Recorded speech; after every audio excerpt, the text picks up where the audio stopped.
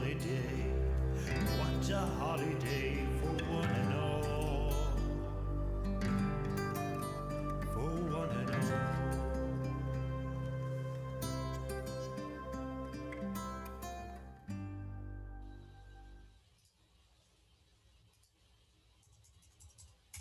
Hi, everyone, I guess. We're starting. Rob didn't say 2 or 1, so I was confused. He just said he wouldn't. He literally just told you it wasn't going to say 2 or 1. Wait, did he? Unprofessional. Well, actually, he didn't say he wasn't going to say it. That's not how TV works, guys. We are tWoTcast. I know. Hey, we are tWoTcast, special WoTaHoliday stream episode. Normally, we do a reread of the beloved Wheel Time written by Robert Jordan, currently covering The Great Hunt. But today, we are doing a special fundraising episode for this lovely thing we're on, the WoTaHoliday charity stream. With me, as always, is Jono. Jono! And I'm Joe, and Tom is frequently but not always here. Yes, do your math. I'm here. With a and we have a special guest. One of the boys from Black Tower is over here. And his name is Andrew, and he's looking around, and I don't know why. Where is that bastard? And possibly Daniel, and possibly Josh, but not really, because they're not here. Yeah, I think Josh is busy with family stuff, so. He's getting an abortion. That's fine, I suppose. Seems pretty I selfish. don't think that's what he's doing, but. Okay, just who knows? Stuff, you got some expectations, but that's fine. So I was gonna say, let's talk to the boys for a minute, but it's really just a boy from the Black Tower podcast. So I was a boy, and now I'm a bat. And now you're a Black Tower podcast. Yeah. How's it going, man? It's been a while since we've seen you on the show. Been a while. Yeah. I think the last time was like drunken chapter recaps. Yeah, we're kind of wrapping that up. We just did one with we've come so Matt far. Hatch. Yeah. Finished off the last of The Great Hunt, but it's not out yet. It'll be out later in the year. But you know, we're raising money for this charity, for the charity stream. So I'm going to talk about that for 1 second. If anyone watching this currently isn't aware at this point in time, it's for the Lightweaver Foundation, which is Brandon and Emily Sanderson's charity that they provide food, water, and clothing and shelter to those in need. And they also provide like books and stuff, because it's also about kind of like feeding your mind and making sure you're healthy mentally as well. So they provide books for people that don't have books and whatnot and what have you, and other charitable things and very, very kind things for other people. And if you want to donate, the link is in the chat, or it's in the, it's actually clickable on the screen, I believe. But we're trying to raise money right now. We're at 62%. Wait for it. Yep, still 62%. $3,143 of $5,000. So that's going well. I mean, this is the hour where we go over the top, right? Everyone's going to do at least $5,000. At least $5,000. This is where we crush it out, everybody. Yeah. Andrew's got his checkbook open. Is that right? I'm just gonna what? Like literally, you got a checkbook? No, actually, I don't have a checkbook. Well, I mean, you're running this charity. You don't even need your checkbook. You can just put money directly into it. Yeah, you just say the words and add it later. So just do that. What can we put you down for? 1,000? 2,000? 3,000? If I could do that much, 3,000 going once. Going twice? 3,000 it is. All right. No higher bidder. Very good. What a charitable gentleman. Let's hear from I'm pretty sure Jono said he was going to match that, though, right? Probably. Yeah. As soon as I see it from you, yeah. I just bought a house. I'm flush with cash. Well, in the last 30 seconds, we went $1,000 over the goal, and just from 2 people. Congratulations, guys. Nailed it. Nailed it. Congratulations. 3 o'clock is the hour. Andrew, it's very generous of you. I wasn't expecting that much. Yeah. Oh. I don't know. In all seriousness, though, please donate. Savings work. You know, I got to check. Please click and donate, and just move some savings around, Andrew. No big deal. Mortgage a house. Fuck it. For charity. For those of you that don't know tWoTcast, we've been doing this for a long time. So somewhere along the way, we got really bored and started doing special Christmas episodes where we cover something we're mildly obsessed with, and that's called Home Alone. Now, Andrew, did you do your homework that I gave you? I did some looking. I didn't get to rewatch them. You're gonna get destroyed. Welcome to the game. I was thinking about the movies, and I'm like, I feel like I remember a fair amount, but we'll see. We'll see what it goes like. Well, I mean, I made them hard for Jono and Tom, so I mean, like, you're gonna be. Oh man, I might just be screwed. At any rate, we're gonna play a little game we did at JordanCon a couple of years ago when there was a JordanCon in real life. And it's called Twat Pretty, which is our version of Jeopardy, which is basically just Jeopardy with twat at the beginning of it. It's original. Play that. Yeah. It's going to take some time, so I guess we could just get started. And if it ends early, we can just chat for a little bit. Or we can, pepper in discussion throughout. Yeah, we have a special guest that's not here. That's appearing. He's making a special guest is making an appearance in the game, but he's not literally here. It's pre-recorded. Andrew, we brought one of the editors of the Wheel of Time series just for you. Oh. Yeah. So we're going to do a game of Twat Pretty, but it's basically just about Home Alone. And then I peppered in some random Wheel of Time questions that make no sense to what category they're in. So just be aware of that. I mean, it's Christmas. That's what we're going to do. It's Christmas and it's a charity. Exactly. Alrighty. So I popped it up. Can you see it, Andrew? Can you see it, Yes, I can. All right, cool. Joe, no music? What am I, a miracle worker? Like, what do you expect? I mean, at least Jono needs to do this as property, but like. Yeah, but maybe, Jono, you wanna give that a go? This is Twat Party. That's not bad. Tonight's guest, a homeless-looking man from Vegas, Tom O'Hara. A homeless-looking man from somewhere else, Andrew. A not quite as homeless man from Atlanta, Georgia, Jonathan Colbert. There we go. So you think and I'm your host, not Alex Trebek. You associate beard with homeless. Yeah. All right, I just want to. I've had a beard for a decade, and I just. Is Andrew homeless? Oh yeah, I did. Homeless guy. I don't know. I'm just kind of squatting here. By the way, Andrew, if the answer I don't know. What Andrew doesn't know is that we've contacted his roommate, and he'll be getting his eviction notice momentarily. Your playing tonight charity is actually for Andrew. Unfortunate turn of events. Donating your money to yourself. There's a cash. All right, we're gonna get started here. Your categories are Buzz. Sorry, this is already bad. The Wet Bandits.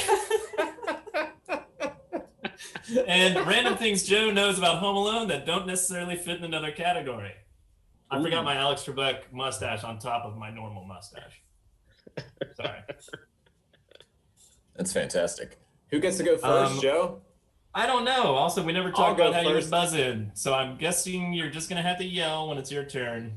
And I'll pretend I know which one came first. So we buzz in our names as homeless guy, less homeless guy, and less homeless guy? Yeah, actually that's good. Just yell your name. Just be like, "Ta!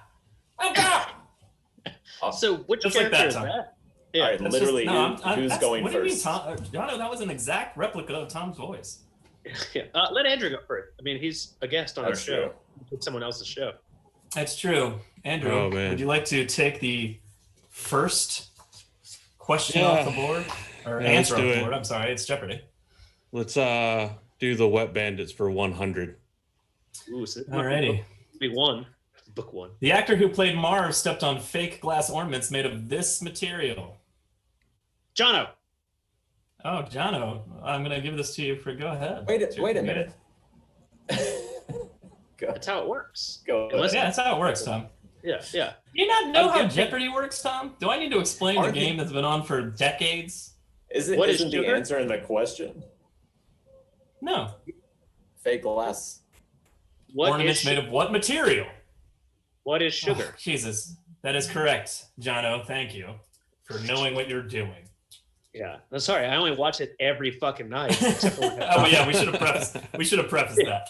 Explaining All right, how John, to the play board is Jeopardy yours. would have been helpful. I'll take the Wet Bandits for 200, Joe. Alrighty. Keep This Wet Bandit said the improvised line, "Why the hell are you just like a chicken?" Jono. Go ahead, John. God damn it. Who is Marv? I gotta go That is fast. correct. I'm just gonna start saying my name, whether I know the answer or not. Probably a good idea. Jono, the board is yours still. We'll take Buzz for 100. All right, Buzz for 100. By the way, well done This with pet who ate a load of mice guts was placed on Marv's face. Tom, What is a tarantula? that is correct.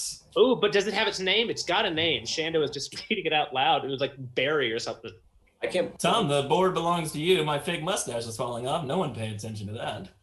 I'm gonna take random things that Joe knows for 500. Ooh. I honestly can't believe that I remembered to phrase that in the form of a question. All right. This object from a staircase scene hangs in director Chris Columbus's office to this day, signed by the entire cast. Andrew. Tom, go ahead. What is a paint What? can? Oh. Incorrect. Damn it! I have negative $400. 200. I think Andrew is next. Yeah, let's what is a metal Wait, pipe? does anyone want to answer that question? No, Andrew said it. His name. I'm doing next. it. Oh, sorry, Andrew, go ahead. I didn't hear you. Can you guys Who hear was- me? Yeah, Yes. I did. I just wasn't paying attention because Oh. I'm an idiot. What is a metal pipe? That is incorrect as well, unfortunately. Johnny, you want to have a go on this? No. All right, well, Well, I mean, if that he would were be to Kevin guess, he would Sled lose money. and or Toboggan. Ah, What we were looking for. here. Interesting. Okay. Tom, you still have the board with negative 400 points. Wait, I don't have negative 400. I got one right. Yeah. So Yeah, 500. 101. Gotcha. Give me random things for 400. All right, I random gotta things get for back to 400. fucking zero. The jockey statue outside the McAllisters gets knocked over 4 times by Jono. these Andrew. vehicles. Oh, Jono, I think I heard Jono first. Go ahead, Jono. What are pizza delivery vehicles? Well, technically, no. It's a van. What is a van? A pizza delivery vehicle? A pizza delivery vehicle, and another van? Incorrect. Andrew? Did you buzz Oh. in? I thought you did. Yeah. What are just cars that the delivery drivers drive? I mean, We're looking for the specific vehicles here. oh, I have no idea. Tom, you want to go for that one? Yeah, what is a pizza delivery vehicle, an airport shuttle, and a police car? That is correct. Tom, you're back at 0 points. And the board is still Tom. What is- Go ahead. What a category! What a holiday. Give me random things for 300. Oh, wait, All can right. we stop real quick? What we Hold on. have here is a daily double from Ooh. what editor Alan Romanchuk. Hold on 1 second. It's a video, and I'll be grabbing that real quick here. What Do we have to What did wait? you want to stop for, Jono? Do we have to wait for you to finish, or can I just yell Jono as soon as you No, start you can just reading? yell your name. as The soon as second we you start. know it, buzz in. Yeah, buzz in. Okay. All right. Well, I thought I was figured. Also, Tom, do you wager on daily doubles? I forget how that works. I don't know Yes, how this yes, we game do. works. Yes, Tom, you want daily to wager double. some Wager up to $0? The $1,000. daily double is just for me, and I can wager all of my $0 on it. No, you can wager up to 1,000. Okay. Can you guys see Alan? Is Alan in his fucking shower? Listen, don't ask questions. How do you put Can on you a see Alan? suit? Why is he wearing a suit? Because he's in the shower. Listen, we love Alan, and he does what he wants. Are you ready, Tom? Yeah, I'm Hit ready. play here. All right. I can't hear him. Yeah, he's on mute now, Joe. God damn it. Well, that's an issue. I don't see Well, I Honestly, guess If this would have been seamless, I would have been blown away. you know what? It's because my video or my audio is set to like I my mean- headphones. Hold on a second. I don't mind if you take a minute to try Alright, to can you hear figure me? it out. We can vamp Yeah, with it's everybody Alan else. Romanchuk, editor No, of the I Wheel of can't hear Time, you. live from his shower. Well, recorded live in his shower. You know, we were discussing, Andrew, whether or not to have Alan sit in and do these questions or pre-record, and we landed on pre-record, and I'm so fucking glad we did. Looking at his suit as shit. I'm working on it, Grendel. It's okay, incredible. What do I need to do Is to that an share my actual audio? microphone or is that like a hairbrush? It's a hairbrush. Look at it. It's the shower. It's the shower. It is the shower. Oh, It's the man. shower head. Yeah. Hold on You a know how second. many I think I times need to that's gotten his stop wife? sharing to. Oh, here we go. All right, I found it. That shower head has gotten microphone. Amy off dozens of times too. So Joe asked him to do this at the last minute, like yesterday, and man, Yeah, he basically, really went for it. Okay, I'm gonna change my speakers to normal speakers, and then you should be able to hear him when I press play, I believe. Hold on. All right, can I hear you? When do you guys say something? Do you Shut think up, this Joe. makes people There you enjoy go. the Wheel of Time? All right, can you hear him now? This Twat holiday is celebrated in every nation with lamps and candles filling windows, homes, and even anchored ships. Did you hear that? Yes, Yes. I did. It was You wanna quiet play when I again? heard it. I leaned forward as if that would help me somehow, even though I have headphones in. And I didn't wager anything up front, so I'm glad I didn't. I don't know the answer, so I'm going to sit here at 0. It's the All right. one right before Do Mice Wells. I can't think of the name of it. The Festival of Lights. That's my guess. That's actually correct. Shit, I should have wagered 1,000. It's the Feast of Lights, but yes. No, you got it wrong. Either way, I didn't get it. Yeah, either way, you just- I still have the board. Yeah, Yes. I'll try to work out that audio thing for the next one. I don't know how that would work. It doesn't What- really matter. We didn't need to hear anything he had to say. Just the fact that he was on video in a suit in a shower for no fucking best. reason. Do you think that makes people appreciate the books more or less to see one of the editors of this fantastic Standing in a series? shower using his microphone as a, or I mean his shower head as a microphone. I think they like it more. yeah, Joe, I'm gonna I take think that. I'm It gonna adds the take, human Quality content. yeah. Buzz for 200. Was a All vibrator. right, Buzz for 200. Buzz counts 2, 3. Jono, All right, sorry. Whoa, okay. Buzz counts the 3 reasons he's not worried about Kevin like this. Jono, go what ahead. are A, 2, and D? That is correct. I'll take Buzz for 3. Okay. Easily the best character, minus Buzz so many other. calls Kevin this after his fake apology to the family. Oh my god, this is annoying. Which movie are we in? With the first or second? It's the second movie after Yeah, the, I know. After the drum roll on his head. yeah. I'm gonna have to go the dun dun dun route on I this can't one. believe you don't have that set up. That would be a trout sniffer.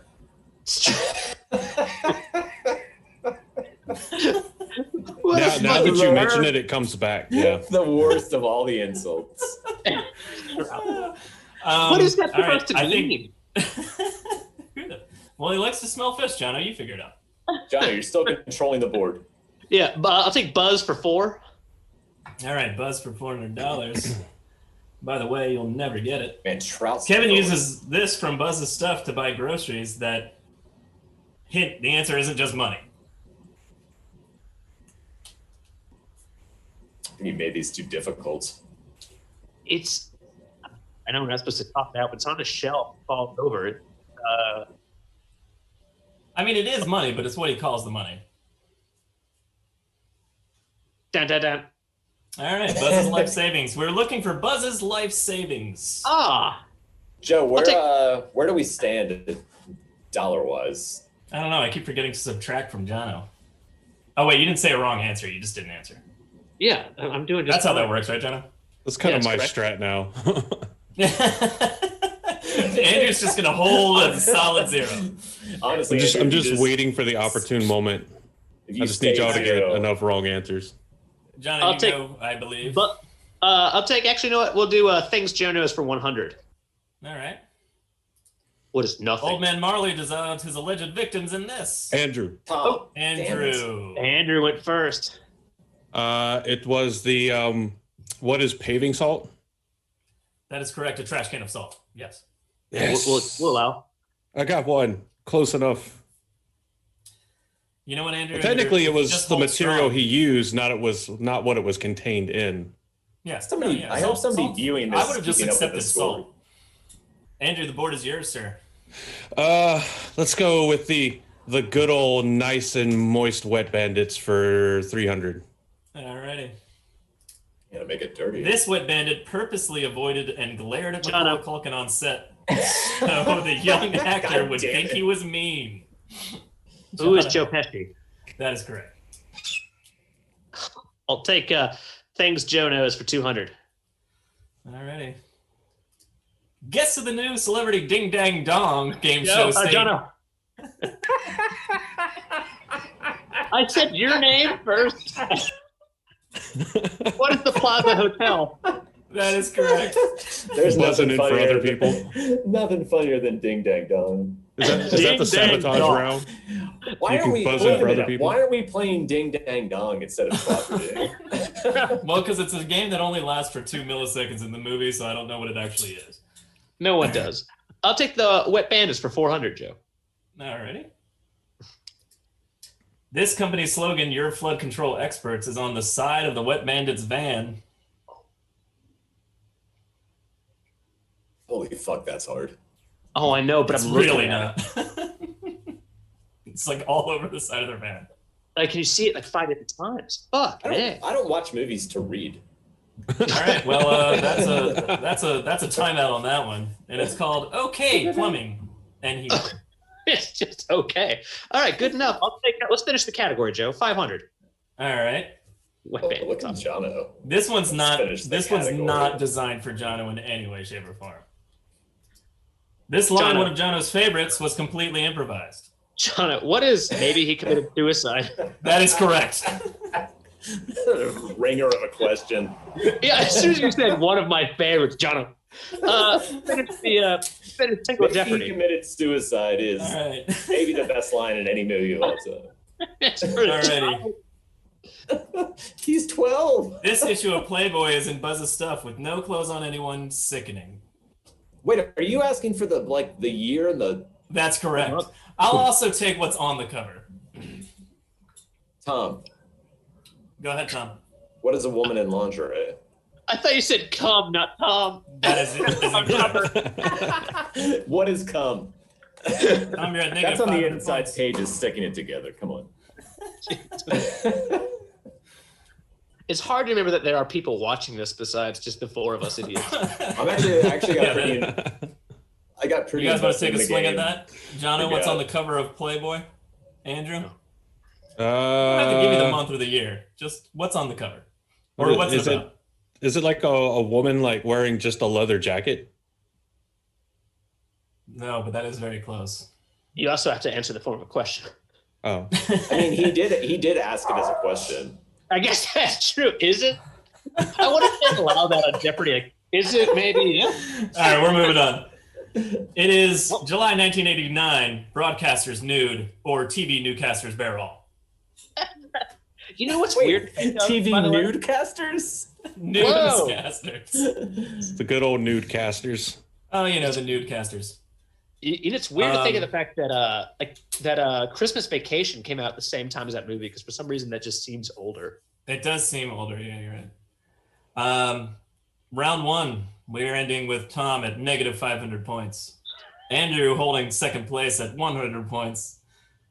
And Jono at 1,500 points. I don't think I should have negative 500 for guessing a woman in lingerie. I feel like that was a joke answer and also correct.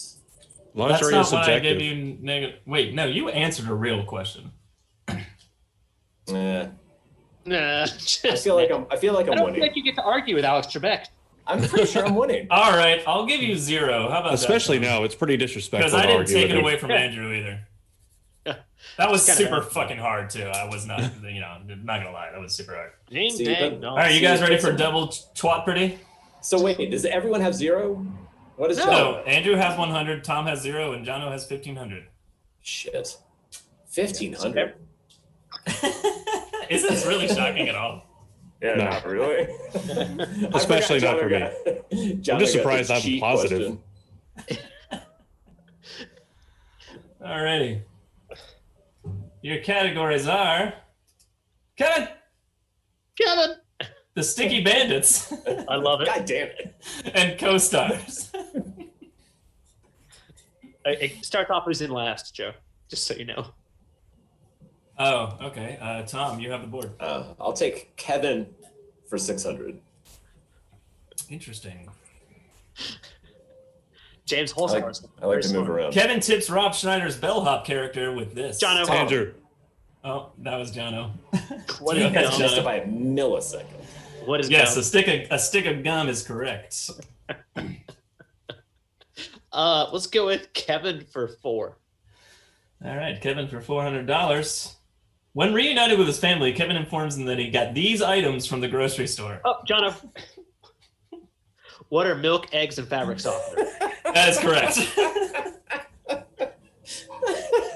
I can hear it the second you say it. I got the milk and the eggs and the John fabric O for sauce. 2. Kevin for 2. All right, Kevin for 2. Oh, it's a daily double from Watt editor Alan Ramonchuk. Wait, before Jono, we you play currently it- have $2,500. I'll You can wager bet whatever. 1,269. I'm not doing that. Give me a Okay. flat number. It's 1,200. I don't want to do real math. I didn't study my math like Tom's always telling me to. Yeah, And how Tom's did this gonna daily dive double into- get to a $200 question? That's This- what I was wondering. I was not Rigged. expecting to see that. Let me switch my audio so you guys can hear. Maybe this will work better this time. Hold on. There we go. All right. Let's see here. Daily double number 2. Live from the show. It's still hilarious. He's taking his jacket off. This guy helped make our favorite series of all time. No. Oh, he's my hero. Andrew, if you haven't been paying attention, the only Wheel of Time related questions are the ones with Alan. I kind of figured. He's I got figured to be that's why we're so. watching him with the jacket off in the shower. Yeah. Why, yeah, he did take the jacket off. He's getting a little loose. John, are you ready? The jacket's yeah, not worth a quick, $200 question. Andrew, Yeah. how upset are you to be on this show right now? Just kind of like, why the fuck am I wasting an hour? Or Oh no, I love it. good enough. All right, ready when Alrighty. This Twat holiday, also known as festival, is the Westland celebration of spring's arrival. what is Beltane? That is correct. Woo! Jono, you're crushing it at $3,700. I feel like I'm cheating because I watched Home Alone last night. Actually, I watched both movies last weekend. I don't remember anything. I'll take And we- Kevin 100.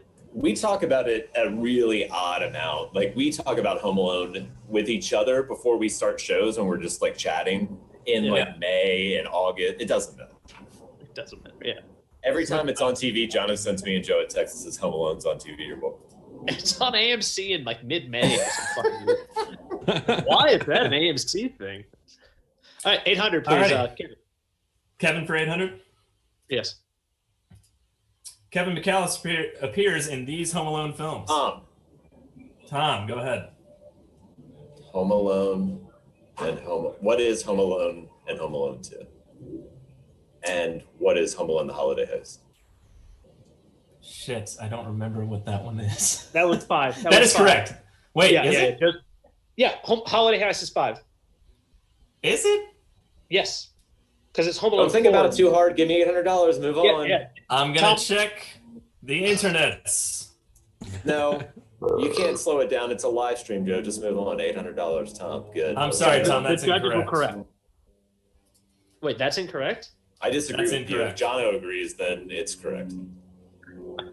Name of the fifth? The answer is. 1, 2, and 5. Wait, is that right? Oh, it is 1, 2, and 5. Yeah, All right, I have control of the board. I'm No, gonna it's take- not. it's 1, 2, and Co-stars. 4. Yeah. Oh, by the way, Jono, it's Home Alone's 1, 2, and 4. No, Yeah, you can't. I'm not giving you that. I feel like I The should answers get are Home Alone 1, 2, and 4. But I was like, when you said the colon subtitle name, I was like, shit, I don't know which one that is. I feel like I Probably- should. Probably written that down. I feel like I should get it right because you fucked up. No, I had the numbers. I just didn't know what Holiday Heist was. It's called Home Alone 4 Taking Back the House. To answer the question. What is Gnome Alone? Also not starring with Macaulay Culkin, which is why no one remembers that. What is Bone Alone? All right, go ahead, John. I realized my fatal flaw when I said Home Alone 1 and 2, and then I was like, oh, no, wait, they put him in another movie and it was bullshit. All right, go on, Tom. Comment from the chat was, I have never seen Jeopardy or Home Alone, but I am still watching this and it is wonderful. Thank you. See? Yeah, that's a nice thing to say. Wait, no How one's have we watched... never seen any of those options? Like, I have no idea. So confused. Yeah. Also, MK needs to stop. No one's shaving. Oh, is that?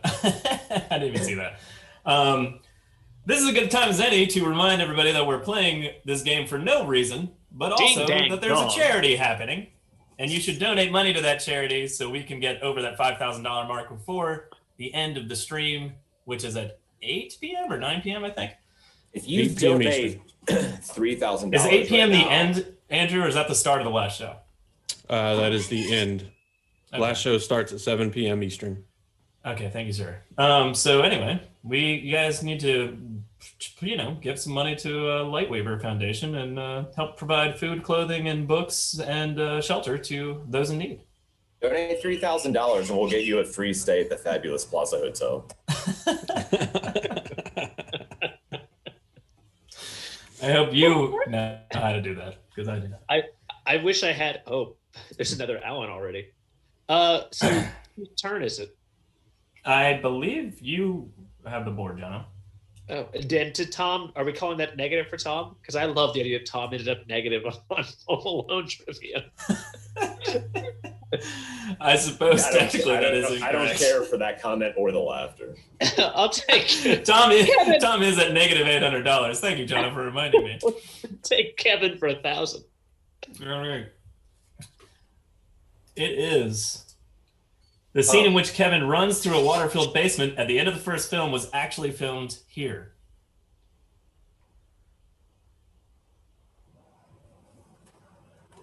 All right. Inside a local high school's pool. Thank God, I preemptively said my name, but you didn't hear me. That would have fucked me over ridiculous. I actually didn't hear you. John, you have the board here, boy. I'll take co-stars for 200. All right. This cameo lost the 2020 presidential election. Tom. Who is shithead fuckstick? That is Donald Trump. is correct. All out, yeah. Tom, you're at negative 600. Let's go co-stars for 600. All right. The Pigeon Lady was based on a character in this Disney classic.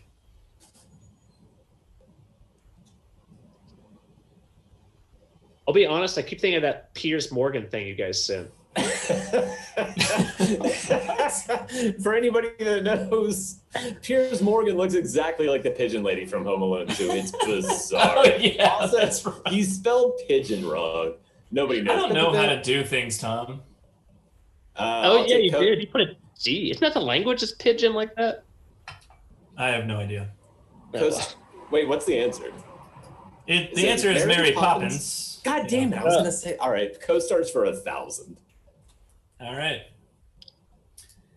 This actor plays Mr. Hector, who provided Kevin with a limousine and a pizza. Tom.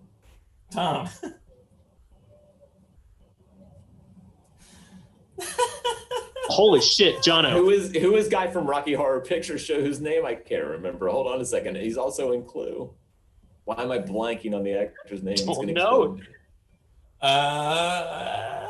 Who is? I can't remember. I forgot his name. Jono, go ahead. Who is Tim Curry? That is correct. God damn it, Tom. I fucking blanked on it. Yeah, you seriously? Tim Curry's one of my favorite actors of all time. I mean, I knew who it was immediately, and then I couldn't come up with. Clearly, you didn't. Yeah. Tom, you're at negative 600 points. Andrew's trailing in second place with 100 solid ass points, and Jono is at 4,000 points. I'll take. I'm sorry, 4,700 points. Oh, thank you. I'll take co-stars for 800. All right. John Candy improvised every line while playing this traveling musician. Jono. Jono. Oh God. Do you need the full name? Or Gus? I have that as the answer, but I Who suppose is Gus?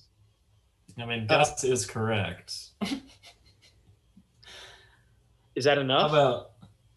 I don't know. Sure. Who's I don't Gus? think it's going to make much of a difference at this exact point. Oh my Yeah, gosh. I think you're crushing it, Jono. You have 5,500 points. His name is Gus Polanski, Polka King.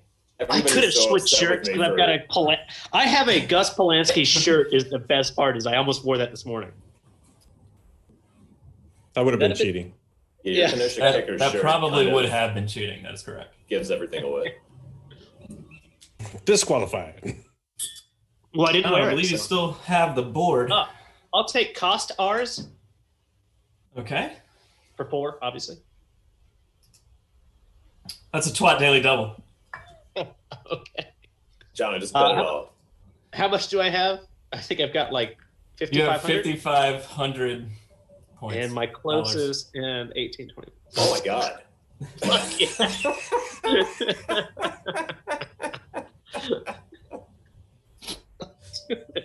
I'll do 1,500. Over what period of time did Alan film this? Like 5 How much- hours. Jono, how much you wagering? I was changing my speaker. 1,569, but we'll call it 1,500. Okay. This is a slow descent into shower-based madness. What is the next one gonna look like? I can't I wait. don't know. I don't know if I want to be here for it. I think you do. I mean, he's done broke out the liquor, so. Yeah. God almighty. John, are you ready to listen? Always. All right.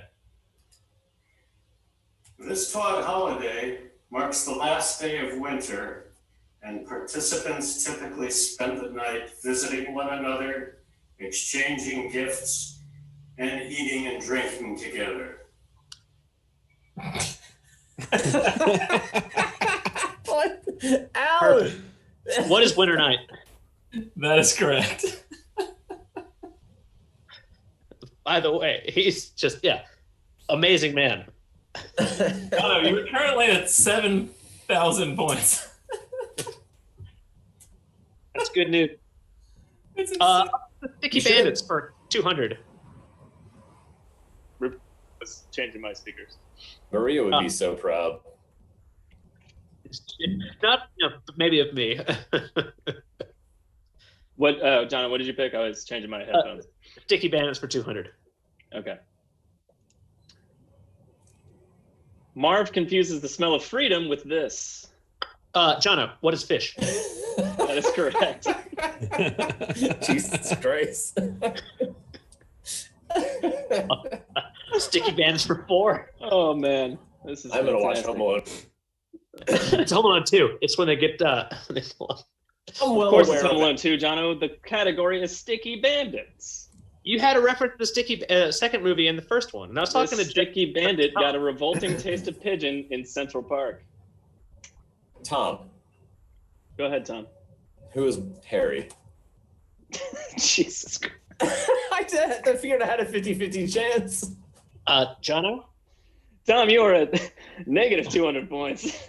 Or 2,000 points. I'm sorry. Nope, you said 200. That's, Go ahead, that's it. Jono. That's official. Let's see. Who's Marv? That is correct. Marv and or Daniel Stern, I would have accepted either. Well, I mean, of course it's correct. I said the other one. I'm not impressed. I'm not impressed. I'm aware Jonah. of how dumb you are. Don't worry Yeah. about it. Sticky Bandits for 6. Alrighty. Tom, As an actual doctor describes this trap as at best brain damage, at worst death. Oh, what is all of I already said my name. Yeah, I know. Oh, go ahead, Tom. The bricks off the roof. That is correct. No, Oh, he didn't thank say it in the God. form of a question. What is bricks off the roof? Thank you. Kill you. Tom, you're I'll now kill at you. negative $1,400. All right, let's take Sticky Bandits for 1,000. Okay. Both sticky bandits Jono. encounter traps with this green substance toy entitled this. Wait, Jono, go ahead. Wait, where did the question go? What is No, sorry. Or glue? the answer? It's that fucking Both sticky bandits encounter traps with this green substance toy. It's that green like sticky shit. What is like gloop? Glop? I'm gonna get it wrong. Tom. Not bad, but that is incorrect. Tom, Go ahead, Tom. what is ooze? Not a bad guess either. Also incorrect. I mean, I've got to try to get back to At zero. this point, Tom is looking like Celebrity Jeopardy joke with his negative 4,000. Well, I am a celebrity, you motherfucker. No, you're I'm not. sorry, the answer was Jet. What? What is that? The answer is, unless Andrew, we want to take a crack at this. Nope. Andrew's pretty happy where he is in second place. Yeah, I think so. Just coasting in second place It's right now. I'm called all right with it. monster soap. It's not real. You never would have gotten it. Monster soap. I never would. Where is that answer? Like You could have offered me $10 billion and given me 10 billion guesses, and I never would have said monster soap. It's we- okay. It's okay. Where does it say that? Like, is there a thing where he's grabbing it? And It's just written on the bottle. I don't remember that at all. Also, so what the fuck does that mean? I guess it's what monsters bathe with, Jono. All right. I'm assuming you would like this last question. Yeah, let's finish the game. Okay. This film was originally intended as a Home Alone spin-off for Mars. Jono. Oh, that's a tie. How do we break a tie? Tom, I said it twice. There you go. All right, there we go. We break a tie. Go ahead, Tom. What is bushwhacked? That is correct. That is correct. Tom, congratulations. You went from negative 2,400 to negative 1,600. How do I bet in Final Jeopardy? Well, technically You're you allowed- can't because you're at negative dollars. Yeah, technically, just delete Tom from the thread. Tom, I'm sorry, you're kicked off the stream. Oh. Yeah, but Twat Pretty mustaches. Oh, it reminds me All of right. Dragon Con, just it falling off while we're drunk as shit. How are we well, going it's to do probably wage- because I have a real mustache underneath it, I think. I'm not sure what the problem is. Also, Are we doing because it's wagers? getting a little narrower, it looks more like a Hitler stash, which is not a good look. Well, before they wager time, I have to give them the category, but also, I don't care because we have a little bit of time to kill. So let's. I mean, I'm negative. Andrew's 100 and Jono is 700,000. So Final Twat Also, Pretty is Tom, we're clearly going to suddenly let lost. you do Final Jeopardy because why the fuck wouldn't we? It's going to matter a lot because this money goes to real charities. Yeah, we'll do a fake Final Jeopardy where all of a sudden we all have $100,000. Oh yeah, you And guys want to do that? You want to start all at $100,000? Yeah. No, so because the I already original won, so I game. don't wanna do Yeah. that. So basically, Jono's already won. We all know this. So let's do. He won Jeopardy, Twopardy, Yeah. Jeopardy. So now we'll do a second, just one question thing. Okay. Before we do that, real quick, in the chat, if you write the word Twat Pretty, and it's written on the screen very large, if you don't know how to spell it, you'll be entered into the raffle to get some frosty mugs. I think I'm pretty sure that's the prize. I don't remember. It gets you in an entry into the drawing for it at the end of the stream. Okay. The Thank you, overall Andrew. stream. It's really good that we have Andrew on the show today because he's answering all these questions I'm not aware of. And what is That's it the real from- reason why I'm here. Yeah. Well, that to beat It Tom. was a trick. Yeah, you beat Tom, so that's good enough, Andrew. Andrew, that's true. You are in second place currently. I'll get the roommate to come and take a picture. We'll frame it, and I'll bring it with me whenever I see you guys. I mean, he's in second place officially because game over. We're starting. Yeah, we a new know. game. But you're in. You're actually not even supposed to be here anymore. Oh, you know what? You got to take some chances, Jono. No, you don't.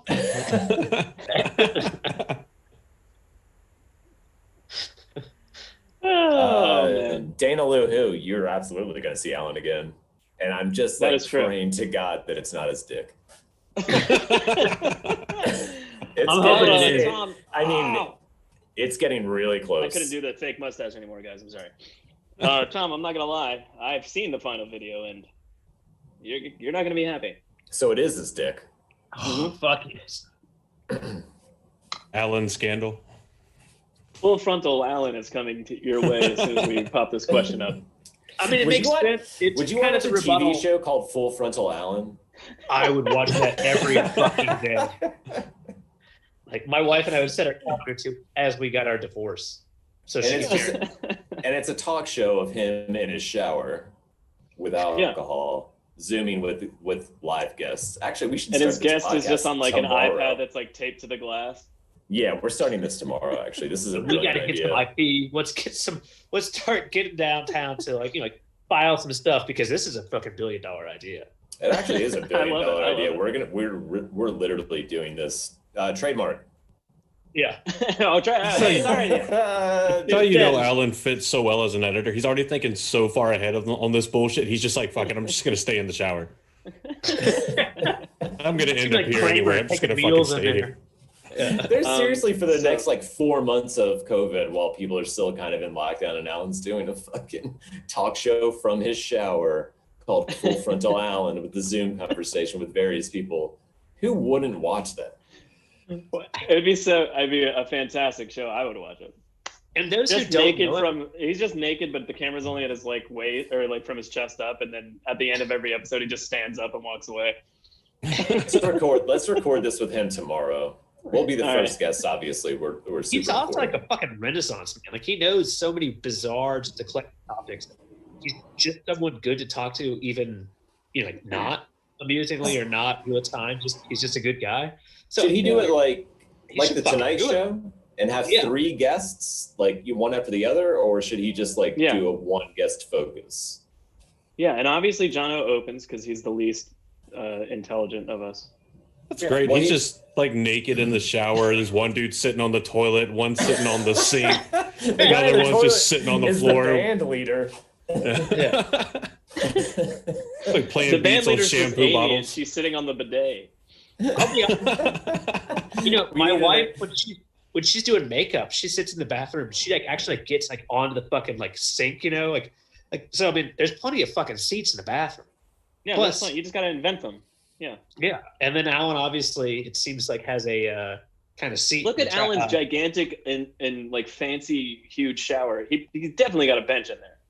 Oh yeah, that's Whoever exactly what I was gonna say. Whoever he's talking Yeah. to at the moment has to sit on his lap in the shower. Yeah, guest number Yeah. 1, he does full suit. Guest number 2, no jacket. Guest number 3, what we Full just nude. saw. Guest number Yeah. 4. Just sitting there there's no holding guest you on his 4. lap with like a baby bottle of gin. Yeah. Credits Yeah. as full Reminder frontal Alan. for our viewers: now is the time to donate. We're on for about 10-ish more minutes. What have we but, raised so far? Like $10,000? That's an excellent question. I haven't checked. Probably nothing, I would imagine, because we've Yeah, talked we've about the raised Wheel of Time nothing. for all I of swear 30 to God, seconds. why have I even done Oh, this? got about $30. Well, I have Seems not appropriate. Fantastic. donated. I haven't donated our money yet. Oh, that's true. We haven't put our money in yet. But we'll do that as soon as we can. Well, And make sure that this last our episode. Alan Now, video. Who's next after this, by the way, Andrew? Next is Stuck on Arrakis and Friends. Talking Oh, about okay, all right. strong female characters. So they're big talking about Dune, right? That's written by Arrakis.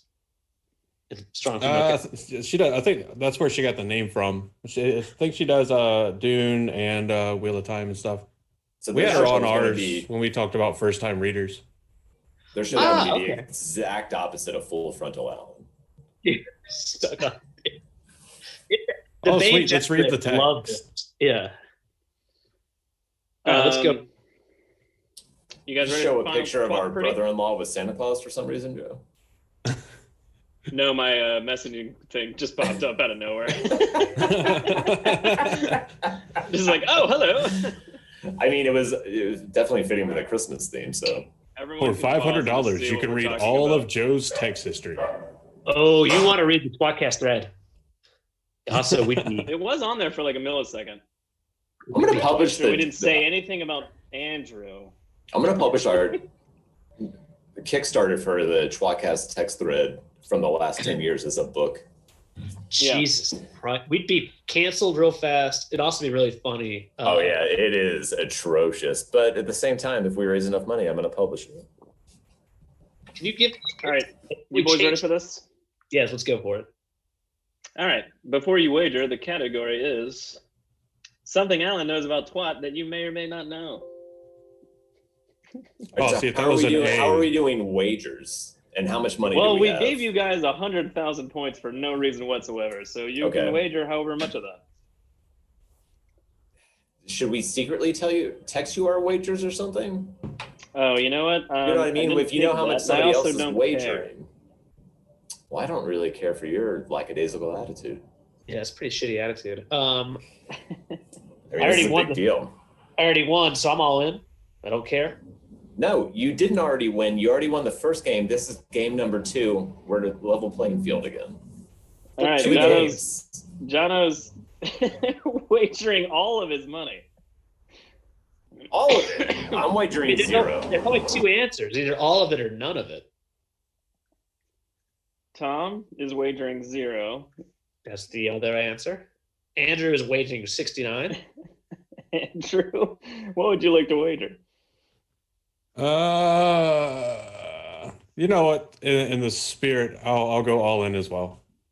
Oh, all right. What do we do? What happens? Okay. What happens if Andrew and John tie? I guess I won the first game, so Andrew gets all because. Oh, really, Jono? You're making that call? Oh, I ran into your hand, Do Joe. you have an Alex Trebek mustache that's not gray? Oh, I would. I do not have one. No, mine's red. Honey, bring me the cat. I need a mustache. Jono, by the way, did you receive the Christmas present that I bought for you yet? Actually, No. I guess if you had, I would already know. You would have texted me immediately. That's a really weird time to bring this up, Tom. Coming in the mail. All right. How else would it come? I mean, I guess there's Carrier pigeon. Yeah. Send a fox. Spelled with a D. I want to tell you so badly. Oh, wait, hold on a second. This is upsetting. He has more clothes on than before. He pulled the sneaky. Also, that looks like it's just like not real. The fucking shirt. It's quite real. He looks incredible. You know, he heard Home Alone and was trying to channel his inner pigeon lady. Yeah, what is the cool joke? Oh, nice. What happened to the video? Got to switch the speakers again. Yeah, I haven't. I'm pulling it back in front. That was my bad. All right, hold on. Let me switch my speakers. Alan's Q rating with the public has gone up by like 10,000%. Yes, it has. All right. You guys ready to listen to Alan's final Twat Pretty question? Always. Yes. All right. And now for the final twat party. The Battle of Poloth Heights is based on this actual battle. It's a hard one.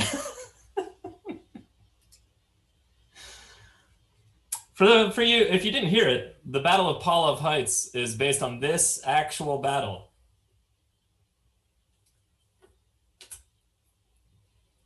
While you think about it for the next... Give you a minute. Yeah, play the final Jeopardy music. I don't have that. Should we all sing it together? We are at Explain it. 63% of the goal, by the way, guys. 3,200. I'll That's donate in just a fantastic. minute. Yeah, once you win that $100,000. Alan used to ask this question at JordanCon, and no one knew the answer, and he did it for years, and he would just like allow people to come up randomly and suggest what the answer was. I should have known this And would be the question. For years, no one could get it, and then Jono, you would probably have a chance of actually knowing this. And then essentially, one person finally got it right, and he like bought them a expensive bottle of whiskey or something. At JordanCon one year. As much as we're It's joking kind of a around, long-running JordanCon joke. as much as we're joking around, I think this is actually a cool trivia question with a cool answer for people that might not know. Yeah. So if Joe, you do you stuck wanna- with us for Oh, there's a lot 56 of minutes of questions. Home Alone bullshit, Joe, you want to give him a Hey, if cool- someone can get this cool in the little chat finale. before we do this, I'm gonna give it another minute. If someone can get this in the chat, I'm going to donate $100. Ooh. yeah, that's fair. I'll do that too. So will Jono and Andrew, by the way. They just will. I'm committing everybody because no one can get it. All right, I'm gonna put a minute on the timer, and we'll do it after that. And then I think we're basically out of time after that. We'll just say goodbye and whatnot. Let's do some thank yous and plugs, I guess, while we let people guess. Well, we can do it after. We'll have like a minute. We'll have a couple minutes. Joe, repeat the question. Or we can do it right now. Do it right now. Either repeat the question or have Alan repeat the question. Oh yeah, have Alan do it. Fuck yeah. Well, I'd have to change out my headphones again, so that's the thing. The question is, the Battle of Palov Heights is based on what actual battle? I'm not seeing it in the chat yet. There's a lot of guesses, too. That sucks for me, because I see my guess in the chat. I bet $0, so I'm not even going to guess. Yeah, Tom wins this part. I actually went and looked it up. No, I'm going to tell you. I'm not going to answer because I don't fucking know. My first response was, what is Marilor? And I was like, nope, that's part of it. Never mind. That's part of it. You guess a wheel-time battle? I'm just Well, going to that's make what sure my it's mind not went the chat. Hold on. All right, yeah, I'm not seeing it. I mean, someone might get it. I don't. You never know. The answer is. Well, you got to ask us first before we get it. On the battle, I don't care how would you wagered because I already know. Based on the Battle of Austerlitz, Napoleon's greatest win on the battlefield as he handed the Austrian and Russian forces their walking papers. These are Alan's words, obviously. Tactics very much like Polov, stubbing the Trollocs for Russians and Dark Prince for Austrians. Location of the real battle was on Pratzen Heights in current-day Czech Republic in 1805. That's interesting, Czech Republic. I just realized that they're filming there. That'd be kind of... That'd be a cool little callback, yeah. I wonder if that's where the last battle is going to be filmed. That's some really cool trivia from a Wheel of Time editor, everybody. You're welcome. So anyway, we'll take $5,000 worth of donations now. I think it was worth it. You're welcome. All of you. All right, Holy shit, well, 359. Yeah, it's basically over. That's tWoTcast for this stream. You can find us everywhere. You can hear a podcast, and that's at tWoTcast. Special thanks to our guests, Andrew from Black Tower Podcast. Thank you so much for being on, sir. Andrew, thanks for joining. What a bunch of nonsense. Thanks for letting me come on, guys. It was fantastic. Love you guys. Yeah, you did a great job. We couldn't have done it without you. Thanks so much highly for doubt that. the very small amount of donations. And we'll be adding to that very shortly. Also, thanks to Malakir Rob and also the rest of Black Tower Podcast for throwing this whole thing. Yeah, you guys are fucking donate awesome. later, but only for the show that I actually like. There's a bunch of shows coming up. I only actually like one of them. That's where my donation will come in. You can figure out which one it is. I'm Joe. You've been listening to Jono. Jono! And Tom. And Andrew. Your math. Keep the change, you filthy animals.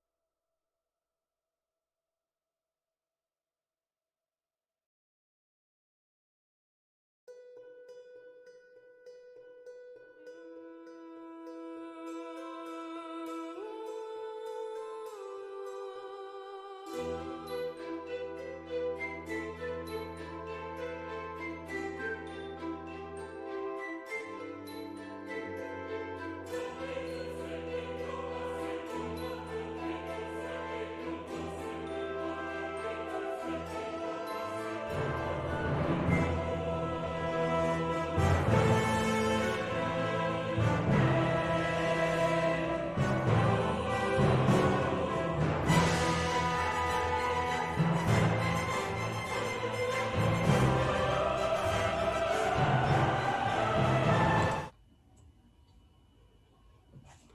everyone.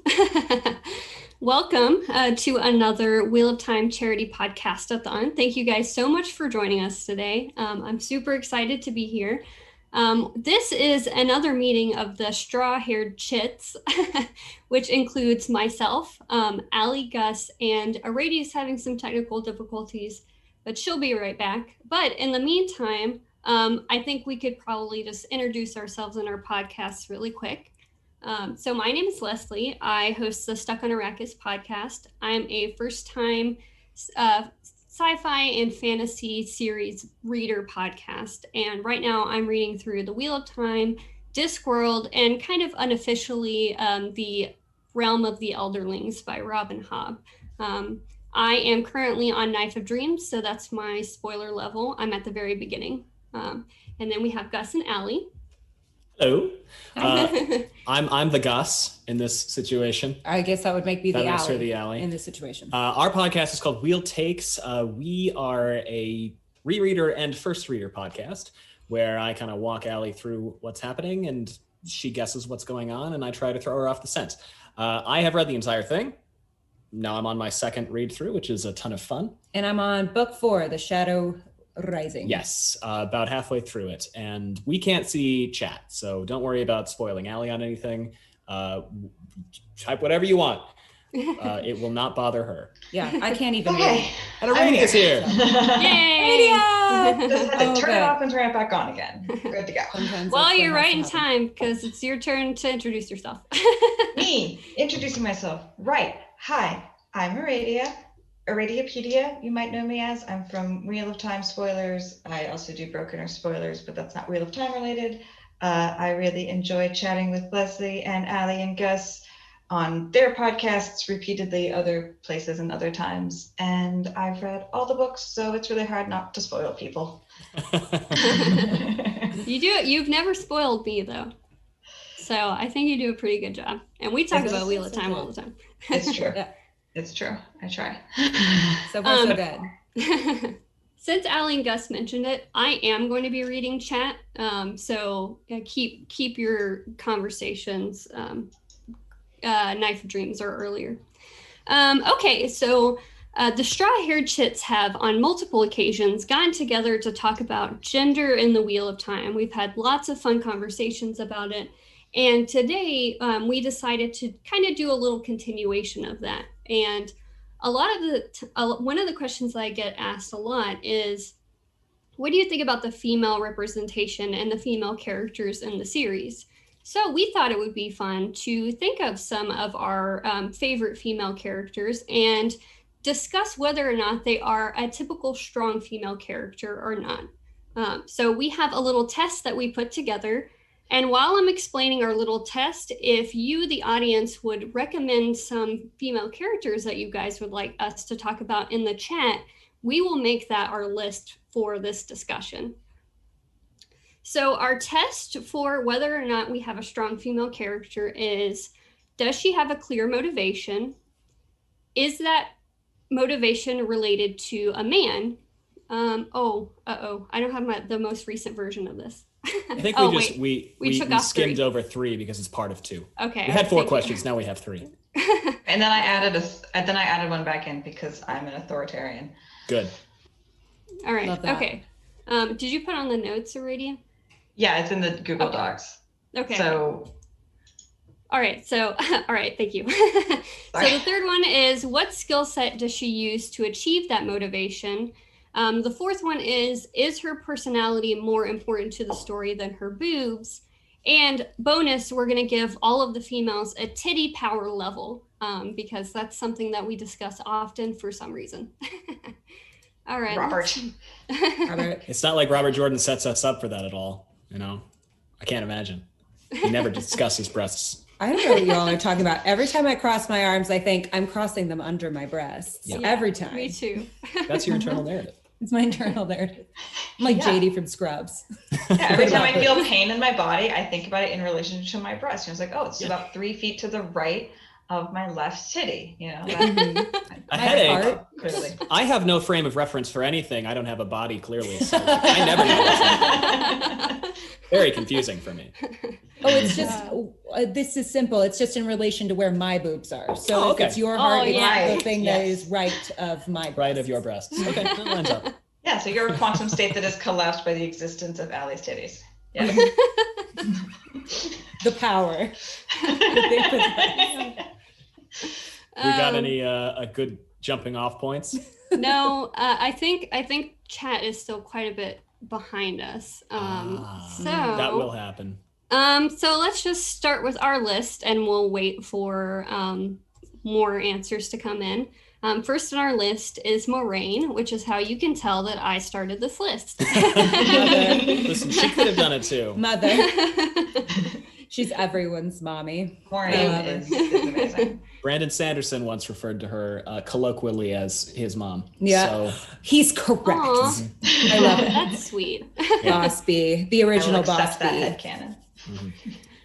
Okay, so our first test for Moraine is, does she have a clear motivation? I don't think anybody would deny that. I don't think anybody would say no. As a blue, she definitionally has motivation. That is like what the blues are. They are the motivated Aja. And to pull in the show, I think the fact that they are in publicity framing the whole first season really around her shows that, and that it's Rosamund fucking Pike, who I'm so excited about. Shows that her motivation is about as clear as you can get. Even when it's shrouded, you know it's there and you know it's pushing forward. I'm so pleased just by her as a person. Motivation, save the damn world. Boom. Yeah. Doesn't get more motivated than that. So, but is it related to a man? Kind of, but but also she's made it clear that she'll do whatever she has to, regardless of them. At least for as far as Allie's gotten. Her kind of overriding thing is, if I think you're important, but if you get in the way of the objective, you're dead to me. Well, she looked at them dead ass and said, I don't have a problem killing you. All of you. Yeah. Which Such people critique her for. The queen. You know what? Such a boss Fuck move. 'em. It's a gray area, I guess, because it's not a man that she's worried about. It's not her relationship to a man. It's a the fate of the symbol world. that happens to be inhabited by a man. I mean, RJ even told us, not that it's relevant to the books, but that it could be a female dragon. Yeah, I was about to say that. So it's very much, she is saving the world through a symbol, through a person who happens to be a man in his incarnation this time. So I'd say a gray area. Yeah. Yeah. No, I cut you off. You can go first. Or I can go first. I'll go first. Okay. Strong women. Okay. But I think that Rand factors heavily into her calculations, but her ultimate goal is not to save Rand or prop up Rand. The ultimate goal is to save the world. And she's made that clear, I think, multiple times. And especially, I think, in the recent chapter that I've read from her point of view, Rand is a big part of the calculation, but I think the actual equation equals save the world. He's a tool. He's a tool. Yeah. He is a tool. Yeah. And it would be very hard. And it would be very hard to save the world without involving yourself with people that are male. Absolutely. Yeah. It's a world. It's full of people. There are a lot of them. It's like when you're a kid and you just put a little "No Boys Allowed" sign, but it's actually saving the world. Yeah. Yeah, especially when they're the ones who screwed it all up in the first place. They did. They should have to clean up their mess to some extent. Original sin by a man. That's true. Our next question is, what skill set does she use to achieve that motivation? And I think that Moraine is one of the most badass channelers in the series that Allie has met so far. I think, that's all her. That's her power. That is something that she worked hard to achieve and that she's good at.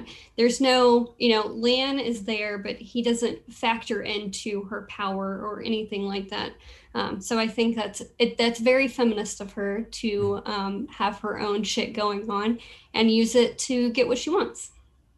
Yeah, because she uses her intelligence, her training, her persistence to get what she wants. She doesn't really go with the like, I'm so gorgeous that people will just fall over themselves to follow me sort of approach. Not even really any kind of sense of personality. It's like, I know things and I will burn you with this staff that I will also hit you with potentially if I get super frustrated. Mm-hmm. Like at least in book one. I would totally be down for her to hit someone with.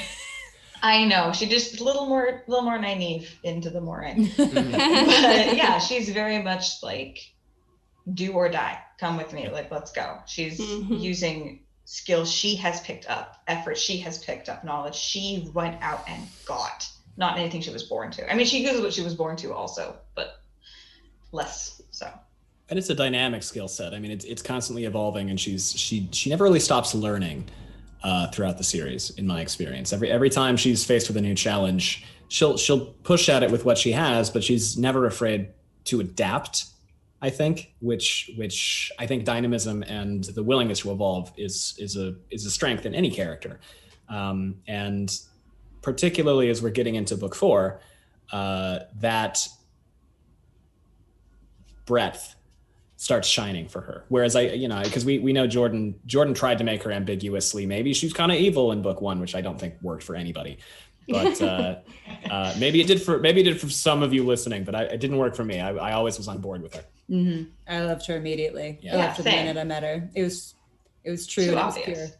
Yeah. I'm really glad, Leslie, that you brought up Lan, because I actually find their relationship to be one of the more feminist aspects of the series too. I love that they have this deep friendship and deep respect for one another in a partnership, but they're not romantically involved at all. And she makes it very clear to Nynaeve at one point. She goes, Lan is not at all somebody I'm interested in. And we know that's because she wants Tom. But it's one of Allie's theories that she propagates on our podcast. They're going to fall in love, and I'm really excited about it. But I love that they have this really pure friendship, and that I could point to a literary example of guys and gals being pals and not being anything more than that, because certainly it's definitely possible. And I think it's totally an underrepresented relationship. And I just love that they've got this like pure thing going.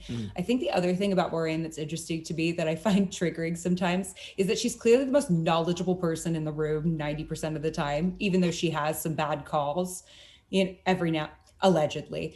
But I find it triggering sometimes as a woman when people are questioning her and blaming her for things that she couldn't possibly see coming, because they go, she is the most qualified candidate of anyone to save the damn world, and you're just gonna like disrespect her like this.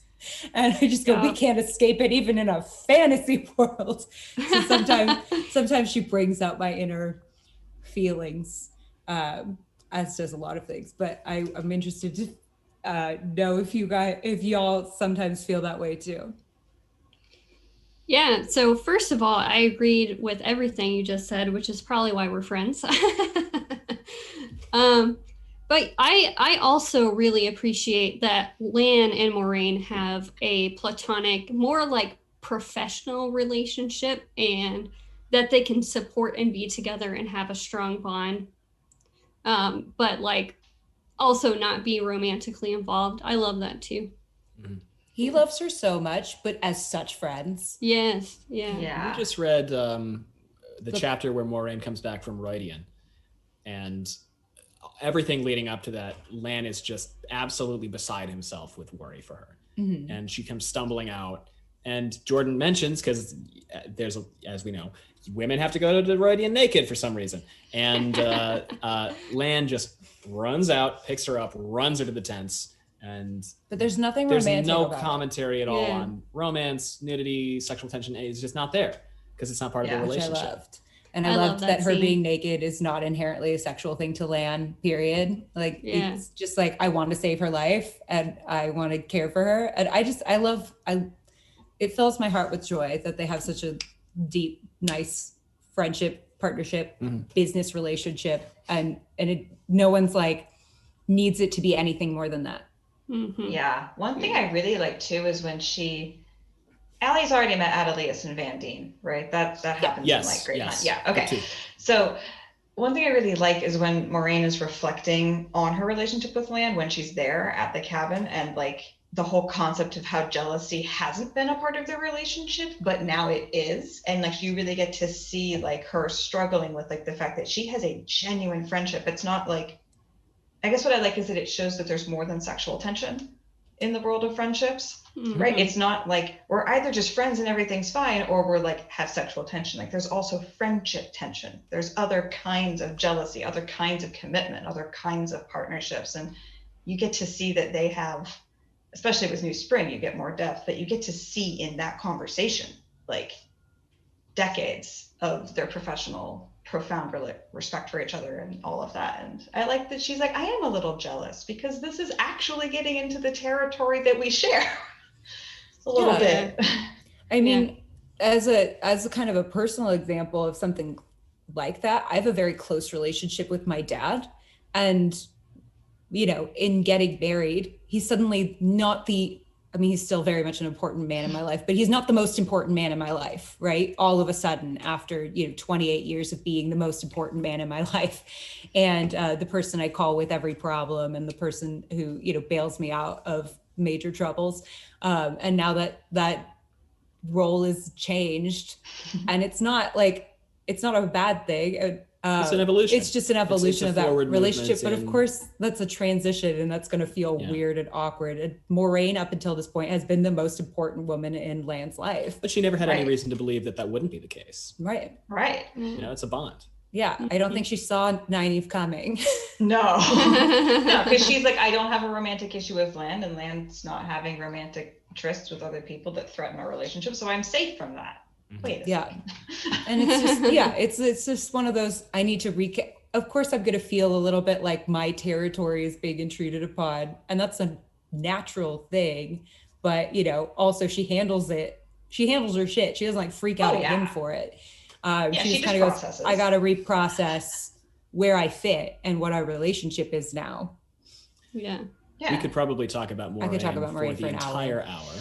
Yeah. The chat has pointed out we're not going to get to another character at this rate. I was thinking. Let's move on then. Who are we going to talk about? Also, chat, you guys should donate more money to this charity stream. Please. For real. That's the thing. For Moraine. That's what we're here for. Do it for the hour-long conversation Moraine about appreciation times. It's a thing. I don't know where we were when we started because I just turned the website back on, but we're currently at 3,200. So I don't know, guys. What if we get to 3,500, we'll make an entire episode about Moraine. Oh my god, absolutely. Done. I'll do that. All And it'll probably be 3 hours long. So start donating. All right, guys, go. All right. Okay, so let's move on. Delusions of Grendel has, in all caps, mentioned several times Elsie Grinwell. So let's Hell yeah. Elsie. We got to. All right. Allie, go ahead. So excited. Okay. Elsie Grinwell is everything to me. So thank you, All right, Brandon. Allie. Does she have a clear motivation? Yes, sex. She wants it today. Is that motivation related to a man? Doesn't have to be. I like the jinx. That was absolutely beautiful. That's why we're getting married. I mean, so yes, but also I really appreciate the sex positive character that is Elsie Grinwell, and that she's not shy about what she wants in that regard. I'm like, yes, I feel so much for her. Here's an unironic comment on Elsie Grinwell. She does go to the White Tower. She does. Because she's realized there's a world outside of her house. Yes. Unfortunately, when she gets there, she just stares at Galad the whole time. Well, I would too. Yeah. I guess as someone who was very boy crazy from a very young age, but got very weirdly shamed by older women for that. I just love that she's unapologetically like, I have a one-track mind. This is what I want. And I adore her. I adore her. But yes, and she makes me laugh. Is her character the origin? No, straw-haired shit is Ilyena. Never mind. For some reason, I thought for a second it might be Elsie. Why would it be Elsie? No, I don't even think Elsie is straw haired. I think she's got not. straw in I don't her know why hair, I thought that. But From a couple rolls in the hay every night. oh yeah. I love it. Yeah, I mean, yeah, the question of whether or not she's a feminist character is an interesting one, because on the one hand, the fact that she isn't shy about her sexuality, I go, yes. On the other hand, she doesn't have a ton of motivation outside of that, so I go. Here's what I'll say though: is she's not mooning after a man specifically. It's every. Yeah. She is just eager to explore. The horrible phrase that I hate that is used around men a lot is "sow your wild oats." Right? Oh yeah. Oh hate god, that I'm watching phrase. The Crown and it makes me cringe that's it. every That's the time. Elsie seems to be trying to do that, which is a self-motivation and not like a she thinks Rand is super hot, and then Rand leaves, and then she's like, all right, there's other dudes out there. I think I'll do whatever I want. I don't know. It's tricky because it's she's very young, and it's. You go ahead, Aradia. You look like you're about to say something. I'm just thinking about how it ties into the next question. How does she use that skill set to achieve that motivation? Like, it's yeah. What does she want? Does she want to have a good time? Does she want to just sleep with everything that moves? Like, does she want to do anything with these powers? Like you said, she's really young, but it's like, she could be maybe more like Barrelane and be diplomatic with her titties. Like diplomatic titties. Because then she's fully feminist. If you use your boobs to manipulate people who are silly enough to be led around by your boobs, like, they deserve it, and you're a feminist icon. Elsie maybe needs to come to that realization. Broaden her horizon. That's so interesting that you say that, Aradia, because I've gotten in multiple debates with Gus's mom about whether or not a certain person who does exactly that in Survivor and is known for that, like, is a feminist person. And I say yes, and she says no. And I go, I think it's about what wave of feminism you came up in, because and I think that's where we butt heads about this one thing, is that, I go, if they're dumb enough to fall for it, play whatever card you want to play. And, she goes, well, I had to, wear, padded shoulder pads and get through and be as like masculine as possible to like get through everything. And I just find it really interesting because it's such a different generational perspective on like whether or not that is something where we go, you go girl, go for it, or you're getting in the way of, me and my ambitions, which are legitimate and that I, want to accomplish while being taken seriously. So I think that's kind of interesting. This is a really bizarre comparison that doesn't work, but I am reminded of spoilers for season 1 of The Witcher. If you haven't watched it, I'm reminded of the journey that Yennefer goes on in season 1 of The Witcher, which is sort of the opposite of, and we could get into discussions about whether or not The Witcher is feminist some other time. But the journey that Yennefer goes on in season 1 of The Witcher is sort of the opposite of this, where she starts out having absolutely no interest in men, romance, anything else. She's purely focused around power. And then as the season continues, because they fuck around with time a lot, we skip 30 years, and then she's something like 60 years old, but still in the body of a 20-year-old. And she has changed her tone.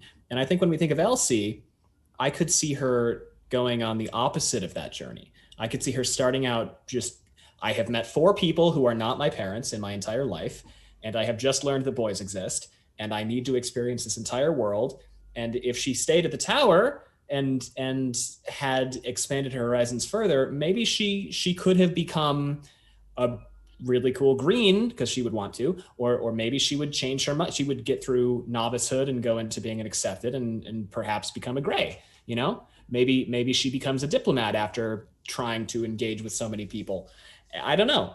I think it's a shame that we don't have more because we don't because for being such a nothing character so far, no offense. How dare you? I wish Sanderson had done something with Elsie. That's all. Yes, a healthy vein for outrigger novels if ever we did see one. Yes. I'll write it. I'll write it. I can do her justice. All right. Yes, Okay. Next character. So she's a solid maybe. I think. We've skipped the goof question on Moraine and now. Oh, we yeah. have to go back. Boobs. Yeah. Moraine, absolutely Titty power more level. important. Titty power level. Power level. 100. Perrin sees her in a robe once and like loses his mind for because he does the thing that every fucking person in these books does, which is they go and then they just open the goddamn door. I believe even like Rand at one point was like, she was naked. Not bad. It's like Rand, there are more important things going on. She's like dying. But whatever. If you can look good dying, good on you, girlfriend. And then Elsie, titty power, unfortunately, because she was sent home from the tower, I feel like it's docked her a few points, maybe like a solid 8 out of 10. We never objectified her in the books, right? We never did. Rand and Matt didn't think about her boobs. Though all the women body shamed her, which I did not appreciate. They did. Oh, I forgot about that. Did not appreciate when Lanfear was posing coming. as her. They called her plump. Yes. They said plump but pretty, and I was like, Yeah, they that's can the be this both. problem. The butt part. Yeah, I don't like this butt. Plump pretty, that works. Plump Yeah. butt pretty does not work. Yeah. True. I go, True. this girl's a plus size model. Do not come for her. Okay. Also a correction before we move on. Delusions of Grendel did not suggest first for Elsie Grendel to be discussed. Josh did. Please don't kill my D&D character tomorrow. Thank you very much. I'll take a community suggestion of Elsie Grenwell. All right, who's next?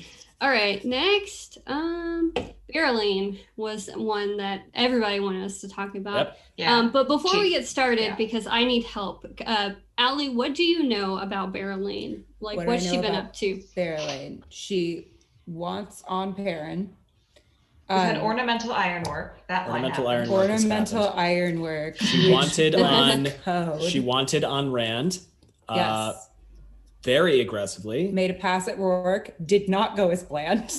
and decided that Matt was too much like her. Yes, that I love. Okay. Oh, and some like foppy guy in court is trying to with her, and she's not having it. One of the High Lords offers to protect her, and she's basically like, "My man, sit down. My man, have you seen what I'm packing here? Sit down." Oh, and Fael tries to stab her, and she was like, "That's cute. Here's my knife now. Bye." So cute. Yeah, but in Berylene, there's a lot to talk about Berylene, and we can talk about some of it. Right, but we've left Berylene behind for this section of the story. We're not on to the next portion where she shows up yet. So Correct. that's good. She's We're not still midway through a into it. Berylene section because that would be hard.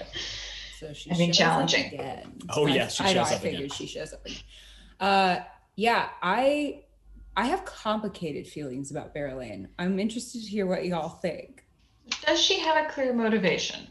Yes. Yes, I Stay think the so. fuck alive. For her and her nation, right? Yeah, protect Yeah. my end, advance my end. Yes. Advance my end.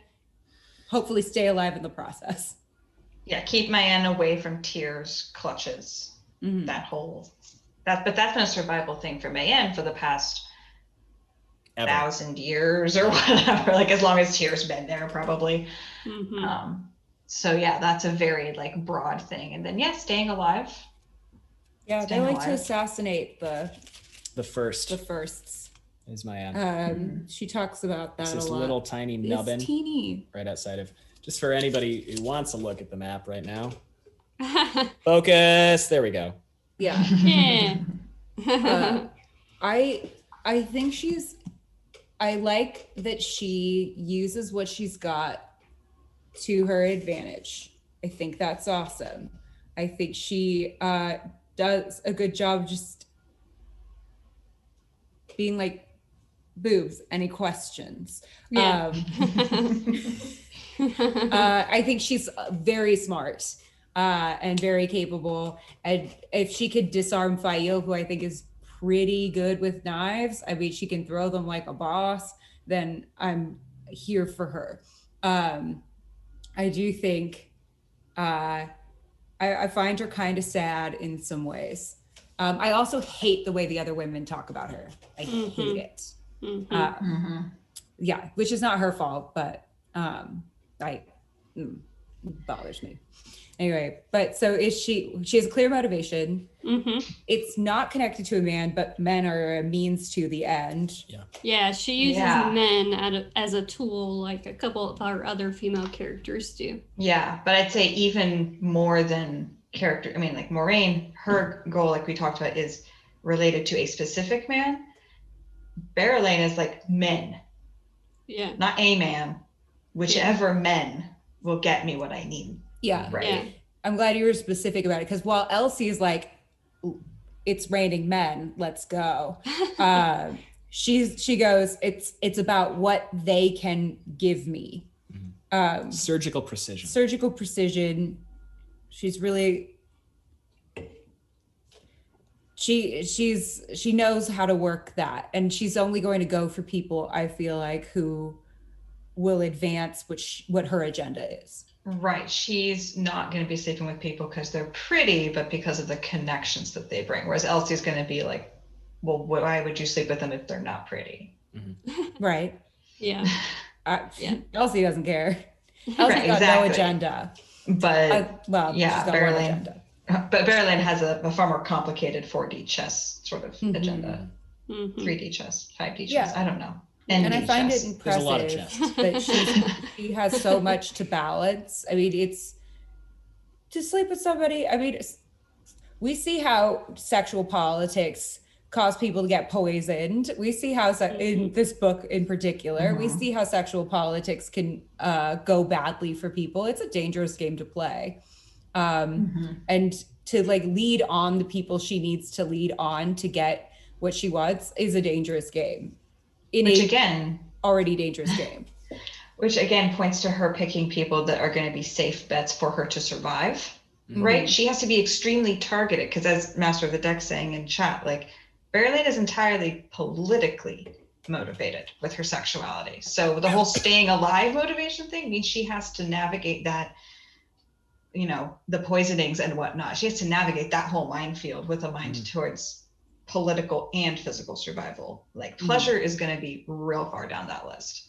Yeah, she's on a Maslow's hierarchy of needs where her safety and security is not insured. Pleasure's out the window. It's like, right, she's going to enjoy what she can on the way. I think the scene where she propositions Rand, for lack of a better term, is so complicated in a lot of ways. Because Rand is very much in the power position for about 1 billion different reasons, but she is also, she doesn't stop pushing when she should, which is tricky because she's not in the power position, but she still doesn't stop pushing when she should there. And it's heavily implied she was the same way with Rourke. Yeah. And we are big fans of consent in this podcast. And she does that with Rand. So she does that with Perrin. Rand and Perrin on screen, Rourke off screen. Yeah. It's not great. No. It's not great. It's not great, girlfriend. When somebody says no the first time, that's when you back off. So she doesn't back off, which is problematic, which is why I have mixed feelings about her. I also don't love how she treats Fael, but I also think Fael and Perrin have their own toxic relationship going on. So I'm like, I don't necessarily ship them either. So. Oh boy, I can't wait to talk about that with you at length later. There's a lot to unpack there. We do not have the time. We do not have the books. Not a spoiler to say we will be revisiting that topic. You know what? We'll tack on a Fael and Perrin's relationship pod to our list of things to do. We will. Maybe if you donate more. Who are we kidding? We'll probably do it anyway. We'll call the pod. There's a lot to unpack here. But so here's a really interesting question, though. Truly, is her personality more important to the story than her boobs?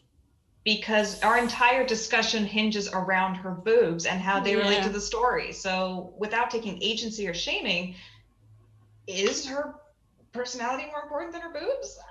I don't know. It's like 50-50. I think that the reason she is successful with her boobs is because of her personality.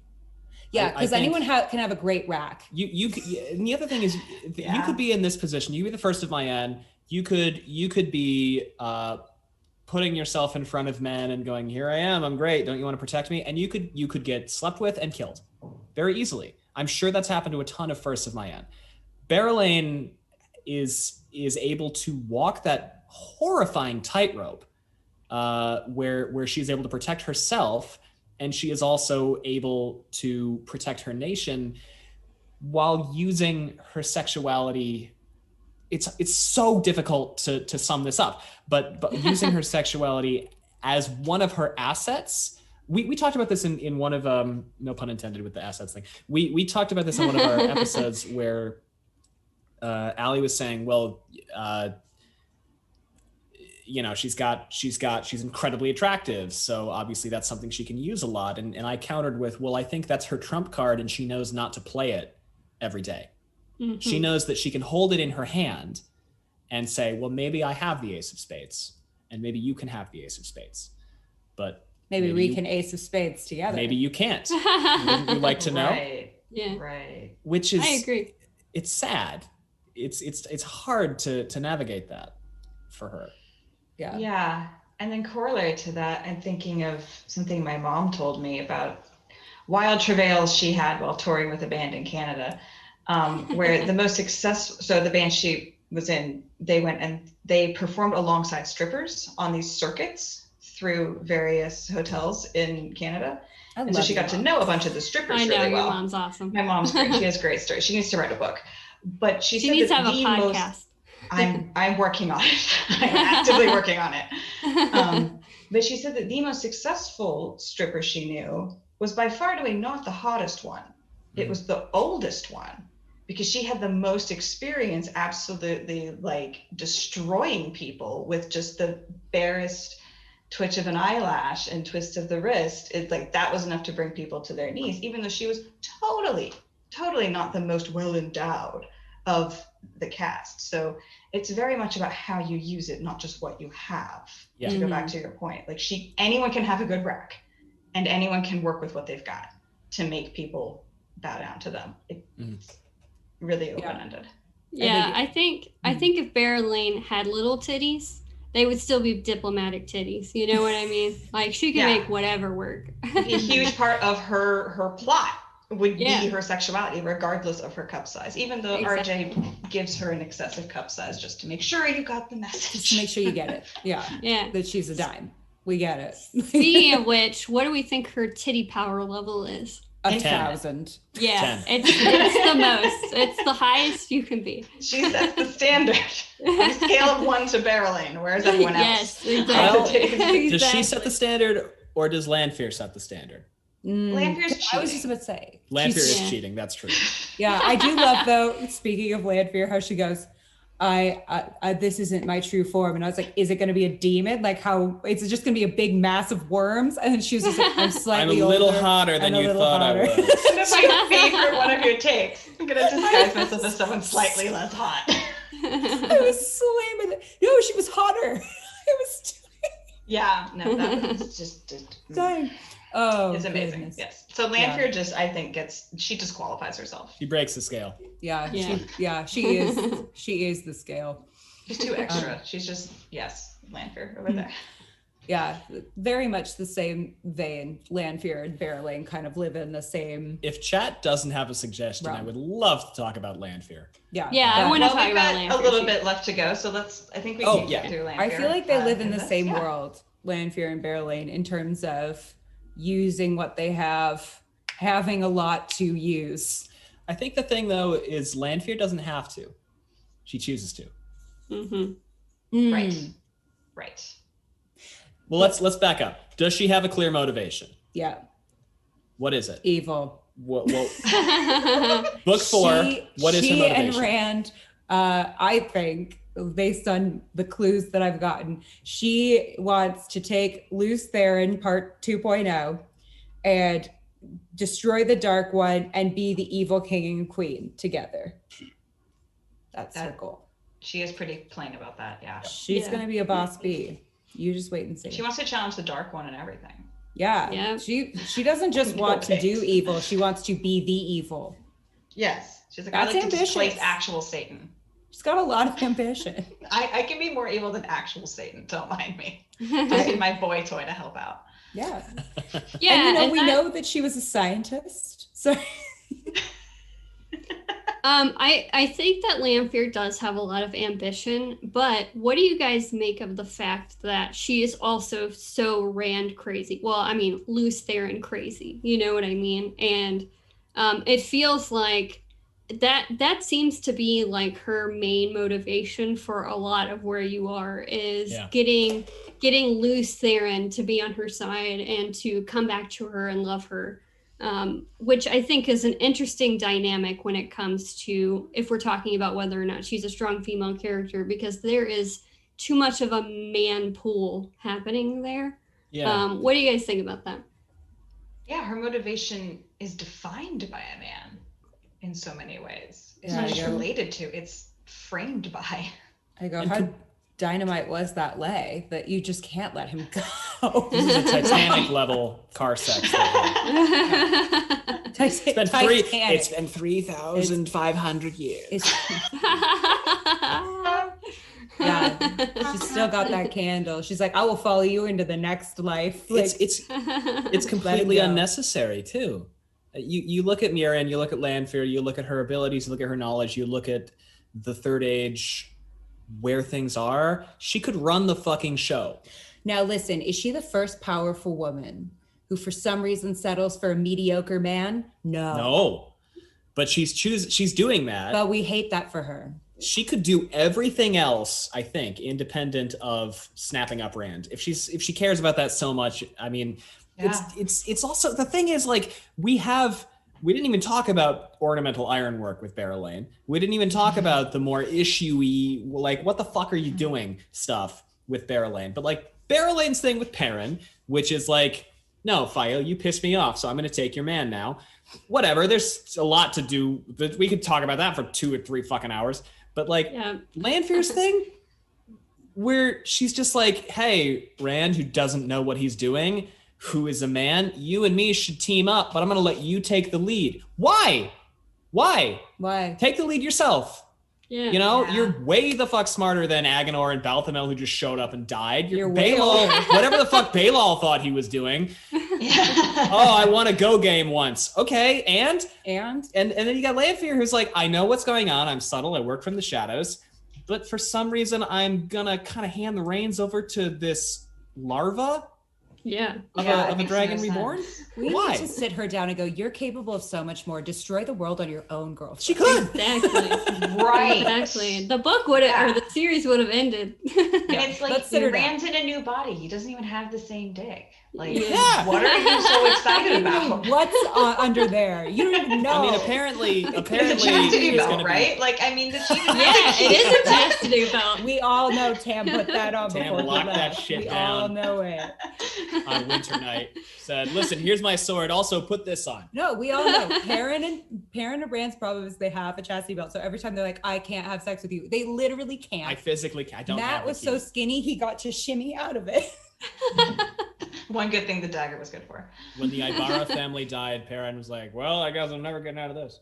All right, sorry. They had the keys. Did you bury them with the keys? Depressing scene. That is depressing. But I think the chat's bringing up an interesting question, which is Lanfear busty? Because I'm kind of in agreement with a lot of the people in chat that she's actually got smaller boobs than, say, Definitely someone smaller like than Barrelane. Barrelane's. Because don't worry, Robert Jordan would have told us how big they were. Yeah. I mean, very true. She's always rendered with a large rack, but yeah, I think that's wrong. Yeah, it's Yeah. never said. Yeah, I think she just projects boob power. Yeah, she has bigger boob She definitely power than she does physical fatty mass attached to her chest. And to be clear, it is not a 1-to-1 thing. It is not like large boobs means more boob power. You can have Oh yeah. very small breasts and have an enormous amount of breast power. I shouldn't be talking about this as the one guy. You go ahead, Allie. Yeah, I will live and die by the fact that you can be flat as a board and have excellent to power. I feel like I would actually be into, because I just feel like so many people are like the sexiest woman in the world, huge bazongas. I would love to see Lanfear go in a different direction. I think that would be an excellent choice because I think she's got a lot going on. I think she is dynamite hot, and I'm really excited for her. But I think Robert Jordan, if she had like a huge rack, would have said, because he's never stops talking about it with Barrelane. So yeah. So in a way, it's almost like she's a feminist icon in that she's extremely sexual and aggressively titty power with a modest rack that does not merit special pages and pages of Matt commenting on it inappropriately. And I appreciate that, you know, she's magic and she didn't augment, because she can. She can mirror and miss those however she wants. He also restrains himself in Dragon Reborn, because she shows up, he's fully naked, and she's like, put some clothes on, I can't look at you like this yet. And then he's like, you're weird and I don't want to talk to you, which he's never done with any other women in the entire series. Yeah. He has a better read on her than anybody else that has met her so far. Very true. Yeah. Actually. Which is shocking for him. Yeah, he had terrible reads, but that one he almost doesn't totally bomb. You know what? Broken Clock is right once a day, right? Yeah. He just lucked himself into a good read. So well, I think he was also kind of in a lion's den and didn't trust anybody that came into his room. Fair. Which is fair. Another? What was I going to say? Oh. Breasts more important than personality for Lanfear? No. Her breasts are her personality. No, Lanfear? I mean, like... They're a portion of it, I would say. Did we lose Aradia? Yeah, we did. Oh, no. Oh, no. Hopefully we get her back soon. Yeah. We'll get her back. I'll keep my phone handy. I would argue that yes-ish. Because a bit, perhaps? She has motivations beyond boobs, but her boobs are like, and her attractiveness is like it's a major part. A major part of her. Yeah. And a major part of how she's getting what she wants. I feel like at that might be muted a radio. Uh-oh. Okay. Oh, you're back. You're back. Oh, there you are. Got him.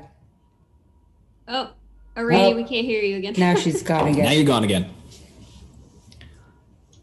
Mm-hmm. Wait. Okay. Now I can hear you. You're back. Yeah. Yeah. All right. Good. My power went out apparently, so my computer's freaking out. Oh no. Oh no. So, boob power, titty power. Where do we rank her? I think we already kind of said. She cheats. She cheats. She breaks scale. the system. Yeah, she's cheating. Yeah. She's actually dumbing herself down because she is actually older but hotter. Min says to Perrin, if you see the most attractive woman in the world, run. And Perrin immediately starts being like, is it this random tinker woman? Is it who? Like, I can't tell who the hottest woman I've ever seen. I think it is really sweet. Bless him. In book 3, I think one of the nicest things about the Perrin Fael relationship in the early books is that he meets Fael and goes, well, it's not her. And then by the end of book 3, he's like, it probably is her. I think she might be the most beautiful woman I've ever seen. I love that precious. evolution. Yeah. Sweet Perrin. The point of view writing is very good. Mm-hmm. Yeah. Unfortunately, it goes downhill from there, but that's a topic for a whole different episode. I mean, they're certainly not on a positive track right now. Yeah, no. His parents just died, and she's like, let me be petty for some reason. And I'm like, this is not, they died yesterday to him. So can we just... Does chat have a closing suggestion, or shall we do... There's plenty of people I would love to talk about. Fael, Perrin, Egwene. Yeah, we gotta just keep this going at some point. The last 2 suggestions were Min and Egwene. Min and Egwene. Oh, these are both good. What are we feeling? I'm leaning towards Egwene. Really? Okay, I'm leaning toward Min. Oh, no. Great. Aha! All right. What do you guys think, though? Min? Are we doing Min? I'm down with whatever. All right, yeah, let's do Min. Oh, we need to pick a chat member to put in the draw. Okay. I can't see chat. Okay, so we're gonna do Egwene. Are we doing Aradia. Egwene? Yeah, we're doing Egwene. Let's We do need to Egwene. pick a chat member. I'll do Okay, it. well you do that. Okay. So Egwene, I've lost my list because my computer exploded. Does she have a clear What was objective? the first? Does she have a She clear wants to be the best at motivation? everything. She wants Right? to be the greatest. She's the Hermione Granger of the book series so far. She really is. Like, but on steroids. I mean, truly. She's like, I expect it to be better than Jesus. Yeah. Yeah, sometimes I'm an over perfectionist, and sometimes I'm like, okay, you're seriously getting Egwene about this? Like, you don't have to actually be the best of the best of the best of the best. Like, just there's other lessons I take from Egwene later in the series that are more healthy, but that is one that I take from where you are at in the series that is not always the most healthy. I identify with that also, where I go, you know, I'll be like, why aren't I the best at guitar yet? I've been playing for a year. Ridiculous. Yeah, that's me, but after 5 minutes. Why am I not Jimi Hendrix? What the fuck? What the fuck?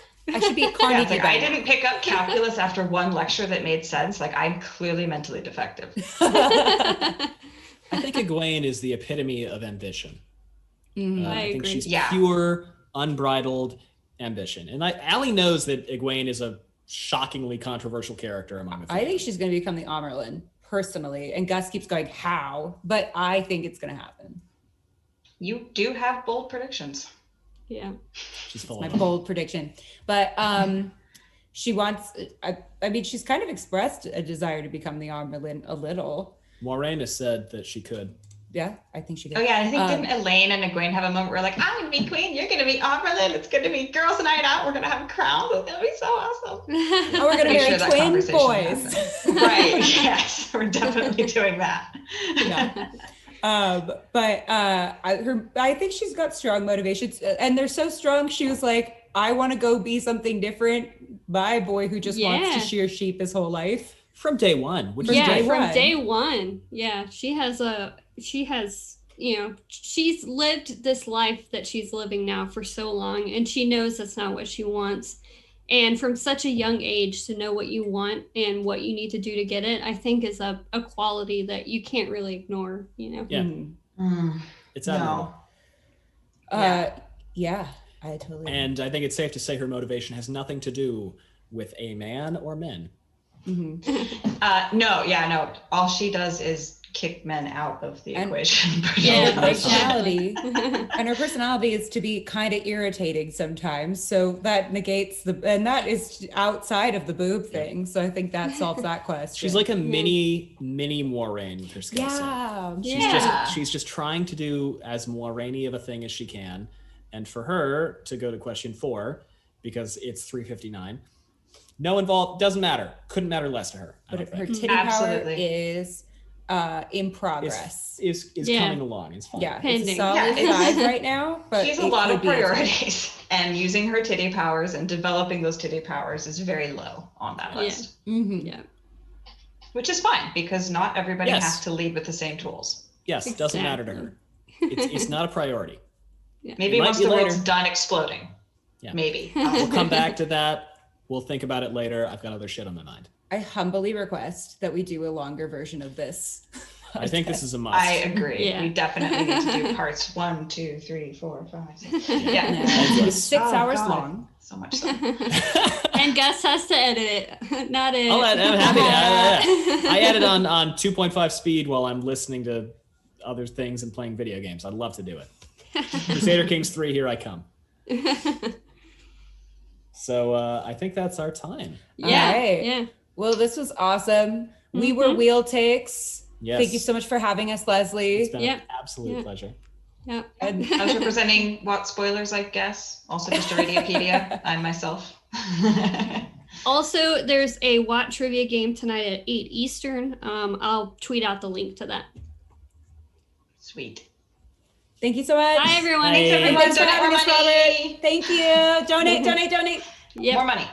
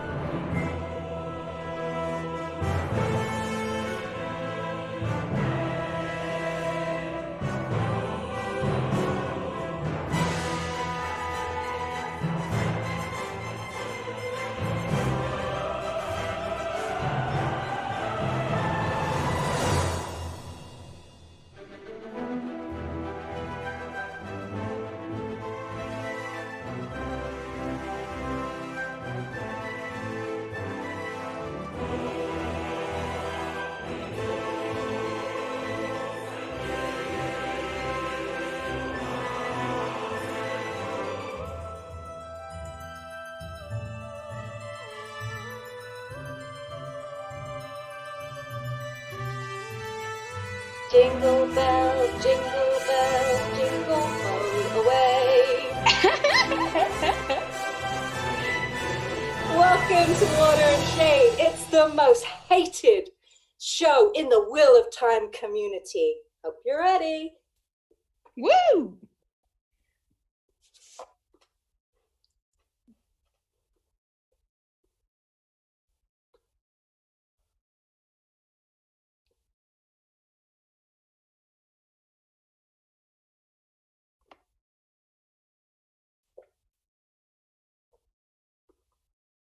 Oh my goodness.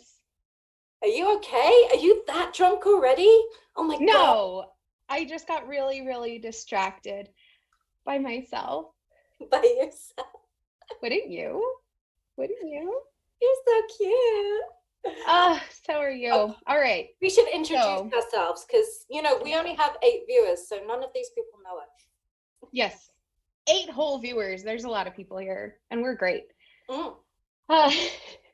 So this is Water and Shade. I'm Sam. I'm in the USA. I believe in the healing power of balefire to solve all of your problems. I'm Zoe. I'm one of the women that live rent-free in Rand's head. Yes. We're scorching hot messes in Algota dresses, also known as the Shide Hose. Hose before bra. Yes. And cheers. Cheers. If you've never seen Water and Shade before, we would like to welcome you to our huge viewership, which is not very many, as we said, maybe 8. We're new. We're babies. Yes, we love you all. And we have a few disclaimers before we start this show. So, first of all, this show is not suitable for young children or those who are of a sensitive disposition. It's not suitable for anybody. It's Let's real. be real. Yeah. There will be swearing. We will have F-bombs, H-bombs, B-bombs, probably a G word at some point. If you don't know what the G word is, stay tuned. You need to watch and find out. We will poke fun at your beloved Wheel of Time characters, and no one is safe. We apologize in advance, but if you can't laugh at what you love, what can you laugh at? So welcome under our roof. If it looks like it's made of garbage, it's because it is. Yes. Water and Shade will be found for you. That's and because right. we don't have our fancy graphics,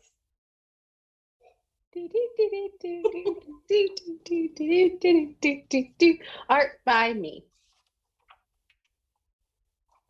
Written by me. Thank you. Your keyword today. Make sure you put it in the chat so that you can win cool shit. There is cool shit to be won. Yes. It is great. It is fantastic. We're really, really cute, you guys. All right, let's get started. So this is our live stream for the Lightweaver Foundation, our fantastic, huge telethon that we're working on. The Lightweaver Foundation is by Brandon and Emily Sanderson. Their motto is to feed bodies, fill minds, fuel hope. So making sure people are fed, making sure their minds are happy, and making sure that they have a beautiful Merry Christmas, Hanukkah, everything. And support guys, those less fortunate. Yeah. Go ahead. we let the dark one out this year, so people need help more than ever. So make sure that you get donating. You've not got very long left until this is all over, and I promise you have not got long left until we are done too. And then, you know, you get to enjoy some proper quality content, which is not from us. But please go and vote. Vote? No. Okay. Donate. Drunk, and I might already be drunk because I started drinking a few hours ago. Sorry, not sorry. This wine is terrible. It's terrible. I got it from the Black Tower. I stole it, and it sucks. But it does the job. It tells you something about the Black Tower, don't it? So anyway, click the links, give lots of dollars and pounds and kroner and pennies and all that to support the less fortunate. Yes, definitely do that. Of all, that's the most serious thing we're going to tell you during this show. Everything from here is on a downward spiral. Garbage. Yeah. It's trash. It's garbage, but it's great and it's fun. And it's Christmas, it's Hanukkah, it's the holidays. We're gonna be drunkenly ranting about obscure doings of the days of old. Companion, I don't have anything. I have the great atheismo who is with us always. So we're gonna be ranting about the obscure doings of days of old, like a pair of drunken librarians, hashtag Brown Aja. Yeah, and we're going to be telling you the story of the strike at Shayol Ghul. But because it's history, and sometimes history can be a little bit drier than the waist, we're going to be getting drunk, or we might already be drunk, and you might also meet some special guest props during this show. And what I'm talking about, of course, is I'm talking about puppets. Because everybody loves puppets. Okay, so let's have lots and lots of fun. Let's get down to the story of the strike at Shayol Ghul, a historic reenactment that you probably shouldn't take too seriously. Cheers, bitch. Yeah, make sure you're drinking. Drink lots of water. Beer has water in it. Yes. And water. Theme music. Okay. This is where we would put theme music. Next. Set the scene for us, Mom. I'm going to set the scene for you. I'm going to set the scene for you before we get to the strike at Shayol Ghul. So I'm going to tell you about the time of the Age of Legends. And the Age of Legends is a wonderful time. It is an incredibly peaceful utopia.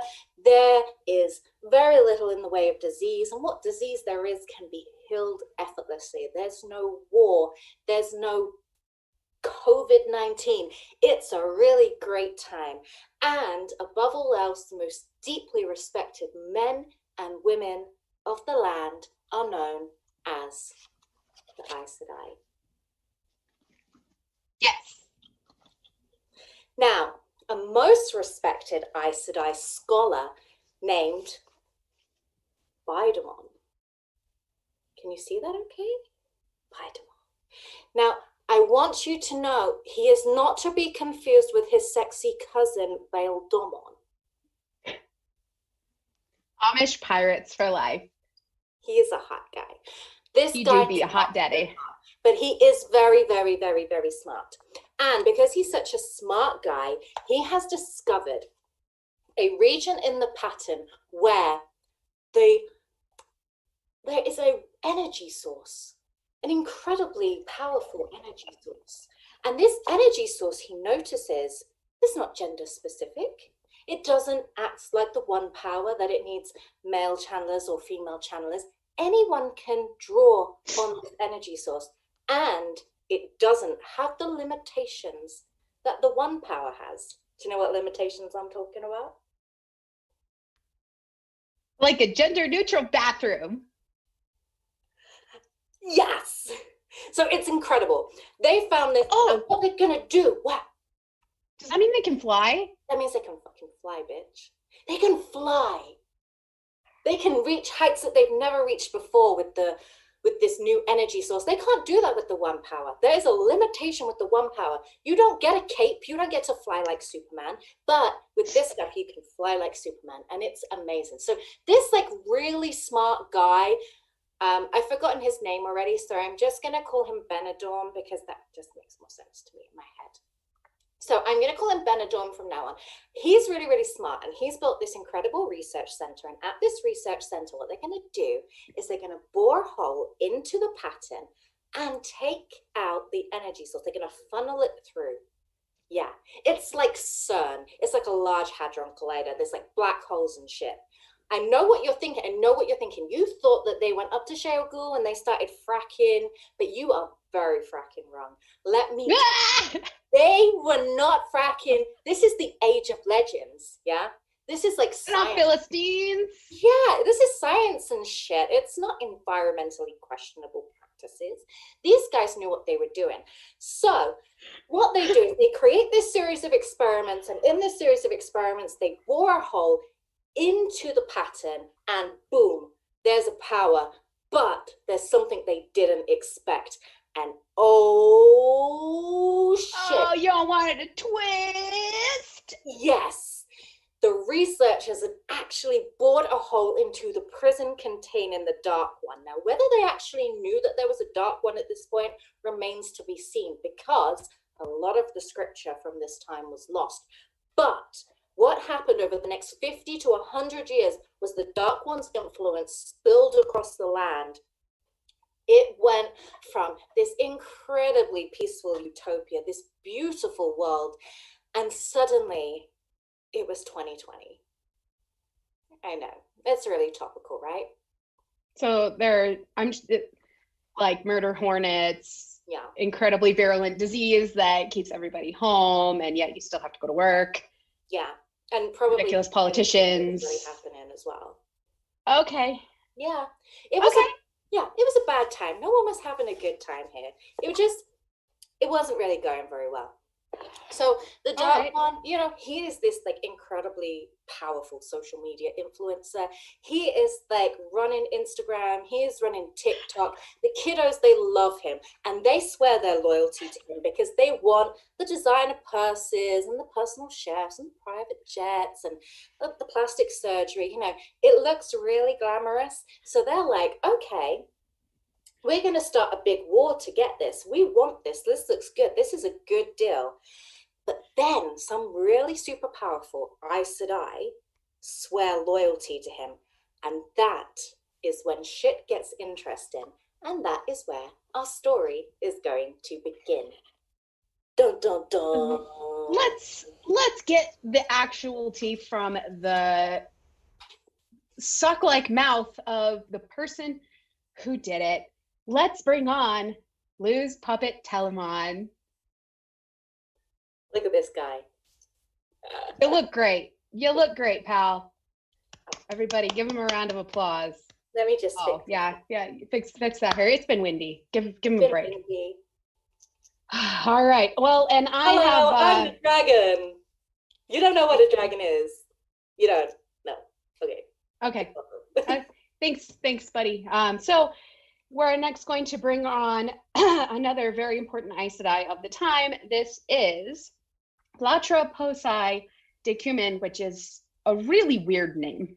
But it's the Age of Legends, so we'll cut her a little bit of slack. It's an unfortunate name. I keep wanting to call her Latrine, but we don't need to rely on toilet humor here. This is an intelligent conversation. Yes, we're very much so let's call her Latrice, because that's easier for me to say. I don't know why. She looks like a Latrice, right? She does. She looks Latrine. You get it. You Trees, get it. Motherfucking dad cube. Yes.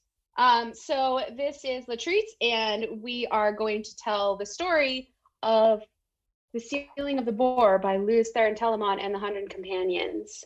Yes. So Latrice is going to stand off to the side. We'll talk to her later. So she comes in a little bit later.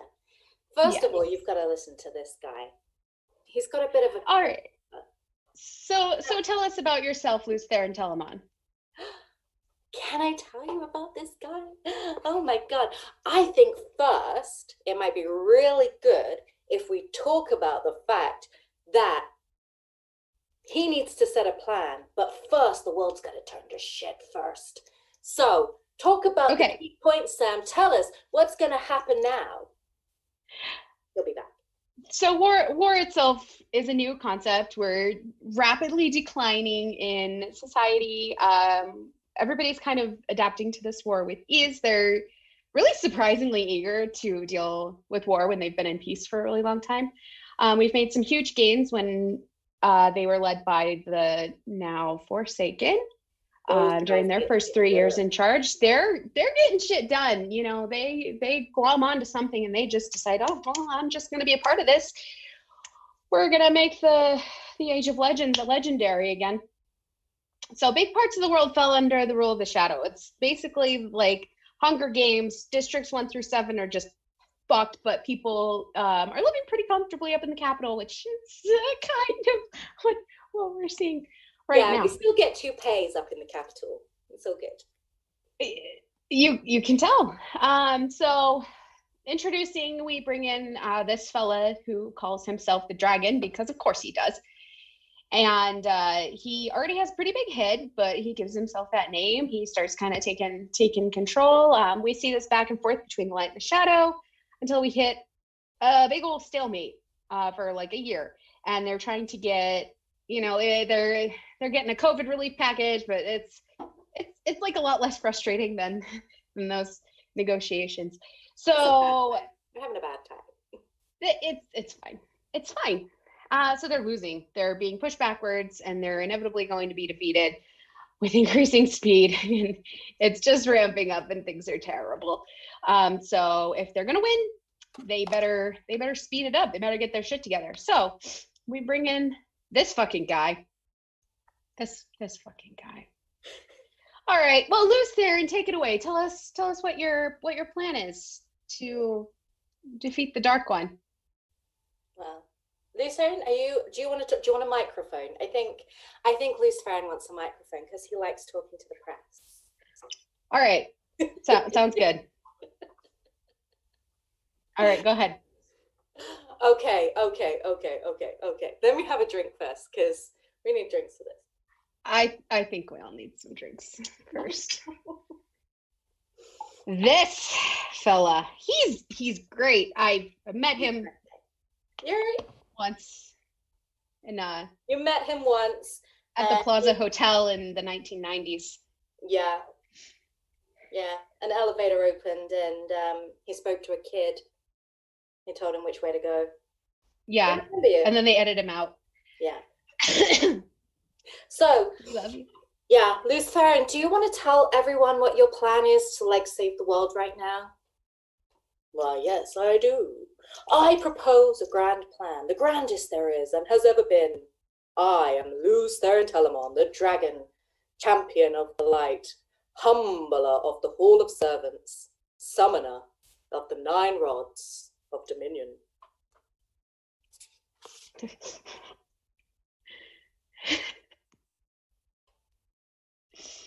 Good information. All right. So what do you propose? What are we gonna do? That's great. I love your credentials. Sounds like you're A-okay. What's the plan, buddy? It's windy out here. Okay, so you're gonna tell him? Okay, he's gonna tell you. So I propose we form a direct attack on the boar itself. It's a great plan. We're gonna take this plan. We're gonna make this plan great. I am the dragon, the champion of the light, the greatest champion the light has ever known. Ileana will tell you how impressive my 9 rods of dominion are. Won't you? Ileana, where are you? Where are you, you silly girl? Where are you? Where are you? Calm down. I don't know who that is, but okay. So what's your plan though? That's great. What's your plan? The plan. Oh yes, the plan. So the plan is a wonderful plan, you see. There are 7 focus points where the pattern has weakened. And what we're going to do is we're going to lay 7 seals of Quain Dare over these points. It's Quain Dare. It's great stuff. It's made right here in the Age of Legends. It's really great stuff. Best in the world. And that Quain Dare is going to reinforce the pattern, sealing the Dark One away once more. It's going to lock him up real tight. This plan is flawless, like me. Everyone will tell you how flawless I am. You all know I'm great. Okay, so you need seven seals made of Quain Dare. That's fantastic. Okay, I can see that happening. Let's talk about that. What do you need to get kind of get this done? Well, I'm going to need a raiding force. Let's say 20,000 soldiers. Good soldiers, the best. They're really great guys. They are, and they're very, very loyal. That sounds like an army, not a raiding party. No. It's not an army. It's a raiding force. We are the light, and only the shadow has armies. Let's be clear. This is a liberation. It's not an invasion. It's going to be a very good thing, and we're going to do it really well, and we're going to do a great job over there. You know, it's going to be great. Okay. All right. Let's there and tell him on what have I told you about speaking to the press without consulting the hall. Oh, hi, Latra, Latrine. Yeah. Hi, sweetie. How are you? Do you have something to say? She's very important. She's head of the hall. She's a little busy, but she's been on a retreat in the Adirondacks for the last few days. So what do you have to say for us? She was playing. I just really want you to stop talking to the press without further consulting the hall and trying to get things under control. And it's just not working. And this is really kind of interrupting our journey. And I just really wanted to address that. Okay. So okay, that's a great point, Latrine. You have a really unfortunate name, girl. So she's a terrible person. She lies. She doesn't know what she's talking about. My plan is the best plan. We need 20,000 soldiers, great guys. We're going to protect a circle of 7 Aes Sedai, 7 females, 6 men, strongest we can find. And it's going to be led by me, of course, because that's not really, excuse me, I was talking, this isn't really going to work. You're not going to take a bunch of people to their death just so that you can, fulfill some weird dream that you have. So what I wanted to do is tell you all about an email newsletter that I'm starting to send out.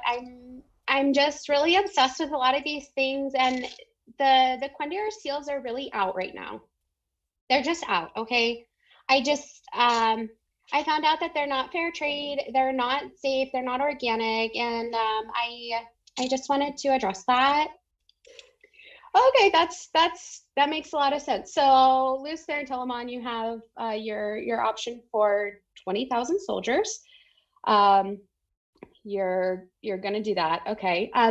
So the Dark One has been able to extend his reach upon the world with a really great ability, and if you don't put them right where they're supposed to be, it's just going to like explode the world suddenly, and it's not going to work. And you need to make sure that the calculations are right. My calculations are perfect. There's nothing wrong with my plan. My plan is fantastic. It's the best plan. It's a great plan. It's a really great plan. But you could rip open the bore and free the Dark One, and this just isn't part of our journey right now. We don't want to have to deal with this. I don't want to take on this emotional labor.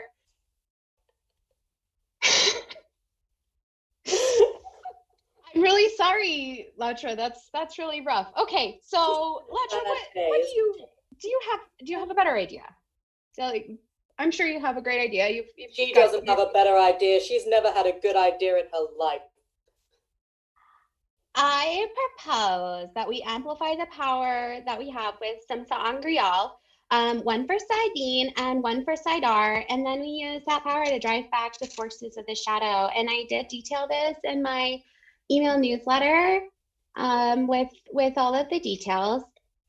But then we can erect a barrier and force the boar to contain the Dark One until we can find a safe method. That would require quite a bit of power. So what do you propose for that? Email. She knows the plan's going to fail. She knows it's not going to work. It has its flaws too.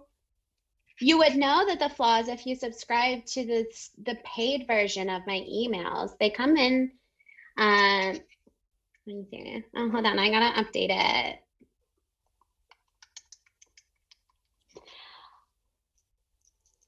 You're not going to be able to hold the amount of power that you need to hold the Dark One.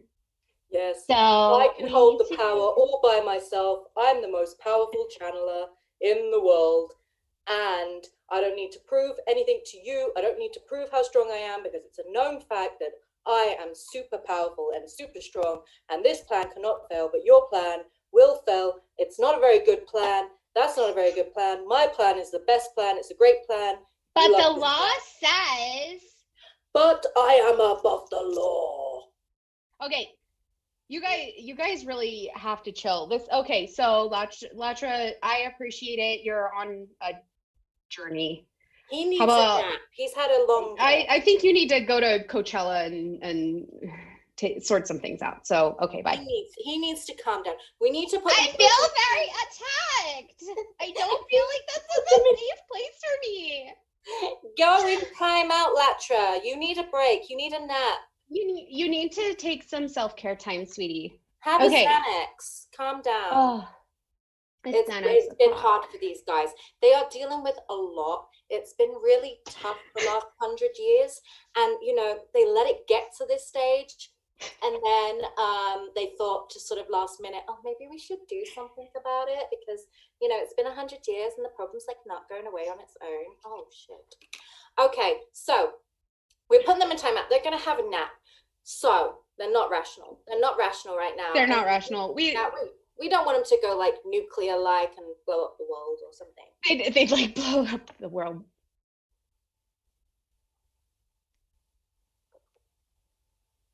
Uh-oh. Okay, well, let's continue the story ourselves because those guys, they just need a nap. Guys, I apologize for this, all of this. I'm going to interrupt and just say, if you'd like more garbage like this, please follow us. We need to collect ourselves. And you should. We're on a journey. Yeah. Okay, let's continue with the story because Latrice's plan had a lot of problems too. Latrice's plan was like seriously flawed as well. She had like created the fact that she created these like idea that you need like 2 Terangrial and everything. And the problem is that they're really super powerful. The kind of power that's needed to get rid of the Dark One is like an insane amount. And one of these Terangrial, it probably could provide enough power to like completely destroy the world. And if you put the 2 together, it's pretty much guaranteed. Plus, there's a major doubt, is anyone actually strong enough here to even channel enough power to get them to actually work and hold them safely under the circumstances? And then you have the distractors in the hall of the tower. Of course, I'm talking about Luce Theron, but he pointed out that the bore had been enlarged since it had been first drilled, and behind the barricade erected by the Terangrial, it would continue to grow, and the Dark One might actually free himself behind that barricade. And just because it holds him back through a tiny little hole doesn't mean it would hold him back completely unleashed. And let's be fair as well, let's be real, they've already left it 100 years at this point. So even if they like form a barricade around the bore until they can deal with the Dark One safely at a later date, when is that later date actually going to be? I'm going to call bullshit and say that it's not something that they're going to do. They're going to be like, do you know what? We're just going to have to think of the economy right now. We really can't make these changes. Yeah. You know, our kids can sort it out. Yeah. Latrice is like, I'm going to get spun out the wheel again. And that's that girl's problem. It's not my problem. That's what she's thinking.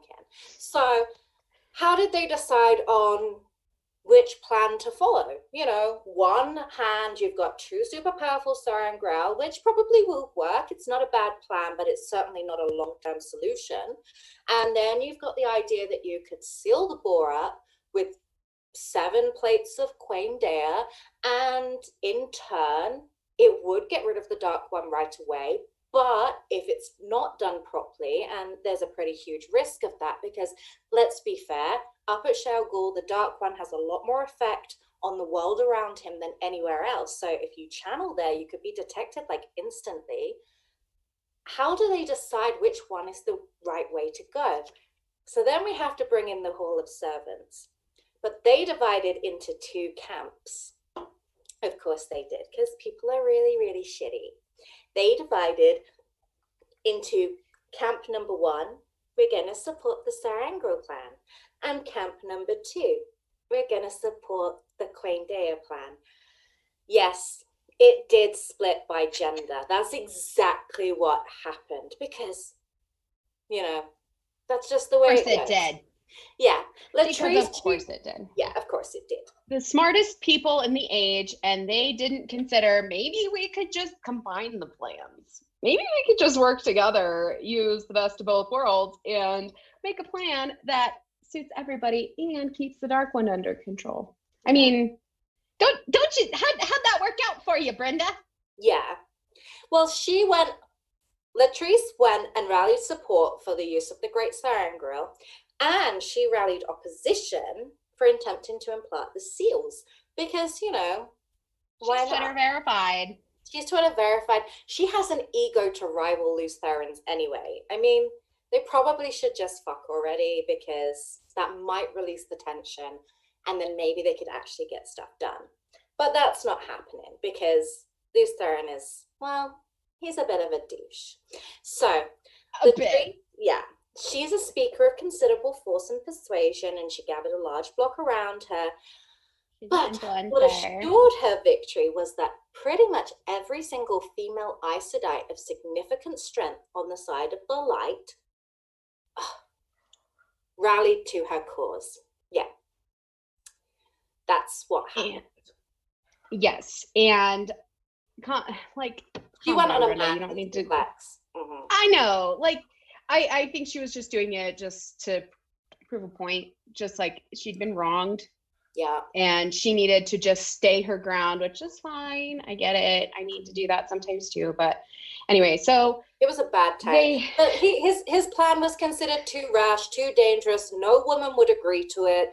And basically the plan required women. It required a circle. So as far as the Hall was concerned, that she basically caused a boycott. It killed the plan. The plan was dead. It wasn't going to happen. And so they ordered work on the great Tsar Angro.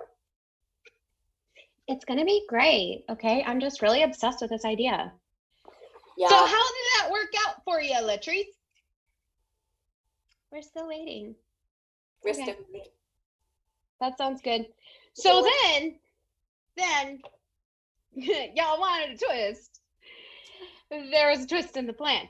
So as we had these paired sangreal, which right on call, they were completed. Disaster struck, because of course it did.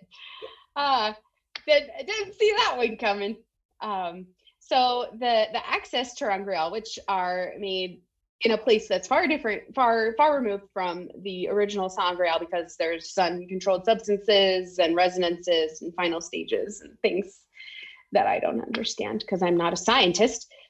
And that reason was basically overrun. Yeah, I'm a scientist.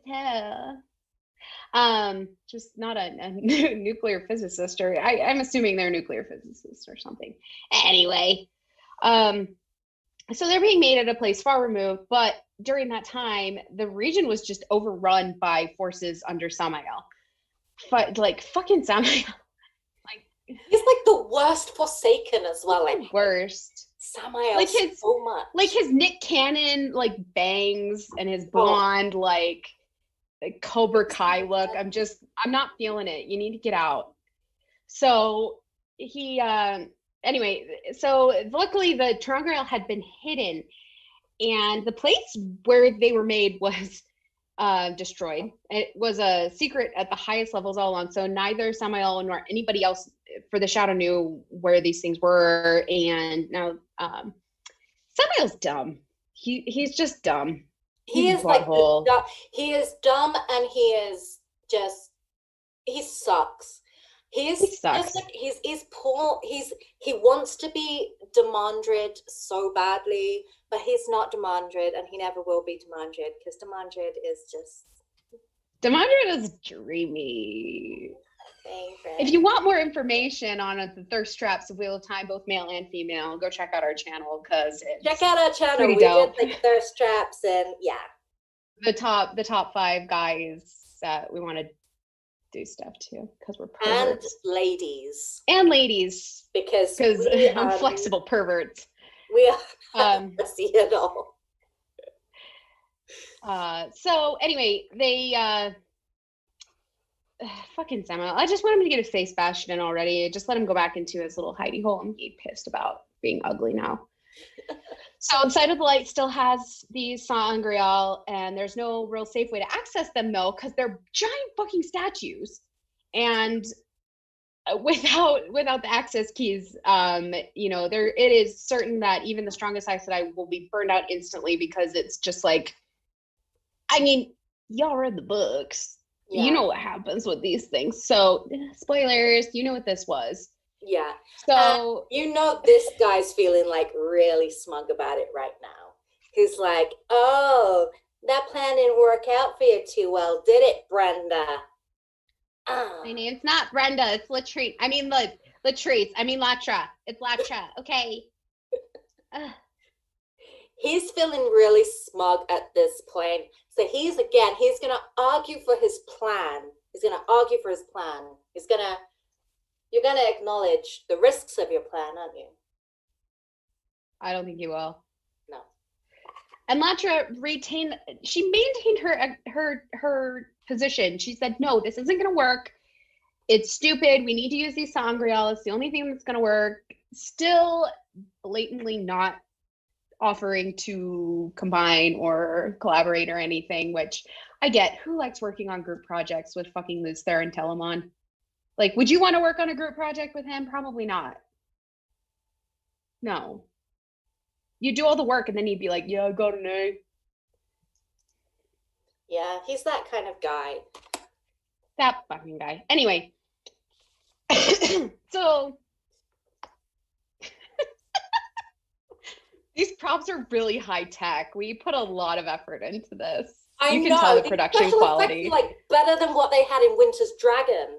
They should hire me. They really should. You really should. If you haven't watched Winter's Dragon, it is absolutely magnificent. I didn't watch it until like a few weeks ago, and we did it like live on the show, and it was just it was so great. It was transcendent. You might say it. Transcendent. I may have drank too much. I think we both have. Thanks, Whiskey. Thank you, Mr. Daniels. Where are we? Where are we at? Okay, so we were talking about the fact that he's like feeling smug. He's a smug piece of shit. Yeah, Latrice is gonna keep arguing, and she's got more female like followers on her side now. Like her followers just like went from like 500,000 to 1 million. And she earned the blue tick, and she's feeling like really pleased about herself right now. Yeah. So she basically spreads false information about the dangers of using the seals, and a lot more female Aes Sedai jump on to the Fateful Concord, which is just a really epic name. That's what it just is, a really great name. And including a great number who were just nowhere near strong enough to qualify for that rating. Why are you even here? Yeah, she doesn't even go here. Like, you don't even go here. So they have a big old fight, which is pretty typical in the Hall of the Servants. It seems I'm sure it was very like stoic and let me tell you my opinion. Or it was just like a huge giant cat fight, which I really would appreciate. Like, I want it to be more like Parliament, where they just like bitch at each other rather than, the American Congress, where it's like reclaiming my time. I like both. Yeah. But what did the Hall decide to do? What did they do now? They decided that they were gonna They decided to go along with Latra's plan. And her people started to an option still? Yeah, it's still an option. She is very influential. So she basically gets the Hall to go along with her plan. They go and smuggle the access to Angreal out of the shadow-controlled territory. So she done humbled the humbler. What does that even mean? What does the humbler even mean? That sounds like a sexual position. Like a blumpkin. It probably is. You knew what this was. You knew what this was.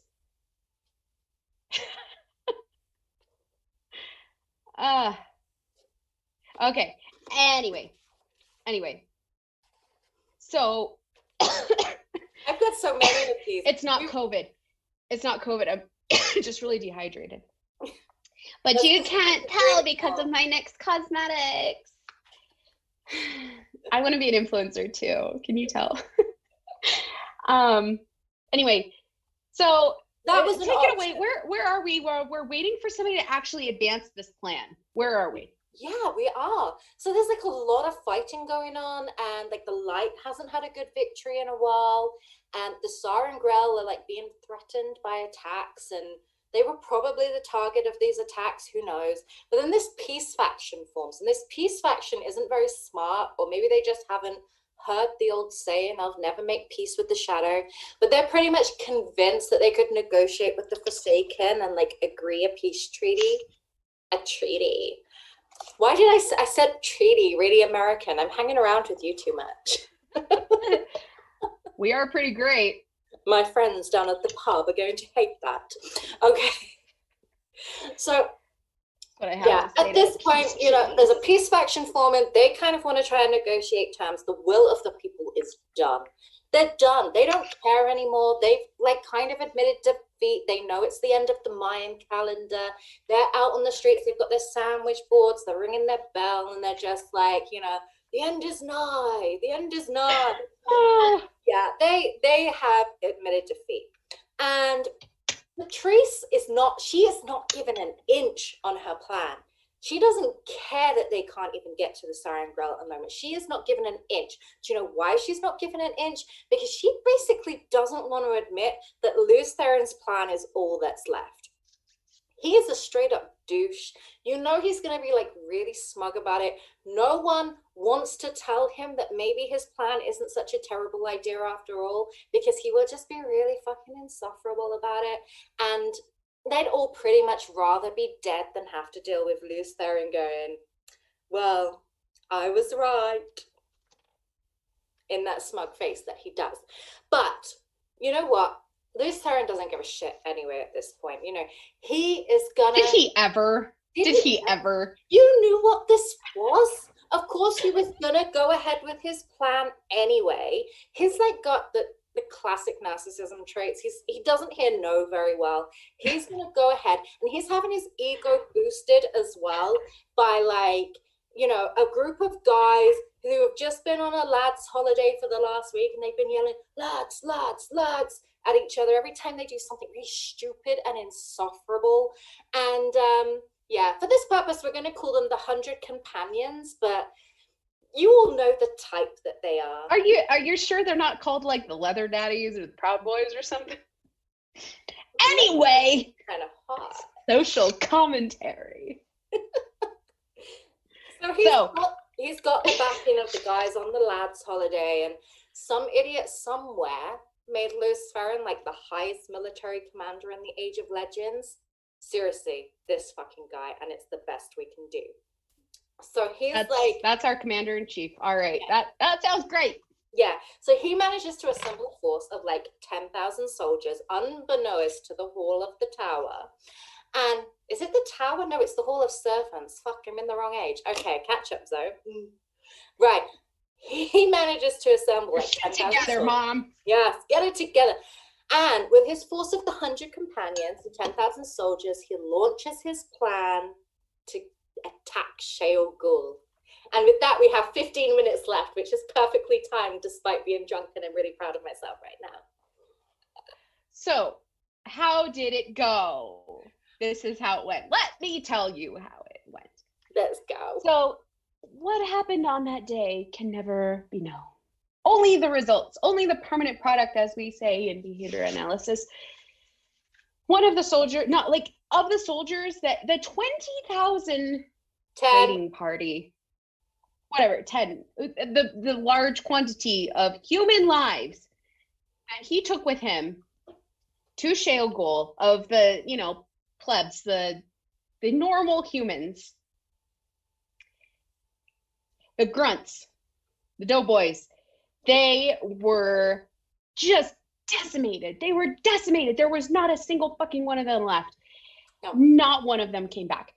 Just so 10,000 soldiers and the 100 companions, which is actually 113, and Luz Theron, so 114. 68 of those 100 companions came back, but not a single one of the 10,000 soldiers came back. I mean, so you should have taken 10,000 channelers, but you didn't because nobody wanted to go with you. And so you took a bunch of grunts, a bunch of poor little kids who didn't know any better and just wanted to, make the Age of Legends legendary again. So that was convenient because, there's nobody to tell their stories, and you just have a bunch of channelers who come back and, they were cannon fodder. They were frontline infantry. They were just right there. So, but they placed the seals effectively. They were able to put them in. Despite what Latrice said. She's sulking. She's sulking in the corner right now. She's really not happy. She's just going through some things right now. She really is. She's on a journey. She just needs to find herself, practice some quality self-care. So maybe she get some love eggs and improve the pelvic floor. Quendy our eggs. They really strengthen the pelvic floor. Oh, somebody call Goop. Trademark. Okay. You heard it here first. But it worked. Like, surprisingly, this asshole had one plan that actually worked, and nobody's happy about it. But, I mean, it took the expense of, thousands of disposable humans, but it worked. Yeah. So the shadow's been, gone. The shadow's been extinguished. There's no more shadow, or so they assume. There's, he's, why do we gender the dark one? I don't know. Anyway, so he's gone. Like, they're gone, and the civilization kind of returns to normal. They start building some degree of cohesion, and especially in the areas of the light, they bring back, like humanity is restored somewhat. Yeah. And the great thing is that the Forsaken happened to be there at the same time, like for some kind of conference or something. The shadow they get a lanyard from their conference with all the PDFs about how to be a dark one.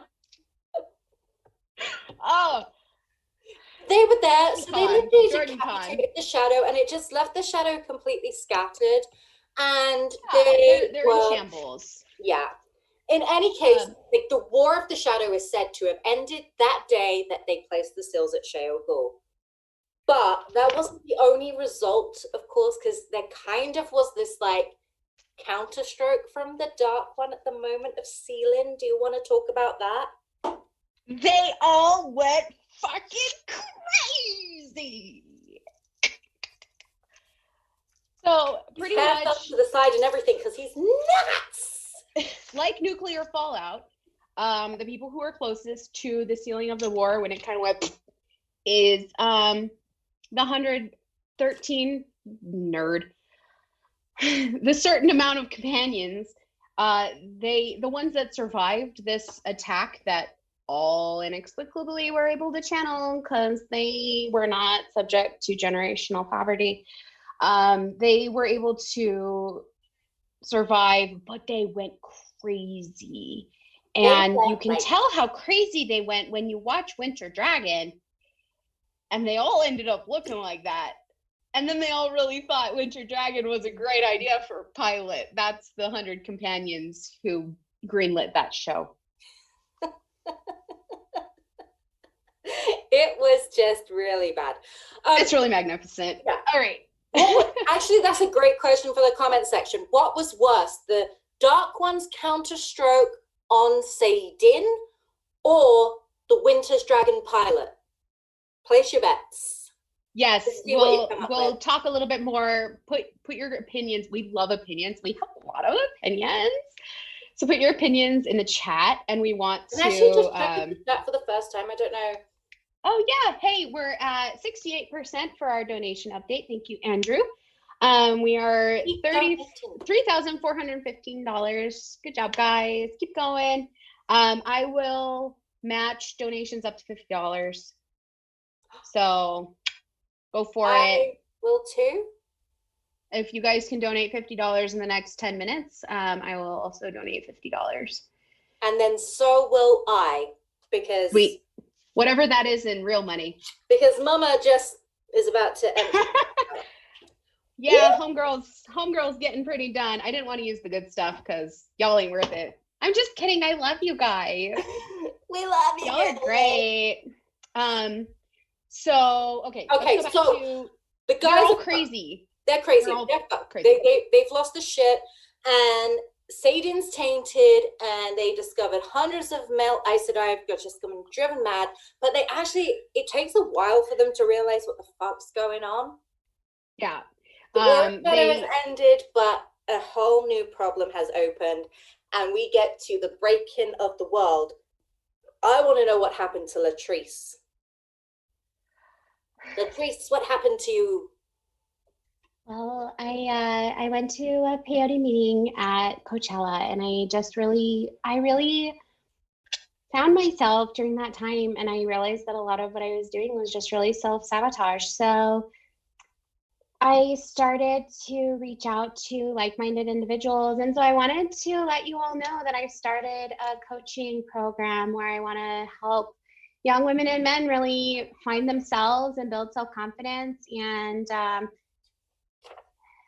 yeah, I really hope that you'd like to join me. It's not a pyramid scheme, it's multi-level marketing, okay? It's all natural, it's safe, it's organic, and I just really want people to live their best life and give women confidence. So, and put the dark one behind us, because we need to practice some really quality self-care and go on our own journey right now. That sounds like you've been sliding into my DMs, Latrice. I probably have. On your computer.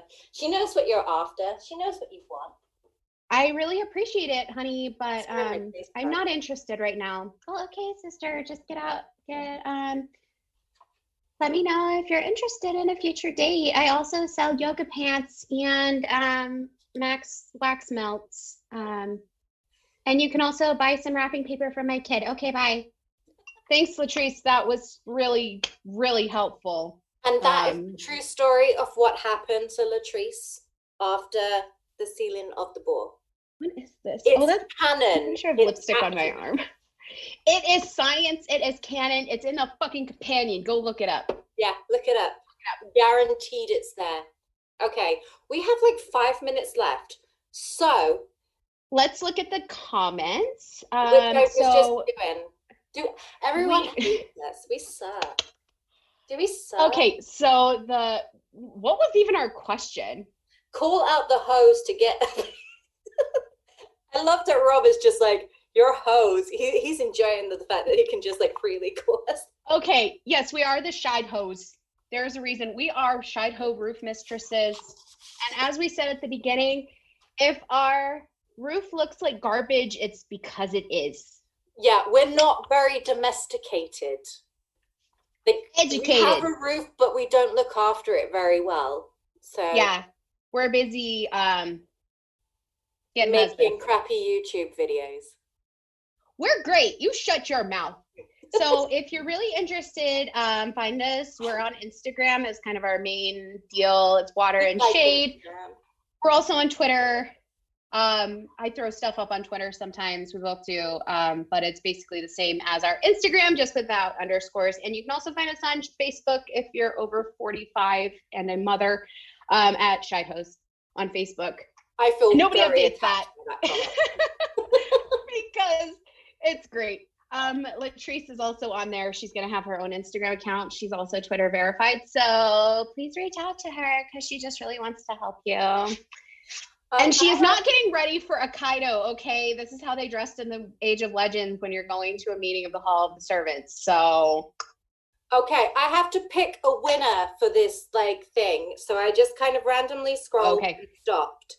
And I got Anthony when I stopped, and he's like, his picture looks kind of like green and stuff. I can't really see because it's on my phone. Anthony. Rob will take care of you, Anthony. You win. You go with your bad self, Anthony. We love you. We love you. Anthony, yes. You have to subscribe to our channel now. It's like a package deal. Please subscribe to our channel. It's basically my mom and my husband and like my dog and like 3 of Zoe's friends. So that's all viewers. We really need people to watch us because we're really bored and need attention. Yeah. We're at home too much during the pandemic. It's great.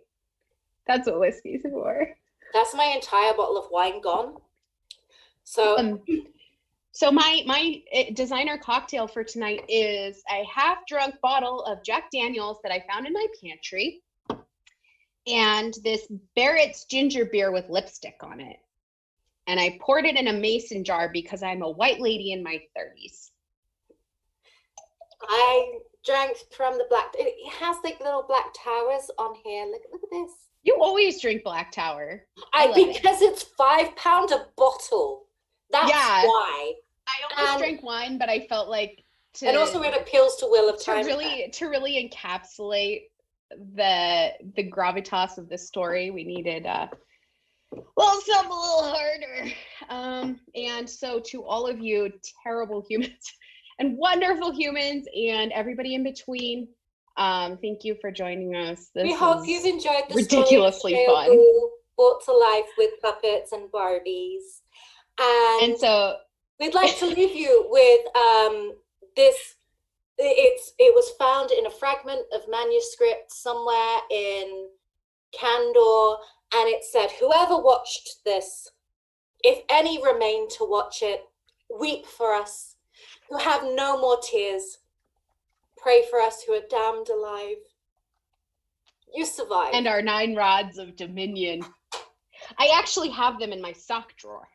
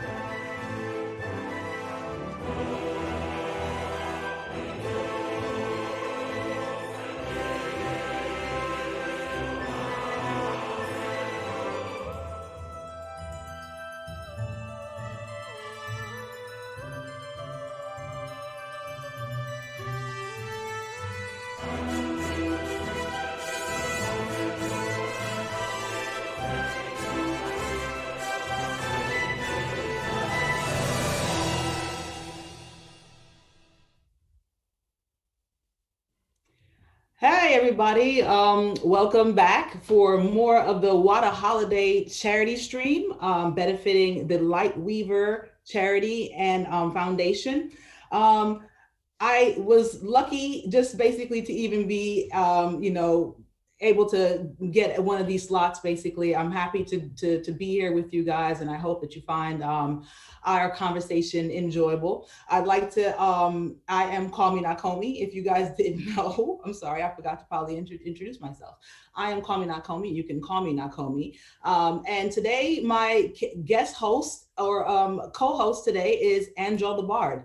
Hi, Andral. Hello, nice to see you. Nice to see you. Great talking to you. Settled my nerves down, got my zen together. I really appreciate it. I feel very sinuous line, aligned right now. My feng shui is very, very good right now. So hoping to get through this next hour. I'm hoping everyone basically finds this very entertaining. This is the home push before we get to the end. And so I was thinking, what can I do for this segment? So I said, you know what? It's almost the end of the year. Usually I'm from, back in my day when I used to actually listen to the radio, I'm a little past modern,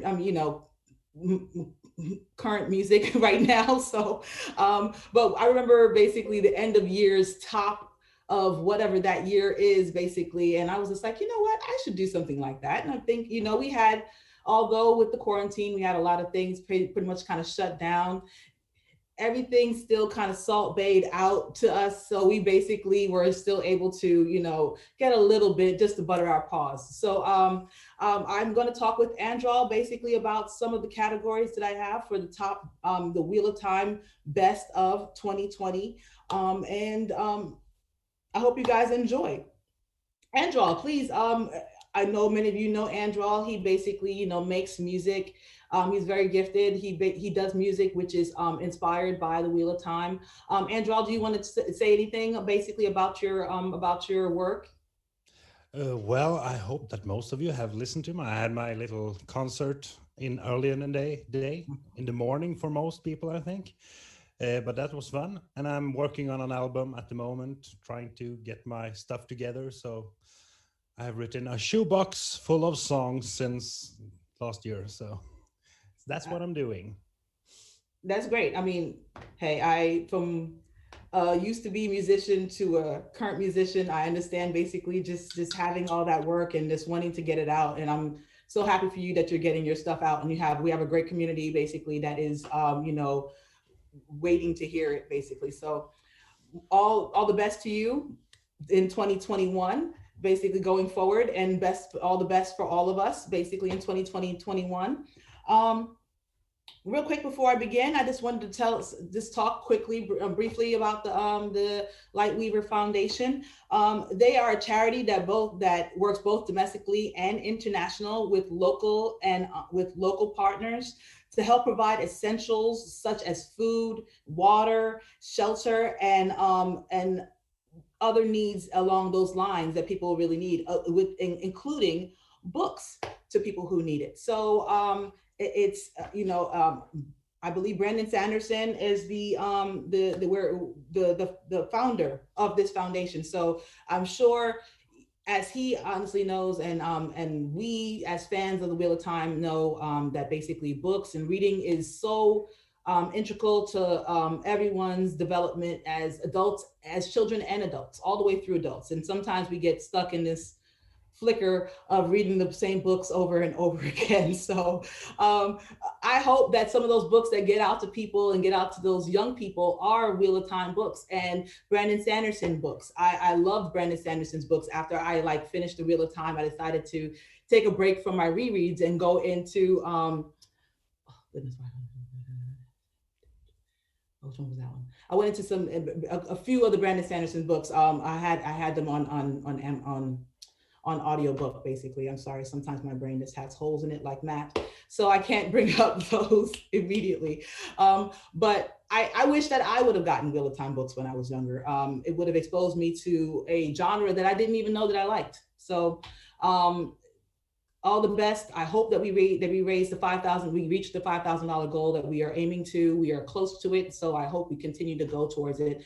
And so I hope I just provide a little bit of diversion here with Andral for everyone, basically to help to help out the foundation. So here we go. we're basically just going to be going over a couple of categories that I thought of that would be interesting, and especially with the fact that we have got some things basically that were posted regarding Wheel of Time from Rafe and from Wat on Prime, and also from some of the cast members. So piecing together this whole entire year of Wheel of Time, we're just basically going to go over some of the events that happened throughout the year, basically from January 1st till today. I know some people might have posted some things today, but let's just say as of yesterday, just basically to make sure we're not forgetting anything.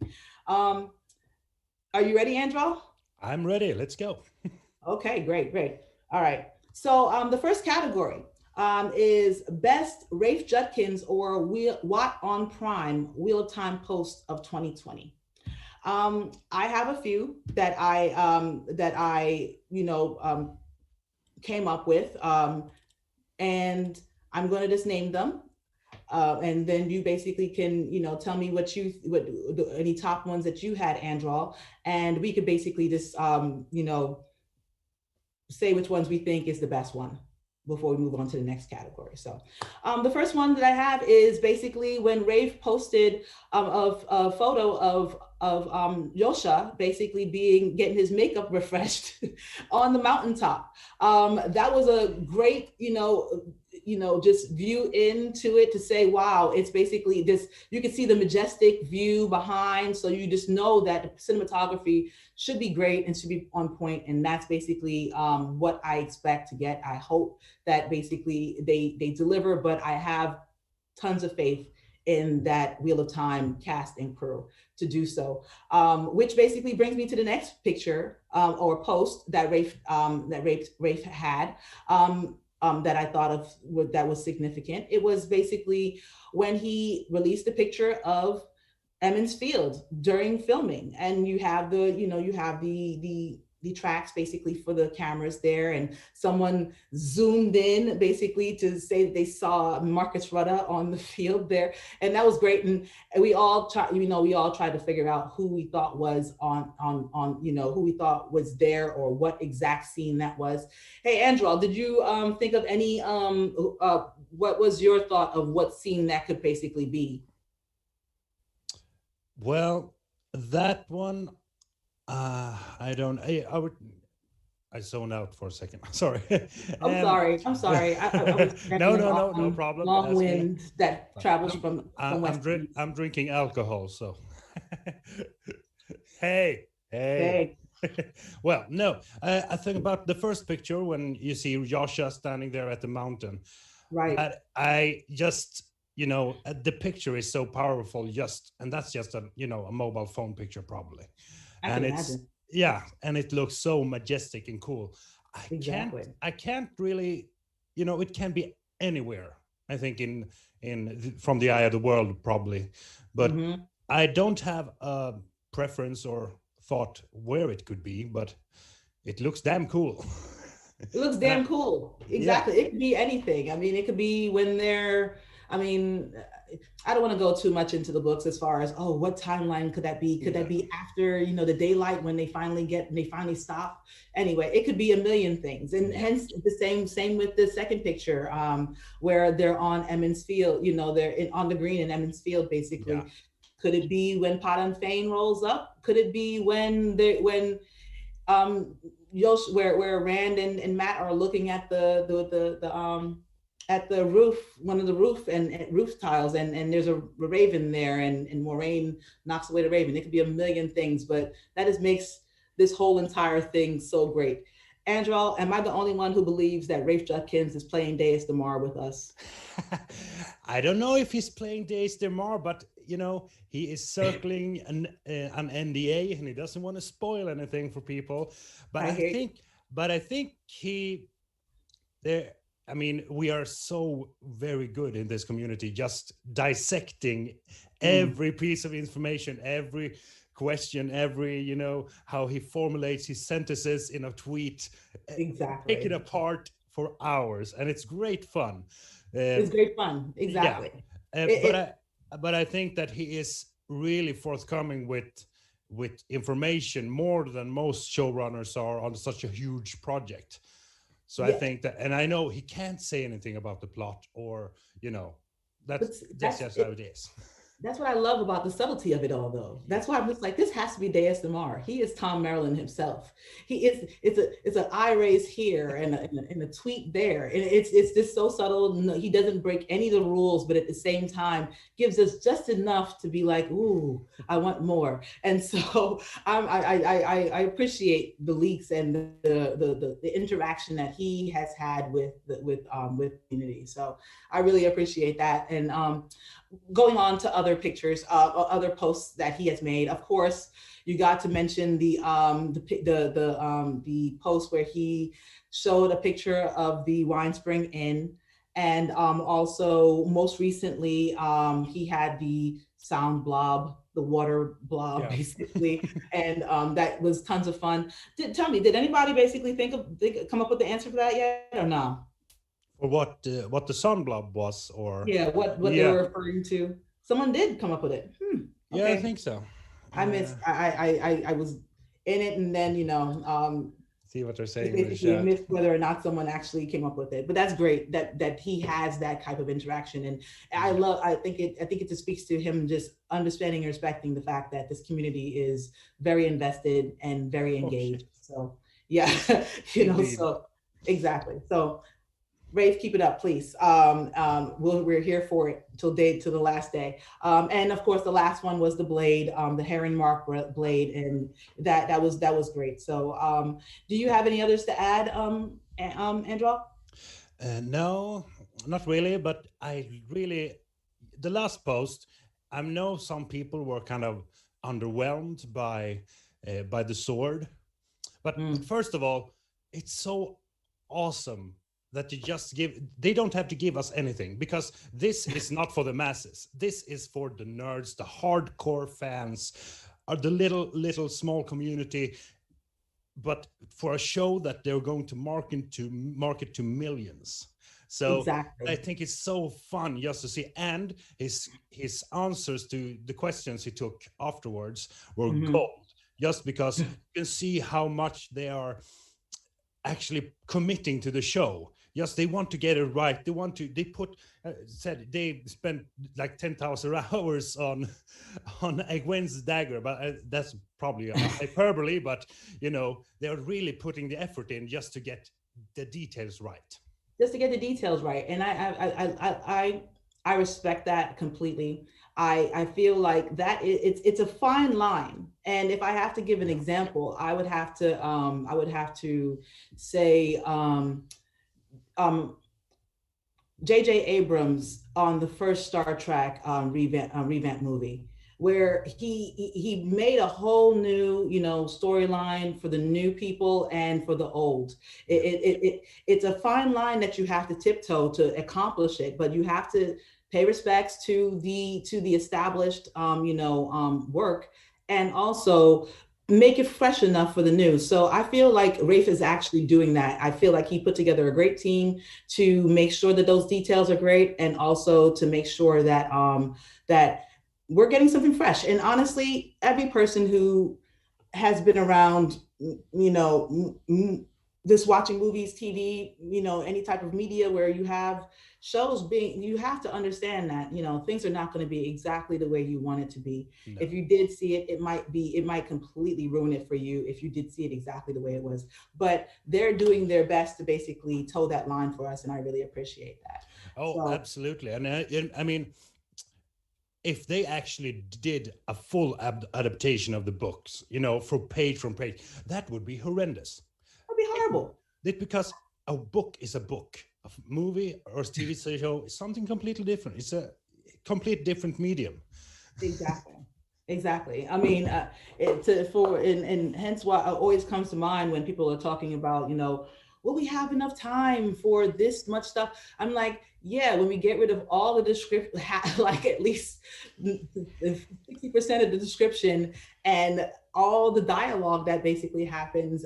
Yeah, we could basically fit a lot in there, but it just has to be that attention to detail to make sure we're not throwing the baby out with the bathwater, and we're still getting a brand new thing that everyone can see and love what we love, so commend them for it. And I appreciate the fact that they basically have doled out those little things for us to basically to see and to understand that they're doing it justice.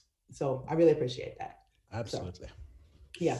All right. So going on to our next category. Our next category is basically the best WoTcast social media Wheel of Time post of 2020. So basically the best cast posts or about Wheel of Time, not just basically their cast, the posts from cast, but specifically Wheel of Time, involved posts. And so for that, I basically had to kind of go back into, a lot of the different Instagram pages and stuff like that for different cast members. I follow as many as if I could find it, I follow it. So, but at the same time, we had times where people basically were active and people are not active. And now I'm actually finding some that look like they deleted their pages. And I'm hoping that that's just basically because loose lips sink ships, basically. And so they don't want to, it's kind of like, what Marinelle there was saying, that some of the women's circle stop sleeping in the same bed as their husbands because they're afraid to talk in their sleep. I kind of hope that that's what it is. Basically, they're just trying to cover themselves. But some people have still posted, and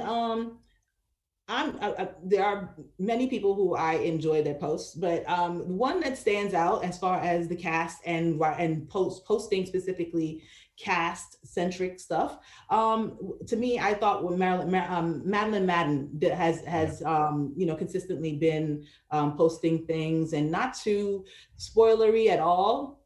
Basically, I'm sure everything is okay by the team, but at the same time, she has posted lots of fun stuff.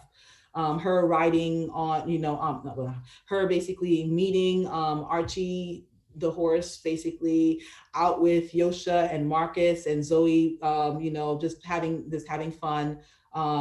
Marcus had a party while they were basically filming, so she posted things like that, and a post that she had with Yosha, basically, and him and his 7 stages of drinking. yeah. Oh, they made so many memes of that. that last pic. I need to see that smile with him and Barney sharing some wine in the Stone of Tears somewhere. Yeah. And they're just like, we're gonna get up to mischief. Yeah, we are. And that's basically what I love. But are there anybody who you basically are really as far as the cast who posted anything Wheel of Time centric that you really appreciate, that you really like? Wheel of Time centric, I think I of course don't remember who posted it, but it was the ones where they were out drinking. So I think both Yosha, Priyanka, and Madeline Madden was there, and Rhoda, and everybody looked so happy. It was party. They're spending time with each other outside of work because they're not working when they're out. Right, and it just shows that they have chemistry. I appreciate that as far as if any. It shows that they have chemistry. I mean, even when I forgot exactly who posted the video, or was it just I forgot who posted the video, but Ray spoke about it also, where someone rolled up with a cart or something like that, and basically Yosha and Marcus and Barney all basically jumped in, and they rode off, and I'm just like, they snuck off from the set, and I love that. I love that.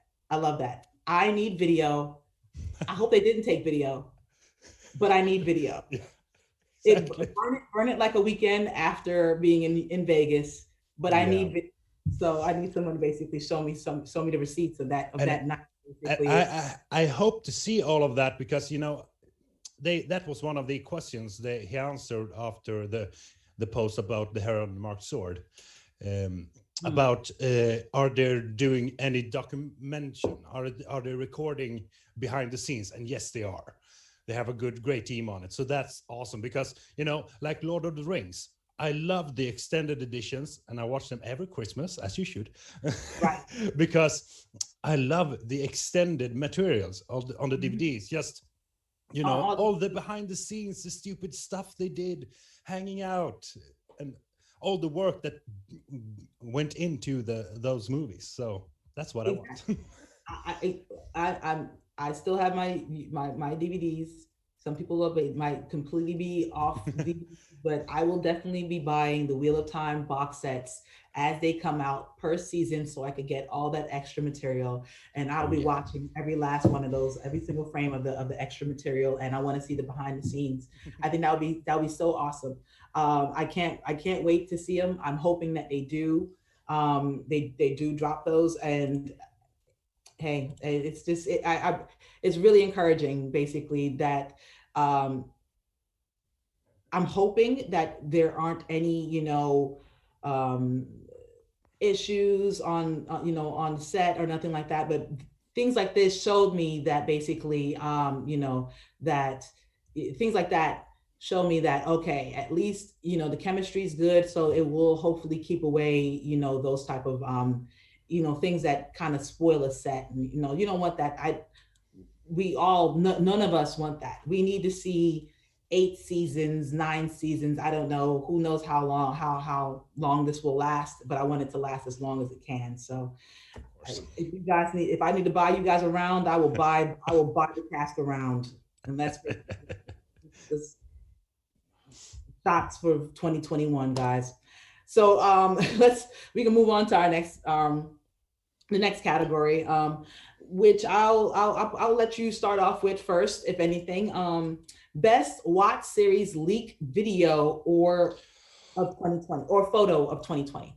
The best series video or photo. So the leak, not released by Rafe or Watt Prime, not officially released by them. Yeah, that is a hard one. You know, my mind is so broken, so I almost every time think the best is the one I got the latest. So now it's been not Spain, because that's a leak, but you haven't seen any filming there. But the one before that, when they're filming in, you know, when you can see Joshua standing down with the bow and arrow, so it looks like they probably are in Shinar or somewhere in a fortress. Right. That was great, because that you see him in costume, and you know, there was some action going on. I really like that one. Exactly. And mind you, obviously 2020 was a little chaotic. Yeah. So other things might have crept in here and there that have replaced, you know, a post here, a post there, you know. So we have to, you know, we're trying total recall here, trying to bring things up, and I'm trying to remember. So I had to do some just, you know, digging a little bit to remember, oh yeah, I remember that, and I remember that. Yeah. If anything, and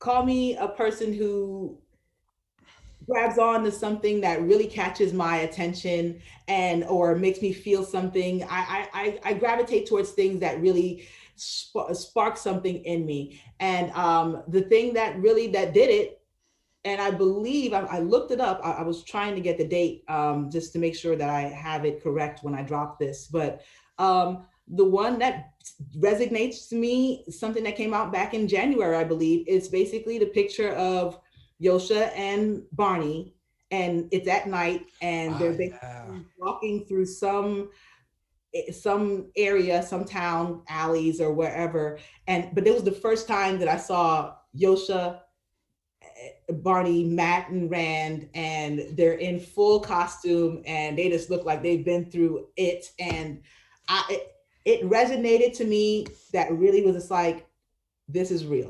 Mm-hmm. This is really happening. So that's the one thing that basically, you know, that stood out to me. Yes, you know, being in the fortress, hopefully, I believe that's Faldara, you know, and them shooting. That was basically, to me, only other one that really comes to mind of the cast being on set and pictures of them on set. And so you had one with Zoe and Yosha, I believe, and Matt and I guess Madeline was there with I can't remember, but she was there with Marcus, or was she there with Yosha also? I can't remember exactly. I can't remember either. Yeah, but either way, guys. So yeah, where that was the one that stood out to me the most for the year. I was even wondering whether or not that even took place during 2020. But it happened early this year, and so it just really stood out to me, guys. So I hope that it had the same effect on you all out there. Another time, real quick, I just want to also just again basically speak about what we're doing here.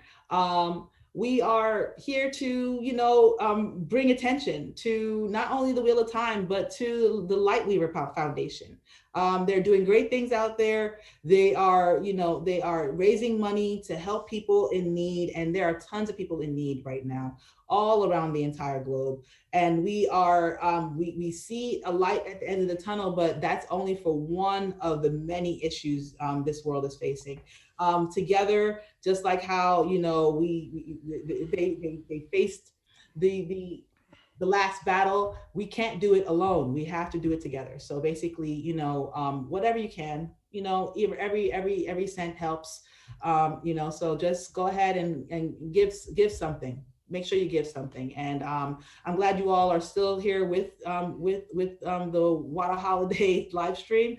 And I hope you're enjoying our topics today. So I'm going to get back into another category here. And we have the best Wheel of Time cast social media presence. The best Wheel of Time cast social media presence. Now that's anybody on the cast. Yeah. And it doesn't specifically have to mean their media presence doesn't have to be Wheel of Time so associated. It could just be basically their media, do you follow them? Do you like them? And so if you have a person who is on the Wheel of Time that you really appreciate what they do on social media. So speaking with Andrea before, I basically said that someone who comes to mind, as I said before, Madeline definitely has a good presence, but someone that I always I follow and I always look at all her posts is Priyanka Bose. She does some great stuff, especially through her quarantine, and she's there with her daughter and her her family, and she speaks about women's just and upliftment and women empowerment and different things. And so I really appreciate basically seeing her posts whenever she does anything. How about you, Andrea? Any people? I follow Priyanka. She's awesome. But it's kind of fun because you can see there's different personalities on every actor. You can see Daniel Hennis, he's out running, he's playing with his dogs. That's absolutely lovely. I love dogs. So, but you also have Barney Harris, more erratic presence on Twitter and Instagram. He's there, he's gone. He's there, he's gone. He's like he is the essential trickster of the bunch. So I love that because that's total Matt's character. That was Matt. That was completely Matt. He came in, he set the town ablaze, and he left like a thief in the night, and just left us all like, please serve some more. And he just basically just and we're just waiting for that Taviran to basically show up again. It was great for what it lasted. I was looking for his Instagram page just today, and I couldn't find it. I was like, what's going on? So I looked up and I saw a couple of the cast members actually deleted their previous pages that they had. For whatever reason, I understand that there might be maybe they don't want to let anything go, or maybe they basically are getting inundated with direct messages and different things, and they just don't want the distraction. So completely understandable. But I do remember the month or so that Bernie set the whole world on flame. Barney set the whole world, feel the burn, where he set the whole world on fire, basically, Barney. And Chen Garcia, she basically always, has some really good pictures of her on different sets and stuff like that. Yeah. So I just really appreciate, and Madeline, cover girl, she's beautiful. Yeah. And she basically, is, doing lots of different campaigns and talking about different things around Australia. And I really appreciate basically, her presence online also. Yeah, and I also, of course, have to give an honorable mention to Juliet Howland, who's going to play Natty Cotton. Yeah, and she's very active. She just rescued like 300 chicken and hens, so she's really into animal rescue and stuff like that. So that's fun to see. So as I said, yeah. You can see every personality, and I love it. Exactly, there are people like us. I didn't even, Daniel Henney, I actually read his post where he, a while back, I even shared it with my wife. I was just like, do you believe this? And so he rescued a dog, and it's from basically a dog farm. Yeah.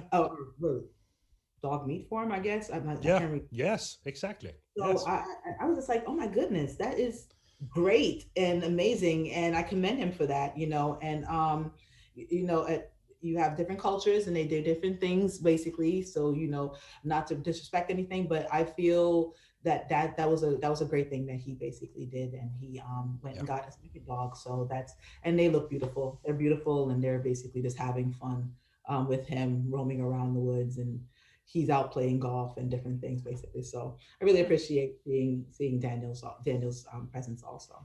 So, okay. So we could go into our next category, which is a little bit different from the format that we have had before. We're just going to basically discuss different things. The biggest question mark that you have for season 1 from 2020, Andra, what would you say is the biggest question mark that has been left out there, as far as for you in particular? About the show in general, or so I assume that they're pretty much done with the principal photography, and they're just doing different things here to make it as great as it can be, but there are a lot of question marks. How far into the books will season 1 get, or the different things that we're just like we have to watch and find out. I'm kind of a waffle, so I can speculate, but I don't have any big question marks. I'm more curious about, I wonder where the season will end, and I'm really curious how they're going to portray channeling. How they're going to portray channeling. Oh, channeling, yes. Yeah, so that is, I'm not worried about it but I'm really curious. How will they do it? How will it look on screen? How will it do it? Because, men can only see men channeling, and women can only see women, stuff like that. Yeah, exactly. Or female channelers can only see female channelers. Yeah. Men cannot see female. It almost makes me think a little bit, especially since they don't really go into too much detail about channeling in the first couple books. Yeah. As far as the weaves.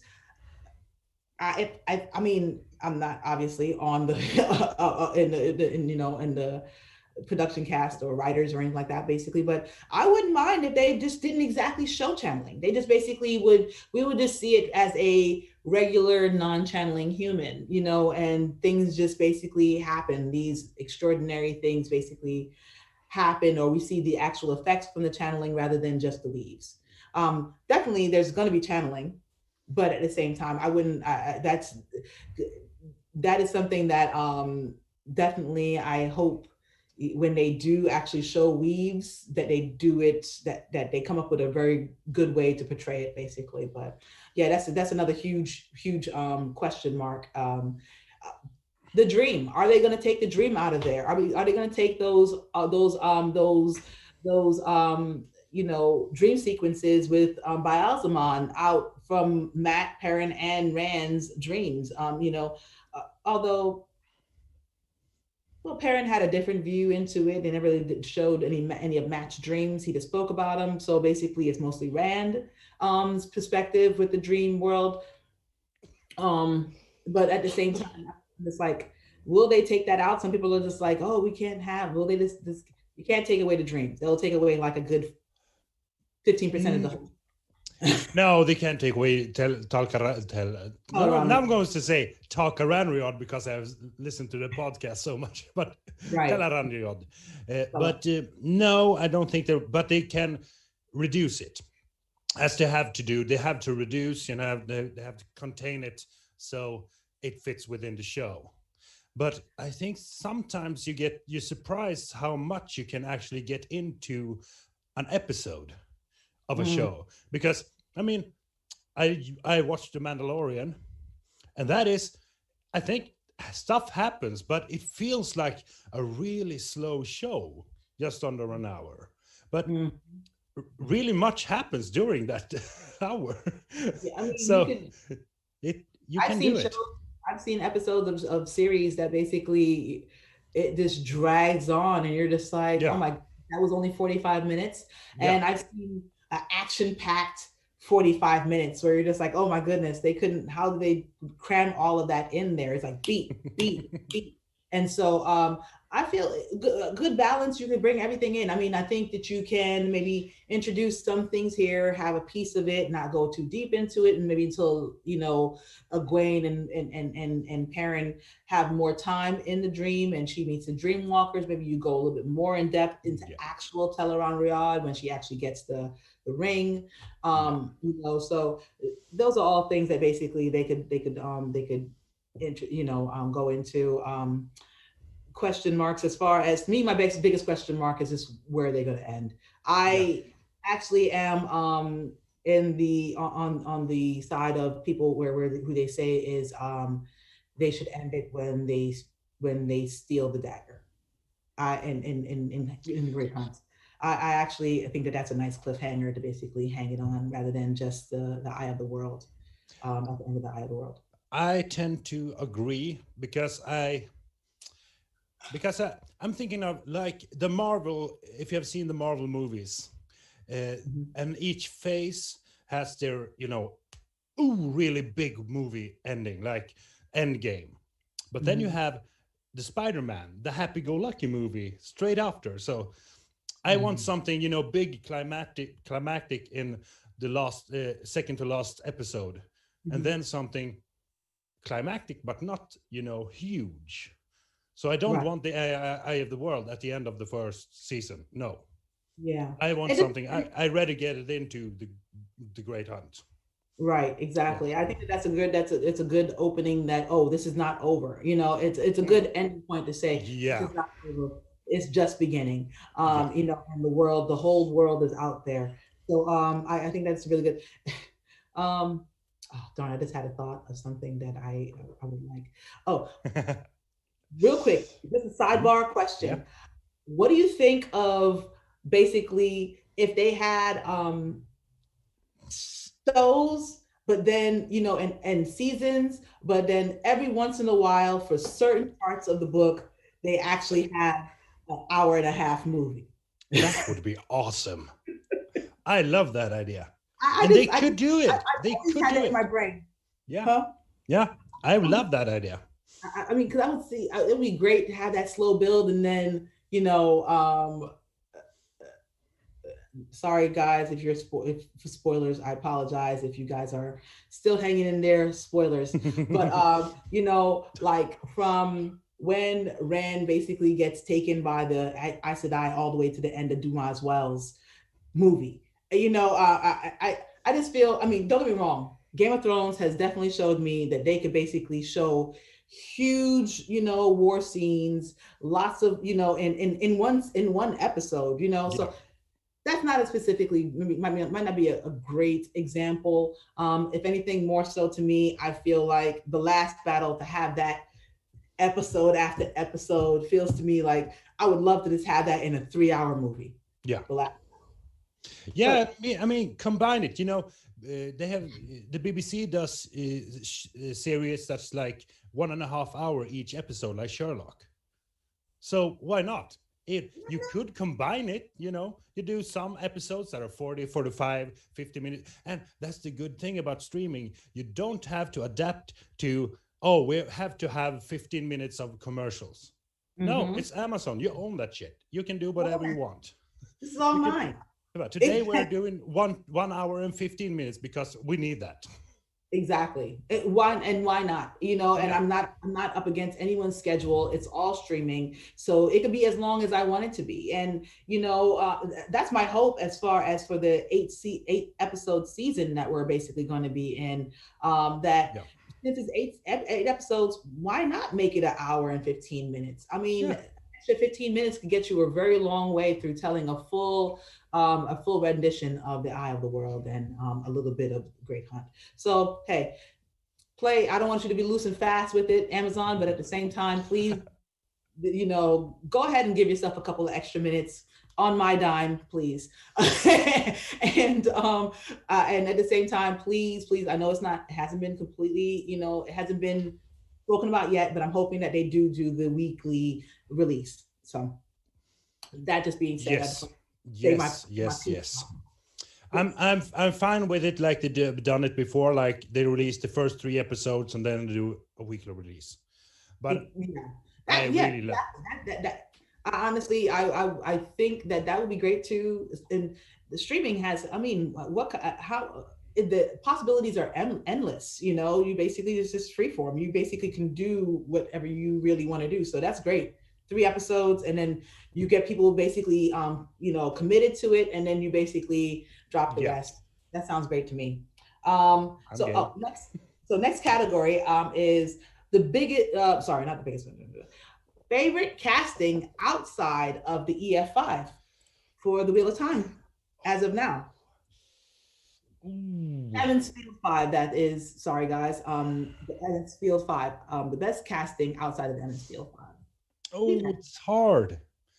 Yeah, I know. I can say I haven't seen really a lot of them, but but one I love is let's see here. I'm checking the page. Oh yes, Sanche, Sofia Okonedo. She is. That's the same person that I was thinking. I was thinking the same thing. That was my choice. She played Queen Elizabeth in a Doctor Who episode, and I love Doctor Who, and she was awesome. Ooh, yeah. Yeah, I haven't seen that yet, but I've been meaning to watch Doctor Who. I'm horrible at catching up on cult classics. Yeah. Some I haven't. It's just So, but at the same time, that was the one that I wanted. I can see the fire and the cold calculated, plots behind her eyes, how she could basically be juggling a million things and basically still is able to, with a few forceful words, basically let everyone in the room know I'm not here for any nonsense, So I can't wait to hear the fish, the fish talk basically coming out of her mouth. I can't wait for it. But yeah, that was actually mine. Everyone else is great. I mean, everyone else is great as far as their look. As far as, I mean, to me personally, I don't care what their nationality is or whatever. No. As long as they're great actors and they could basically make you believe what it is, I'm here for it. But at the same time, there are certain things that I think lends itself to an actor who you kind of know a little bit of their personality, so it lends itself to the character. So absolutely, I have so far I have loved the casting. I have not seen a big ton of the performances, but I've seen a little, and it looks good so far. Hey, I can't wait to see the finished project. I think it's going to be great. Do you have any anticipated character castings that have not been confirmed or announced yet. I know we have a ton. I mean, oh gosh, let me count away. You know, do you think we're gonna get the Tricans?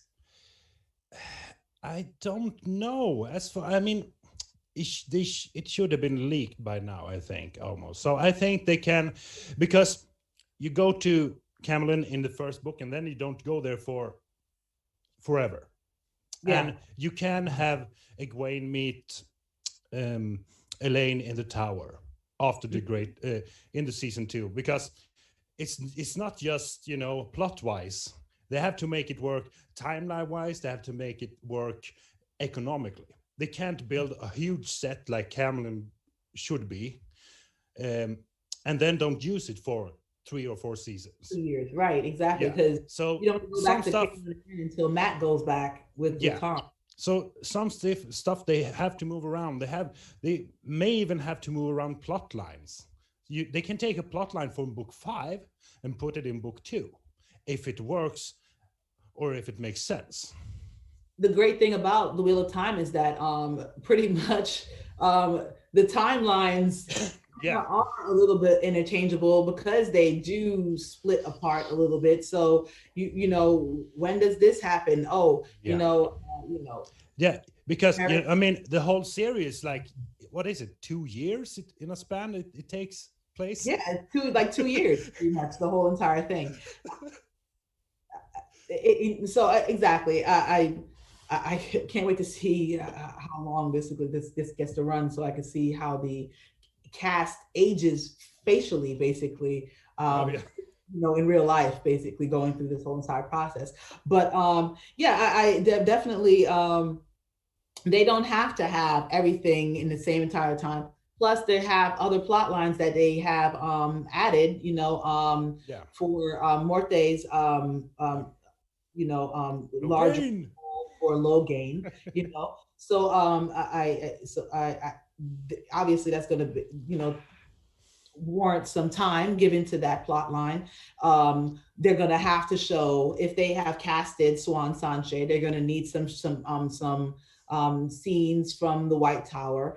And so that might be basically when, you know, Swan is,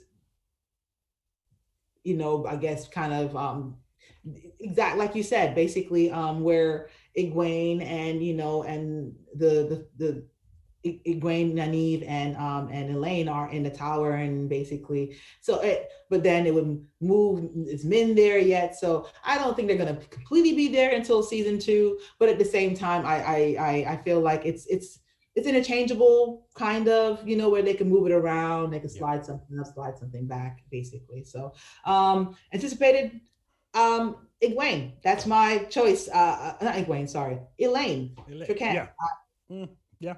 And I think I was having a conversation with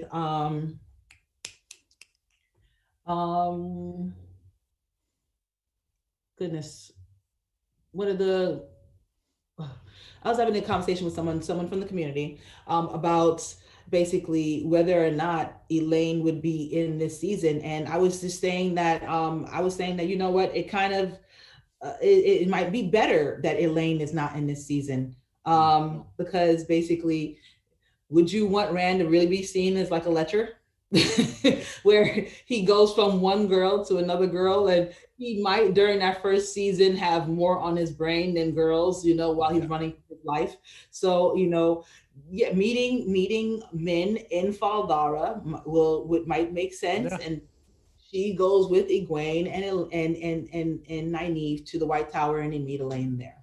Yeah, but then it's not a bad idea. It's not a bad idea. I like it. Obviously, you know, the professionals, I hope that they basically have come up with a way, and if not, I'm sure they have by now. Please don't tell me that you basically are running off my software.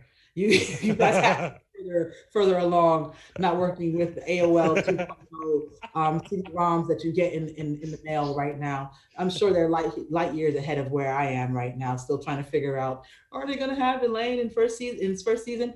I'm sure they're further along than this. Hey, they're breaking season 2 and season 3 as we speak. I'm hoping that Yeah. they're breaking. Oh, they paused. From No, filming? they're breaking. You know, they're breaking the story for season 2 and Right. season 3. Exactly. So, yeah. Yeah. So I hope that basically, you know, they everything. I'm asking the creator to please send us the season 1 that I've always wanted for Christmas. So, well, not for Christmas, probably for I've heard anytime next year could basically be it. Yeah.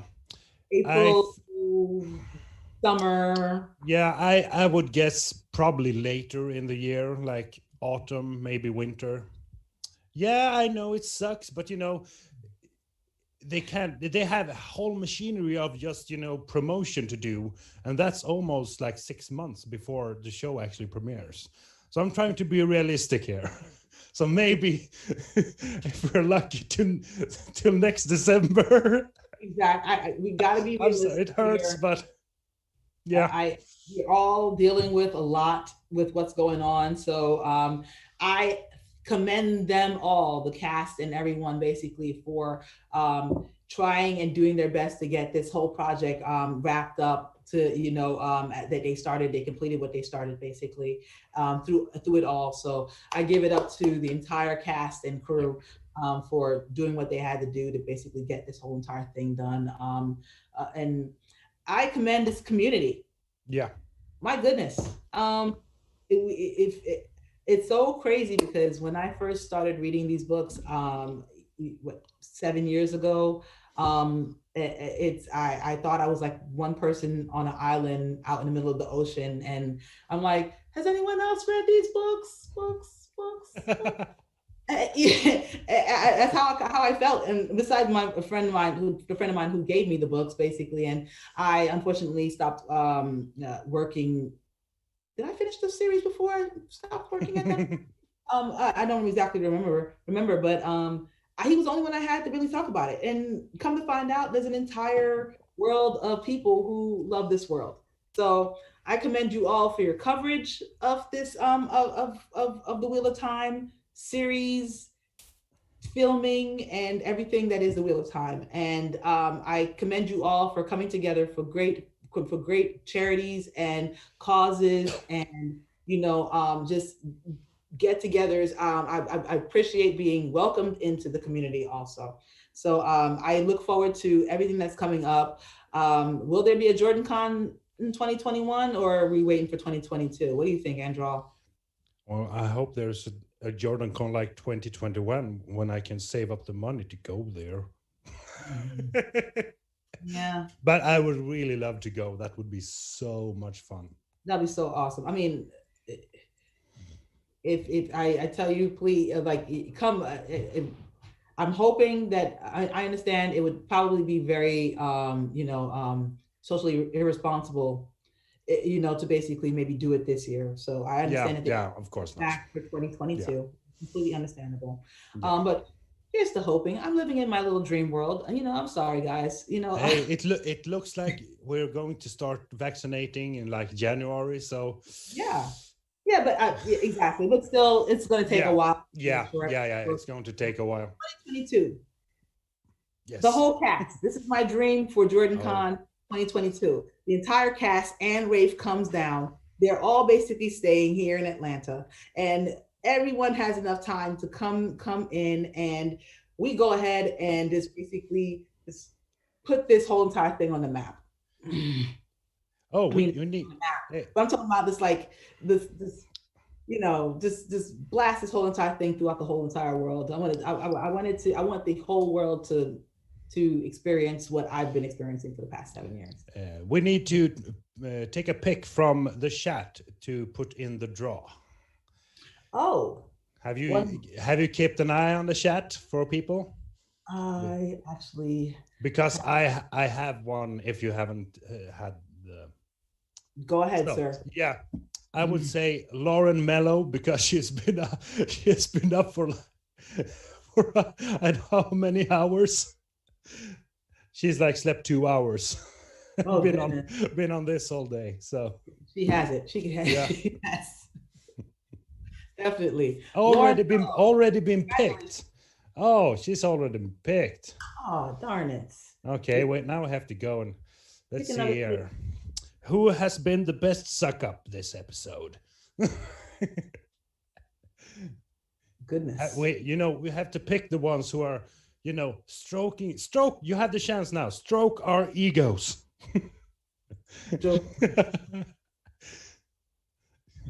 Yeah, no, she's been taken.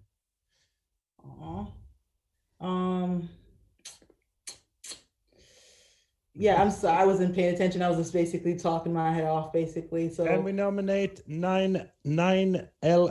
Oh, yeah, 9LS is awesome. Yeah, people are saying 9LS, 9LS, LLZ. 9. Yeah, yeah. I've seen that one posting and commenting. They are great. Okay, well there you go. Congratulations. We'll go for that. Yes. We'll go for that one. We'll go for that. Hey, we have. You were worried if we were going to have enough. Now we're like 3 minutes out, and we did not even get through half your questions. I mean, actually, we got through all of them except for the last one, which is hopes for 2021, which is kind of what we kind of just went anyway. Just speaking about. You planned this good. We'll probably definitely have another virtual Jordan Con, and I hope to definitely be involved with that and continue to interact with the community.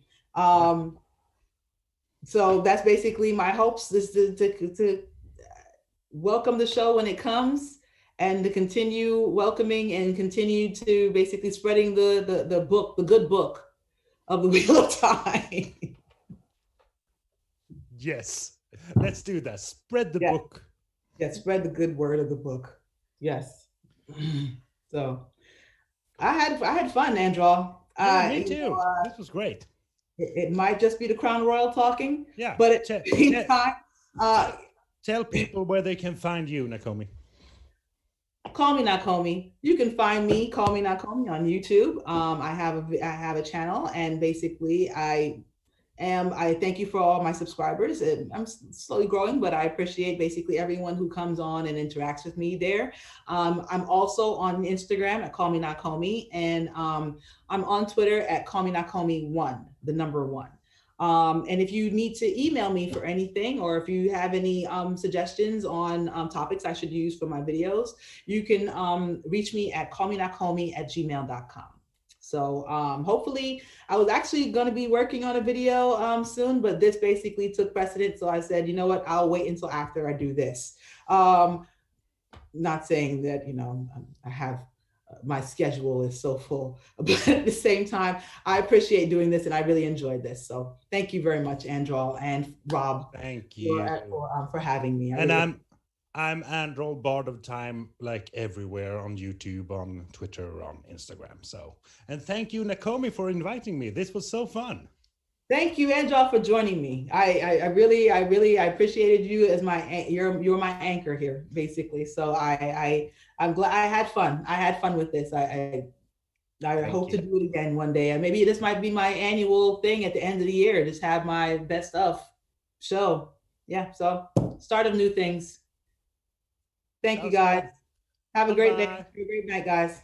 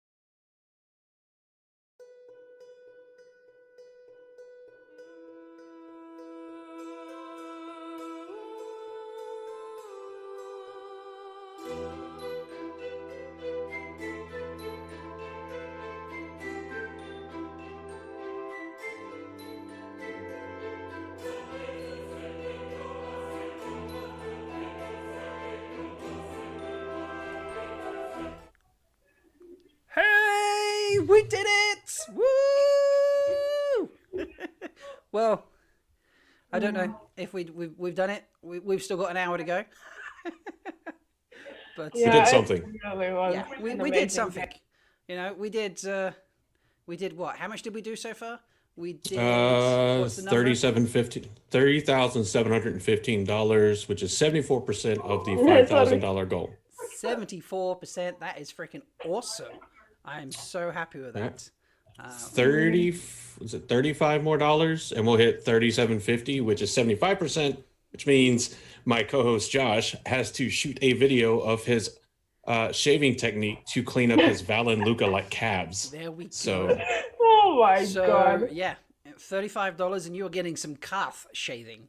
I mean, who doesn't want that? What Delusions was asking for all along. Yep, Delusions, you've wanted it. Like, talk people into it.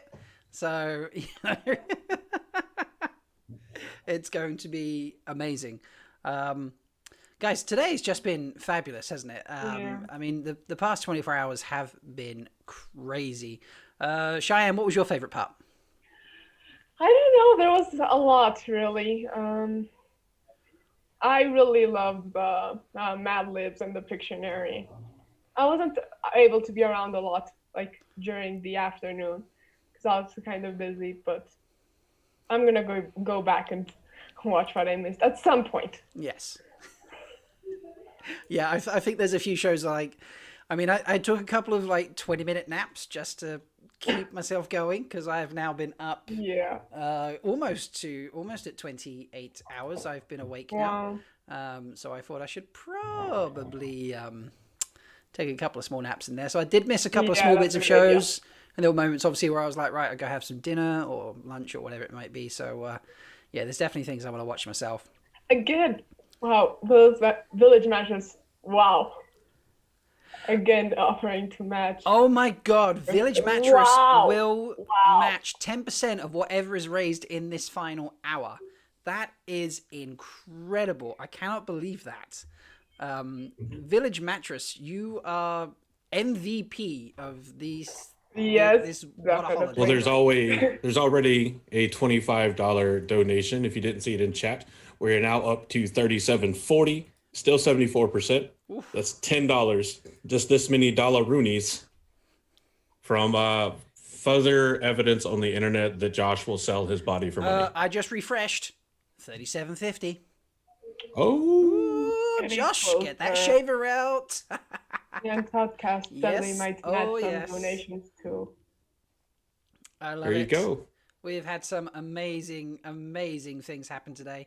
Andrew, what was your highlight of what you managed to stay awake for?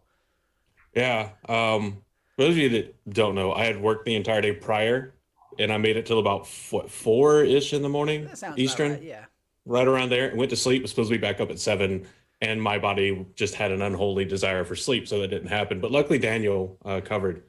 So of what I saw, I have to say my favorite part was Elliot reading a condensed version of the Sex Igloo scene. I love the way he was doing it this was as well. He was fantastic. just like, I'm gonna do it off screen because I don't want to look at the camera. You know.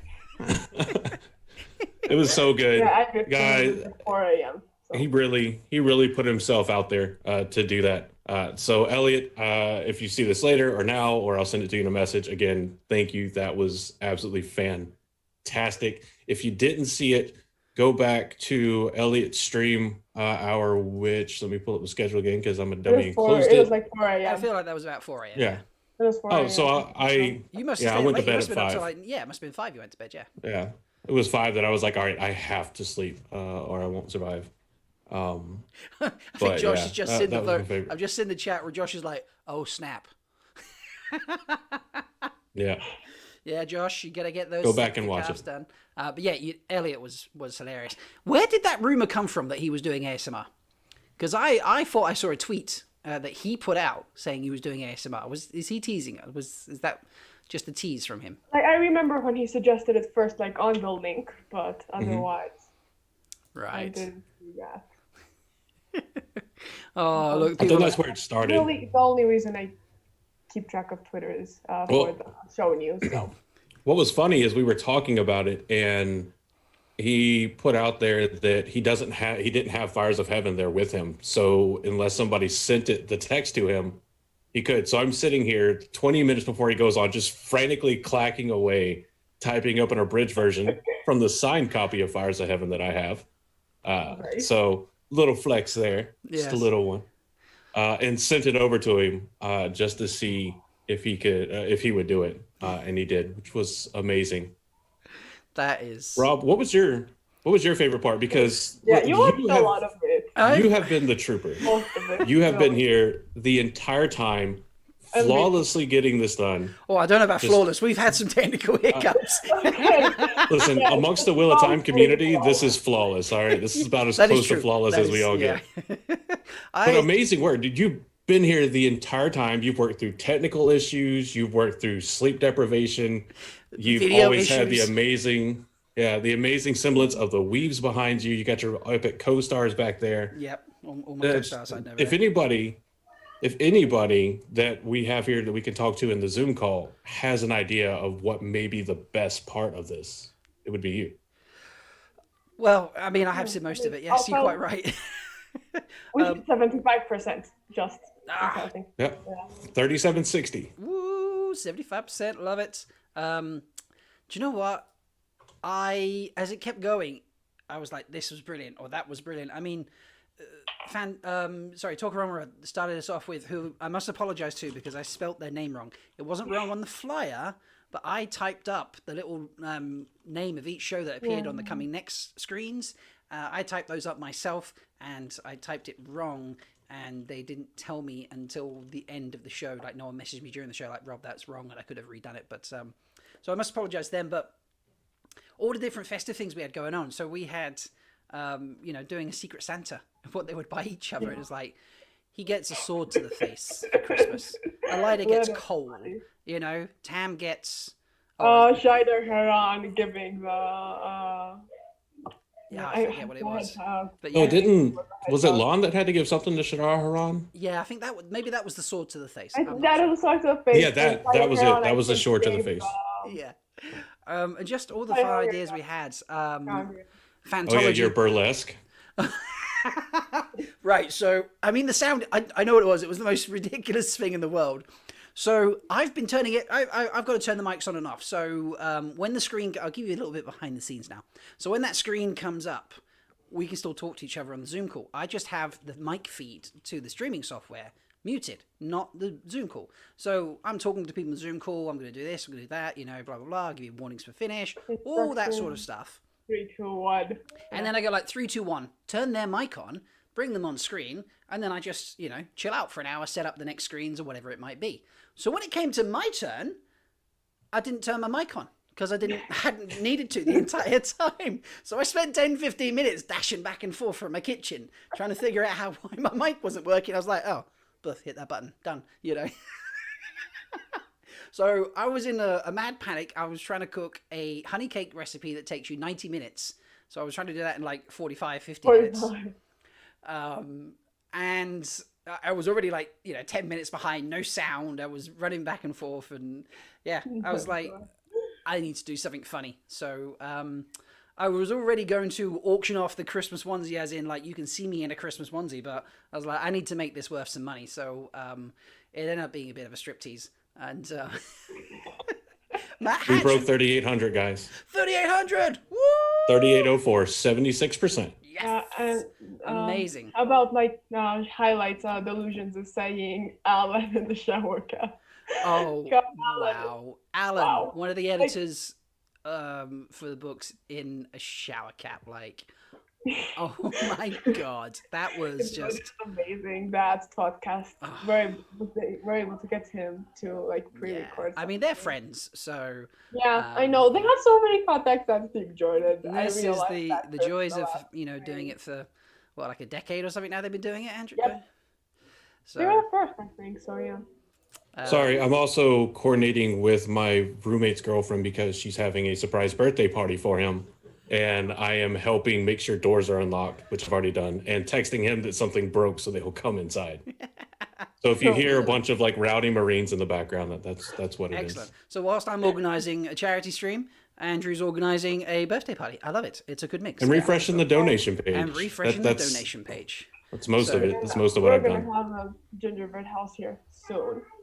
That's going up on the Road to Tarvalin, the Kitchen of Lara's channel. You won't miss that, so don't worry. Well, you can see I tried to decorate for Christmas, but it just caught on fire and is currently burning behind me in a very still fashion. So I love it. Shayol Ghul. I have to say the Pictionary is probably my highlight for a few reasons. So and not because I was on it at all. Basically, the Pictionary, that was something that Tree put together or wanted to put together, when we first announced this a couple weeks ago. And we did a couple of test runs because people like sharing screens and swapping over, and you couldn't have everyone, so it's like turn your video off and hide. And we did 2 practice runs. Neither time did we have everybody, and it wasn't really very smooth. I've got to be honest. I was very concerned that it was going to be partially organized chaos come to the actual event. And then everybody hopped on, and it was like slick as silk. I couldn't believe how well it went, and everyone's getting it. Incredibly well. It's just like screens off, screens on, microphones, everything. It was like, right, Lusty Leaves up next, and they're popping themselves in and out, and I was like, wow, this is amazing. And then the donations were just flying in. Yes. That was Speaking of 3828. Ooh, very nice. That was I mean, Andrew, I was trying to keep a track of the other hours, and I'm pretty certain that was 3878, 77%. Love it. I think that the was link is going to be working after the stream ends. Yes, it will keep working. Yeah, you can keep donating, people. But I think it was our most successful hour of the 24. We raised I think just shy of $900 in an hour. I think so. Kind of blew everybody's minds. In fact, I was on such a high afterwards that I didn't do the switch over to stream 4 that was scheduled, and I just launched in Weaves of the Wheel and let them go for it. And Andrew's like, dude, you meant to switch screens to stream 4? And I was like, oh dear. This is why we build in extra time so YouTube doesn't close us down. So we just moved it over, didn't we, Andrew? Oh yeah. When I came on with tWoTcast, which, I mean, to be fair, I got my ass handed to me, but I also didn't lose. I didn't come in last place, which is a personal victory for me. Is that because is it Tom? Yeah, Tom is just wildly betting. No, well, Tom, he was in charge enough of the board to where he could pick things, and if he got the answer wrong, they deducted the amount. Nice. And it just kind of went there. And I think the 2 double Jeopardies that he got, I think, the betting only didn't work because he got the wrong answer. He started making really good comebacks several times. I'm kind of surprised that I didn't wind up in last, but there was just no catching Jonah. It just wasn't happening. That's fine. I'm going to bring in another person for the end now, because when we finish in just under 45 minutes, there's going to be a bit of a quiz happening, a bit of fun. So I'm going to bring in the fabulous person that is DT, who'll be joining us in a second on the stream. There he is, popping in. And he's going to give us a little rundown about... Oh, look at that band of the red hand bag. Look at that. Yeah. Wait for the audio to connect, ladies and gents. Oh, I thought it was just me, honestly, because the internet's just so weird. No, it says connecting to audio. It's like, hey, I'm taking part in a charity stream this weekend, so the internet's like, yeah, we're not going to work whenever you need it to. Can you hear us, DT? I can hear you. Yay, DT. Yay. Hey guys, I've teased them that there's a quiz coming. Why don't you dabble? Small quiz. Yeah, let them know what's happening. Quiz. Gotta love the band of the red hand bag, guys. This has been an amazing event. Thank you guys so much for putting this on. So fun. Yep, we can hear you. You can hear me. Great. Okay. Yeah. Awesome. So you're running a quiz afterwards, aren't you? I can hear you. Hold on a second. I just got to change an audio setting. Just give me a second here. Now it all goes wrong. It's all my fault. It's all my fault. It's the end of the stream as we Okay, know I think it. I got it sorted out. I had All right, double audio going there because I still had the YouTube stream on. My bad. Technical difficulties, just to blow it all I up have right it at on. the I end. just turned off the audio. Nice. Oh, okay, awesome. So, guys, thanks so much for running this. What a great event. You guys raised a ton of money. Well done. I run a Discord server that is What Trivia and Games. And of course, as we'd like to run a trivia game at 8 o'clock tonight. So we're going to drop the link in the chat. If one of you who has permission can do that, that'd be great. And basically we do like 4 rounds. It's about an hour-long game. It's going to be Wheel of Time trivia. So just for fun, we thought we'd play a little game in prep for this. I've prepared a few Wheel of Time anagrams. So I want to see if the people in the chat can figure out who these Wheel of Time characters are. So I'm going to kind of hold them up in front of the screen, little cue cards I've got here. And first person to answer correctly kind of wins. There's no super prize, but if you're the one who answers correctly, we'll put you on Team WoTaHoliday for tonight's trivia game at 8 o'clock. So without further ado, first one, we have Mad Baloney. Who is the character Mad Baloney? Who's Mad Baloney? Mad Baloney. See if anyone gets this. MK does not like anagrams, apparently. I'm saying that. All right. Whilst you're This is thinking a about real that character. anagram, I am popping in a. Oh, Tree beat me to it. I was just about to put this. I'm literally about to hit enter on the Discord invite. She beat me to Perfect. it. We've got the Discord invite in there. Yes, It's in there twice. Tree posted it. Join, and you have to agree to the rules to actually open up the server. You go to the rules, there's a little green check mark, you got to click it, and then you'll be able to see the rest of the server and take part in the games. So anybody has figured out who Mad Baloney is yet? I'm not seeing anything in the chat just yet. Not yet. Hold it up again, they're saying. They're saying hold it up again. Mad Baloney. Ready, guys? Mad Baloney. Oh, I see Sonia has it. Bale Doman. There we go. That is correct. All right, Sonia, if you join, we'll make sure, DM me and make sure I'm DT on there as well. You can DM me and make sure we'll get you the role. So the next one. I'm going to break in real quick. Hate to do this to you, DT, but we just broke $4,000, guys. Oh, beautiful. $4,000. 40, 50, 81%. Oh, it's going amazing. fast. You guys are breathtaking. Wow. Thank you so Hold much. on. Oh, I need longer hair so I can do the count of hair. All right. That's amazing. But continue, DT. We're going to the next one quick. Hard Amber Vase. Which Watt character is Hard Amber Vase? Please forgive my preschool spelling structure here. Not so good at the writing, but you are good at the quizzing.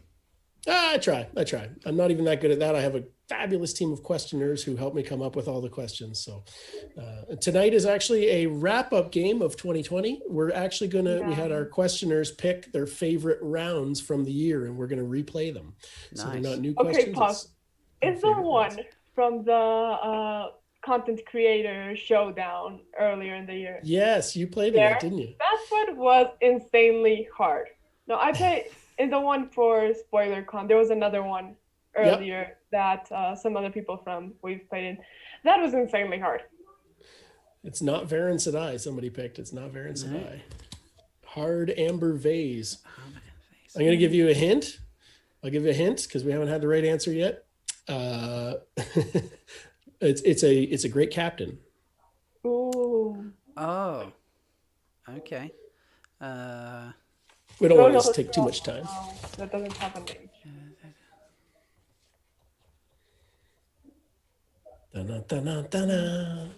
I'm trying to quite yet. Which one's got? Well, there's only 5 of them, folks. Yeah, but which one's got a V in it? I'm going to them in my mind. One's got a V in it. This is a first and last name. Too many letters. Oh my god. Oh, Sonia again. No, you don't count, Sonia. You can't just play like the second. Master of the Deck comes in with it. Oh yeah. Why did I not think of? Yeah, I got it like the second. Why did I not think of Danny Davram? Oh my Danny god. Davram. All right, I've got 3 more of these. And Okay, right. I did save the best one for last, so we'll do these ones quick. We got 3 more. Master of the Deck got that I'm one. gonna Okay. have to. Yeah, Master of the Deck. Camel hearsay. Camel hearsay. Camel hearsay. I can't read. I thought that said heresy for a second. It's not. Nope. It's hearsay. Oh no, I believe you. I just know I can't read, much less talk.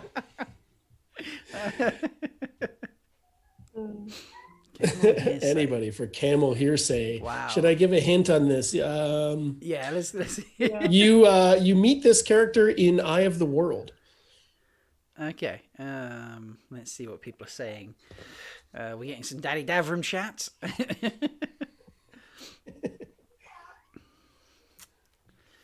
Nobody quite yet.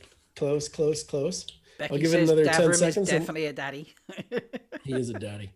The camel hearsay. Camel hearsay. Nobody yet. We will. We'll narrow it down a little bit more. This person. This person is or was a warder. Okay. Aylas Manchira? Nope. We're going to see who chimes in on the text. You guys don't count. Yep. That's why I was just like, nope, don't say it, because I'm thinking it's Ayla. That's fine. I've got to do nothing at 8 o'clock anyway. We've got Elaine being voted for. It is not Elaine. It's not Elaine. There's Elias, no keyword you're data, no by the way. longer eligible. Super Skylake comes in with Elias first. There we go. All right, Master of the Deck was there, Skylake. but Master of the Deck's already in. It is Elias Machira. Machira, lovely. Okay. All right. So two more. We'll go through Skylake, these well quick. done. Here we go. Another Eye of the World character. Another Eye of the World character, okay. We have Acid Oranges. Okay. Acid Oranges. Acid Oranges. Andrew says, is it Bob? No, it is not Bob. Okay. Acid A very Oranges. good try. And it's not Steve. And it's not Steve. Sonia, you're already in. Stop picking. No, I'm joking. That's right, Sonia. Heresy. You're out. It's always Steve. It's always Steve. Acid There Oranges. is only Steve. Acid Oranges. This is also a character you hear of early in Eye of the World. Early. Very early. I'm going to say am hear of. shocking at Acid Orange. Let's break it down a little further to an Emmons Field character. Someone you hear of early. Yep. They're all just typing acid oranges in the chat now. I know. It's so tricky. This is I'm gonna have to break it down a little further if nobody gets it. But it is an Emmons Field character. Emmons Field. Come on, chat. You can do this. Come on, chat. I guarantee you the questions are... we have Logain in being guest. When was Logain from Emmons Field? If you're scared about the questions you may find in the quiz... Water and Shade takes it with Days Conger. There we go. All right. So if you're playing tonight, you're on the WoTaHoliday team. So last I'm gonna go one. refill Are my we mug while ready? y'all are doing this. I'm still listening though. Wireless headphones. Here we go. Last one. What have we got? Andarin Anal Glam. Andarin Anal Glam. All right. Delusions, you're all about the butthole jokes, so you must get this one instantly, I'm sure. Yeah, I'm gonna hold it up again. Andarin Anal Glam. Who's Lots gonna of get it? A's. Okay. Do the Jeopardy thing. No, I'm not Yeah. gonna sing that whole song. I don't even know if that's Jeopardy. I'm just singing it. Once again, this is an Eye of the World character. They're you're all introduced Eye of the World to. characters. I love it. Tree yeah. says they're really Well, hard. Is that what Bashir Uno was says? not, but that's okay. And DK Moon takes it. Moon, All nice right. one. DK Moon. Guys, thanks so Anyway. much for playing my silly game. Yeah. And Anyway, if you I'm feel gonna like have to joining go the now. trivia Discord, come play some trivia at 8 o'clock tonight. It'll be a good time. Yes. Other than that, I'm going to leave it with you guys here to Yeah, and take I'm it home. gonna, Thanks again for running everything. Jump off to. Okay, no worries. They're all I'm gonna running make my away. donation They're now, leaving too, me. No, it's fine. It's fine. Thank you so much for popping in, DT. Do head All right, over guys. to the What Trivia Discord. Cheyenne, thank you so much for your work You're and the welcome. charity stuff and popping in and out and then being on shows and stuff. and I'm sure I'll see you around. So it is amazing. Ciao. Bye. Andrew will be back in a moment, I'm sure. There he. Wow! Will you look at that? He just turned on the chair the second I said it. That is brilliant. Let me. Can't finish out the stream with a half-empty mug. Well, that is quite true. Now, let me do some bit of tinkering with the screen here because that donation link is far too small. So, bosh, do that and make it big. The magic of technology. Bosh, we have increased the size of it. Although Andrew can't see that, only I can. I mean, I could pull it up and look at it in a few moments. That is true. So, but yeah, it's been a wonderful day. I can't believe we've cracked $4,000. That has blown my mind a little bit. Thank you so much to everybody who's gotten involved, donated, whether that's large amounts, small amounts, just whatever you've managed to donate. If you've just been sharing it, just been getting involved, that's wonderful. How long did I have to get in for the mugs? When are you coming out?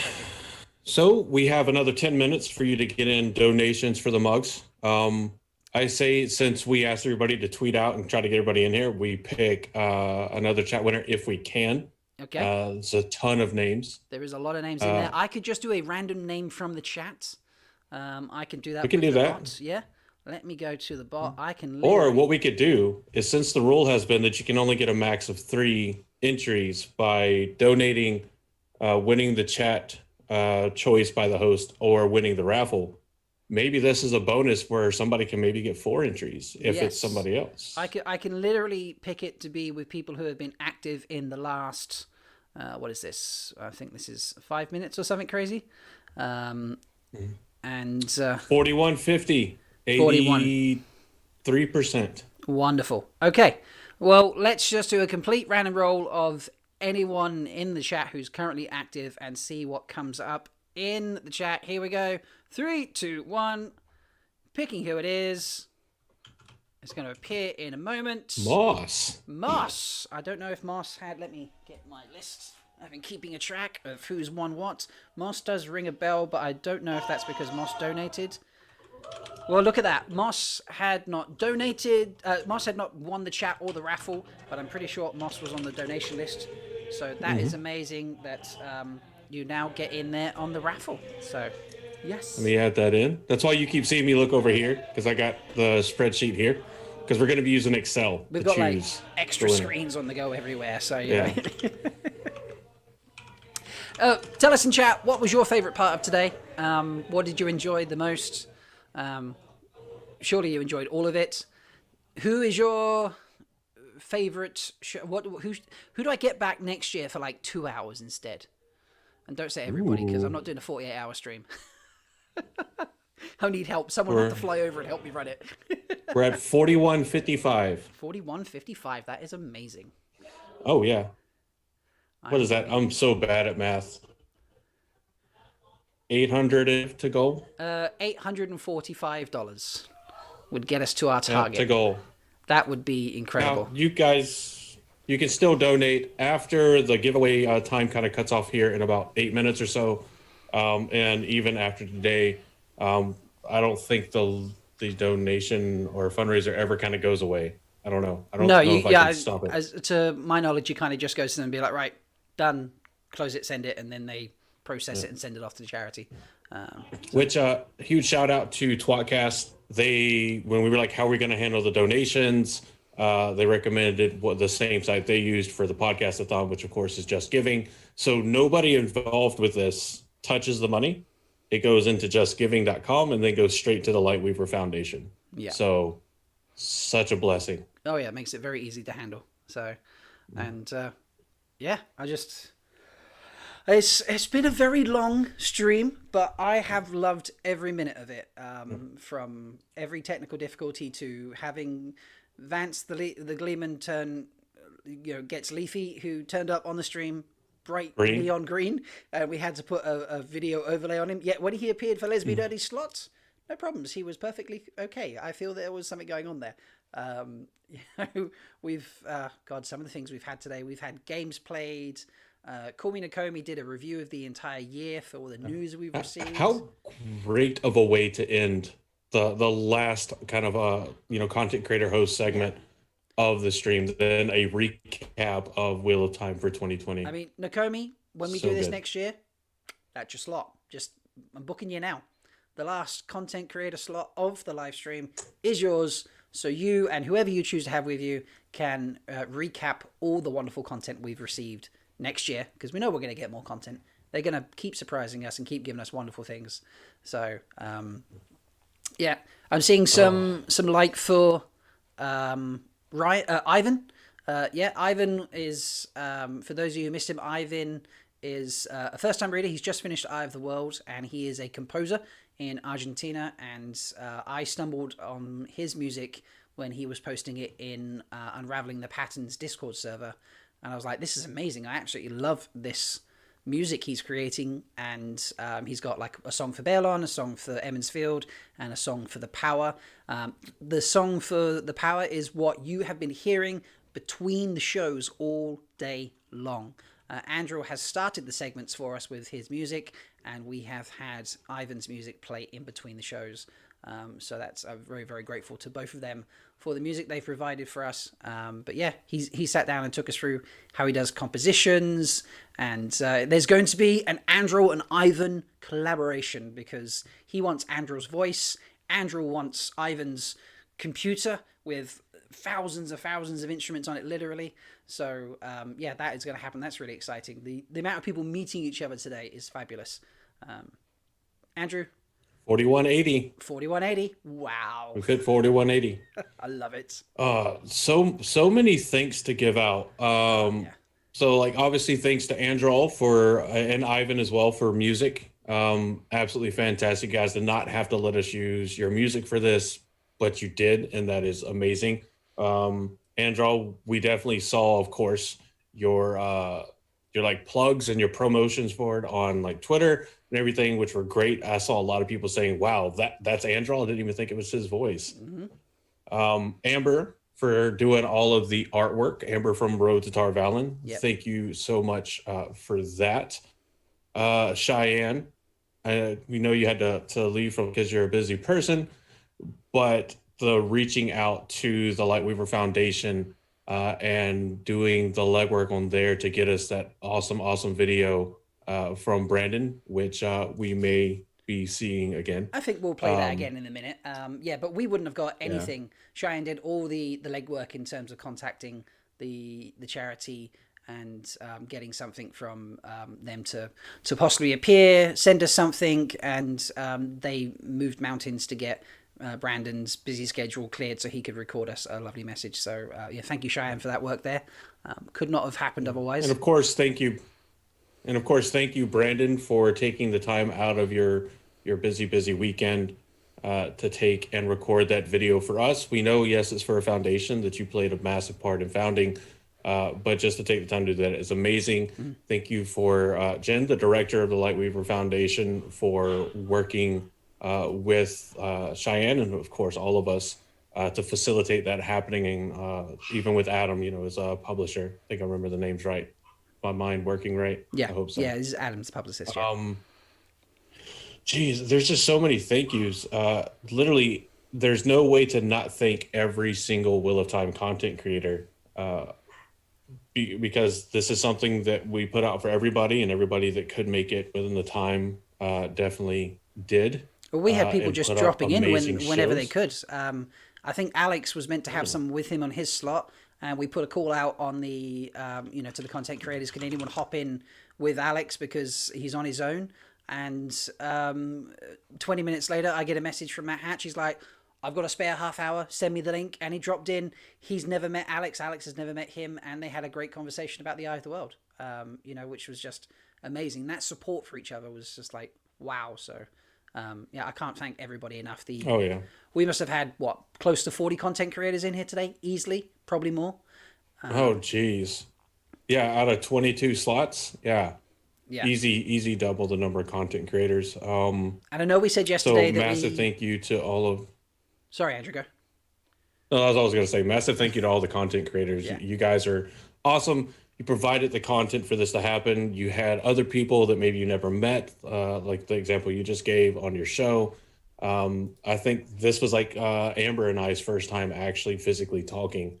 It was, yeah. So you guys are amazing. It's brilliant. 1 minute left to get in your donations as we're at 4208, 84%. That's just for the giveaway. Just to the be giveaway, entered yeah. in the giveaway. Because we have to go through a bit of trawling through and randomizing to actually pick out who's going to get the mugs, which I will get up on the screen. Which we'll do where you can all see. Yep, 1 second. Radical transparency. Yep. Roll that beautiful mug footage. Oh, no, don't tell me I got rid of the mug footage. Oh, give me a moment and I will bring the mugs back. Oh, no. Oh, no. Nothing else. It's in our Discord chat. Yeah, I was just trying to clear up. At worst case snenario. I will find it. But I think the biggest thank you has to go out to you guys, the fandom. There's not a name that I see in chat that I don't remember seeing previously in the stream. You guys have been around here so long. Some of you guys have stuck it out for most of the stream. I feel confident saying there's a couple that stuck around for the entire stream, it seems like. Oh, yeah, definitely. All that kind of stuff. And this stuff can only be as successful as you guys are generous. So this isn't a Wheel of Time content creator victory or success. I mean, it is, but more importantly, it's a Wheel of Time community success. And we all know that Brandon and the Lightweaver Foundation, they're just going to be incredibly thankful and grateful for it. And I'm excited for them to see that we raised some money for them right now, like breaking 4,000. Yeah. It's incredible. Like I'm blown away. We hit a point where I was like, okay, we'll be good if we hit 3,500. Yeah. And we've already blown past that by $708. That's amazing. So the mugs that you are in the draw to win, potentially, if you've donated, if you've been lucky enough to win one of the raffles or you've been picked as one of the chat draws, they're the main 6 that you can get at newcreationsbyjen.com, I presume. Is it, Andrew? It is .com, yes. Yes. So 6 of them are from newcreationsbyjen.com. You have to make sure you put in New Creations, not just Creations by Jen, because that's a different shop. That is a different And shop. then the Dusty Wheel mug is actually from the Dusty Wheel shop on Zazzle, which I scored for 60% off. Oh, yeah. So, yeah. So those 7 mugs will be winging their way to somebody. We will announce who that is shortly. Very shortly. Yes. But whilst I think we've closed the mug entry now, have we? Yep, we're at 4223. So at this point, we're going to shut off the entries for the giveaway. Do we want to pick another person from chat? Do we have enough people to do that? I'm sure I could probably do that. As just kind of a last huzzah? Yeah, let's do a last huzzah. Not to last minute put something in, but just as a last huzzah and a thank you to all of you for doing such amazing work and being here to support everybody that hosted a segment, everybody that was here, and ultimately helping the Lightweaver Foundation. Rolling again for one extra addition to it. Scott was one of the early people. I remember Scott. Oh, yeah. Scott won pretty early. Yeah, Scott won the raffle in the Fantology section. So, Scott, well done. You've got yourself an extra addition there. I don't know if Scott got picked up in chat. No, Scott did not win the chat. But very grateful, Scott, you did donate. So you've got your 3rd entry there, which is lovely. And yeah, so whilst Andrew starts randomizing and blitzing all those names to get them as mixed up as possible, and then we can select a winner, why don't you spend a few minutes just listening a little bit more why you should be donating to the Lightweaver Foundation from the man himself, Brandon Sanderson. Hey everybody, this is Brandon Sanderson, and this should be the WoTaHoliday YouTube channel. I have been asked to explain a little bit about the Lightweaver Foundation. So a number of years back, the books were doing really well for me, and I wanted to start up some charity work. And I got together my company and various people who worked in it, and we said, what would we want to do? Already World Builders exist, which is kind of a fantasy-themed charity. that Pat Rothfuss started, and it does a lot of good work, and we didn't really want to overlap with that. In fact, a lot of the charity work we've done is just funneled into World Builders because I think it does some excellent work. And it kind of focuses on basic needs around the world for people. And we thought maybe we would focus on another basic need, which is books. We thought getting books in the hands of people who don't normally have access to them, it would be a wonderful thing to do. So we started our charity kind of focused on literacy, though a secondary function is we do funnel a lot of money toward things like World Builders to get those other basic needs. But so far, the sorts of things we've done is we went up to the homeless shelter in Salt Lake City and we built them a library. Turned a room into a library, repainted it, and populated it with books. That's the sort of thing that we look to do with the Lightweaver Foundation, which we named based off of one of the magic systems in my books. We thought that was appropriate considering who I am. And there was already a Radiant Foundation, which was our first choice. But we really like how Lightweaver has turned out. And so we try to be very upfront with people, what we're doing with the funds that we receive. And it is mostly going to be focused either on literacy, getting books into the hands of people who need them, and also basic needs, generally through funneling some money to things like World Builders, occasionally maybe Child's Play and stuff like that to get video games to people who are having some difficulties in life and might really enjoy that. I'm a big believer in the idea that some well-written books or some great stories told in various mediums can really change a person's outlook on life and can really help them in some of these darkest times that sometimes hit all of us. So thank you all for your interest in the Lightweaver Foundation and for the charity drive that you all are doing. All right. Thank you so much again, Brandon, for that. That was absolutely... Like, you really didn't have to record that for us. And I know there was even talk of him trying to appear if possible. So, you know, it was work that he was put in extra to get it to us. So I'm so grateful to have that. But it's draw time. So, Andrew, if you want to here we go. Get started with that. So I will share the screen. Let me just... I need to clear. So hopefully everybody can see that. We're going super high tech with the giveaway. Let me pull this up so that I can see the chat kind of. So this is a list of everybody that has been entered or has gotten an entry into the giveaway and how you got the entry. So like Jake D, you've got an entry for raffle winner, and you can see all of that here, 111 separate entries. Nice. For this That's giveaway. amazing. So what we're going to do is Excel has this fantastic little formula that is funny enough named RAND. It's just perfect. And perfect. it generates a random number. So what we're going to do is we're going to select all of this column. Oh, really? You're not going to let me do that? I got to do it like 1,000 times. This is Andrew's feeling of the technology that I have had to deal with occasionally today, where it's like no sound or green videos or. You know, I should remember this because this is how we did the Dragon Sword giveaway. Where I think there was one occasion where we started up. Yeah, when we first started, I played Brandon as well as us, and then I believe I started to play. Or was it? Oh no, who did I play? I played Mad Libs, didn't I? In the middle of someone's slot. So I think it was What Spoilers got Mad Libs playing in the middle of theirs as well. So yeah, this is. There we go. I've got the whole row copy now. You can see everybody has a different random number for each individual entry.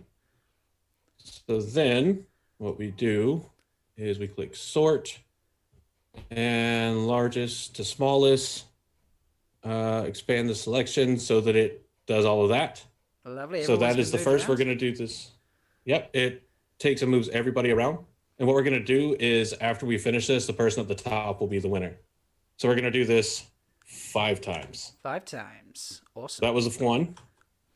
I'm going to keep track. That's 1. Yeah. It's being dumb. It's not letting me paste what I want. Probably because I had the whole column selected. That's a lot. You know, it's just It's just building the suspense. Building this. I need some dramatic music playing. I need to. What should we have playing? I should have Andrew's music playing with us, shouldn't I? So let's have that play with us. And I'll turn it so it's not crazy loud. So. I did this before and it wasn't this much of an annoyance. I don't know why. A little bit of music playing in the background. You're gonna hear all my. If it's too loud in chat, just let us know. Here we go. Random Althor, I love it. I said enter, go to the next. Really, come on. Love it. This is the way. They're enjoying it in chat. We're getting some fun messages. So you know the saddest part is I work in IT. I should know how to do all this like perfectly fine.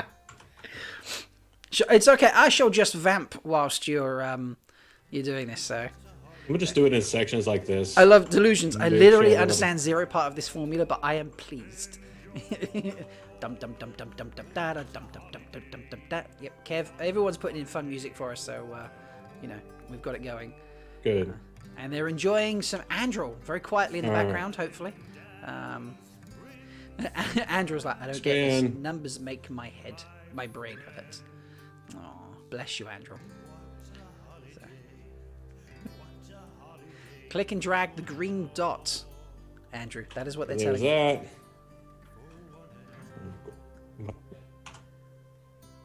Is that your second blitz? Oh, this one? Or was that the third one? Hey, people know Excel a lot better than I do.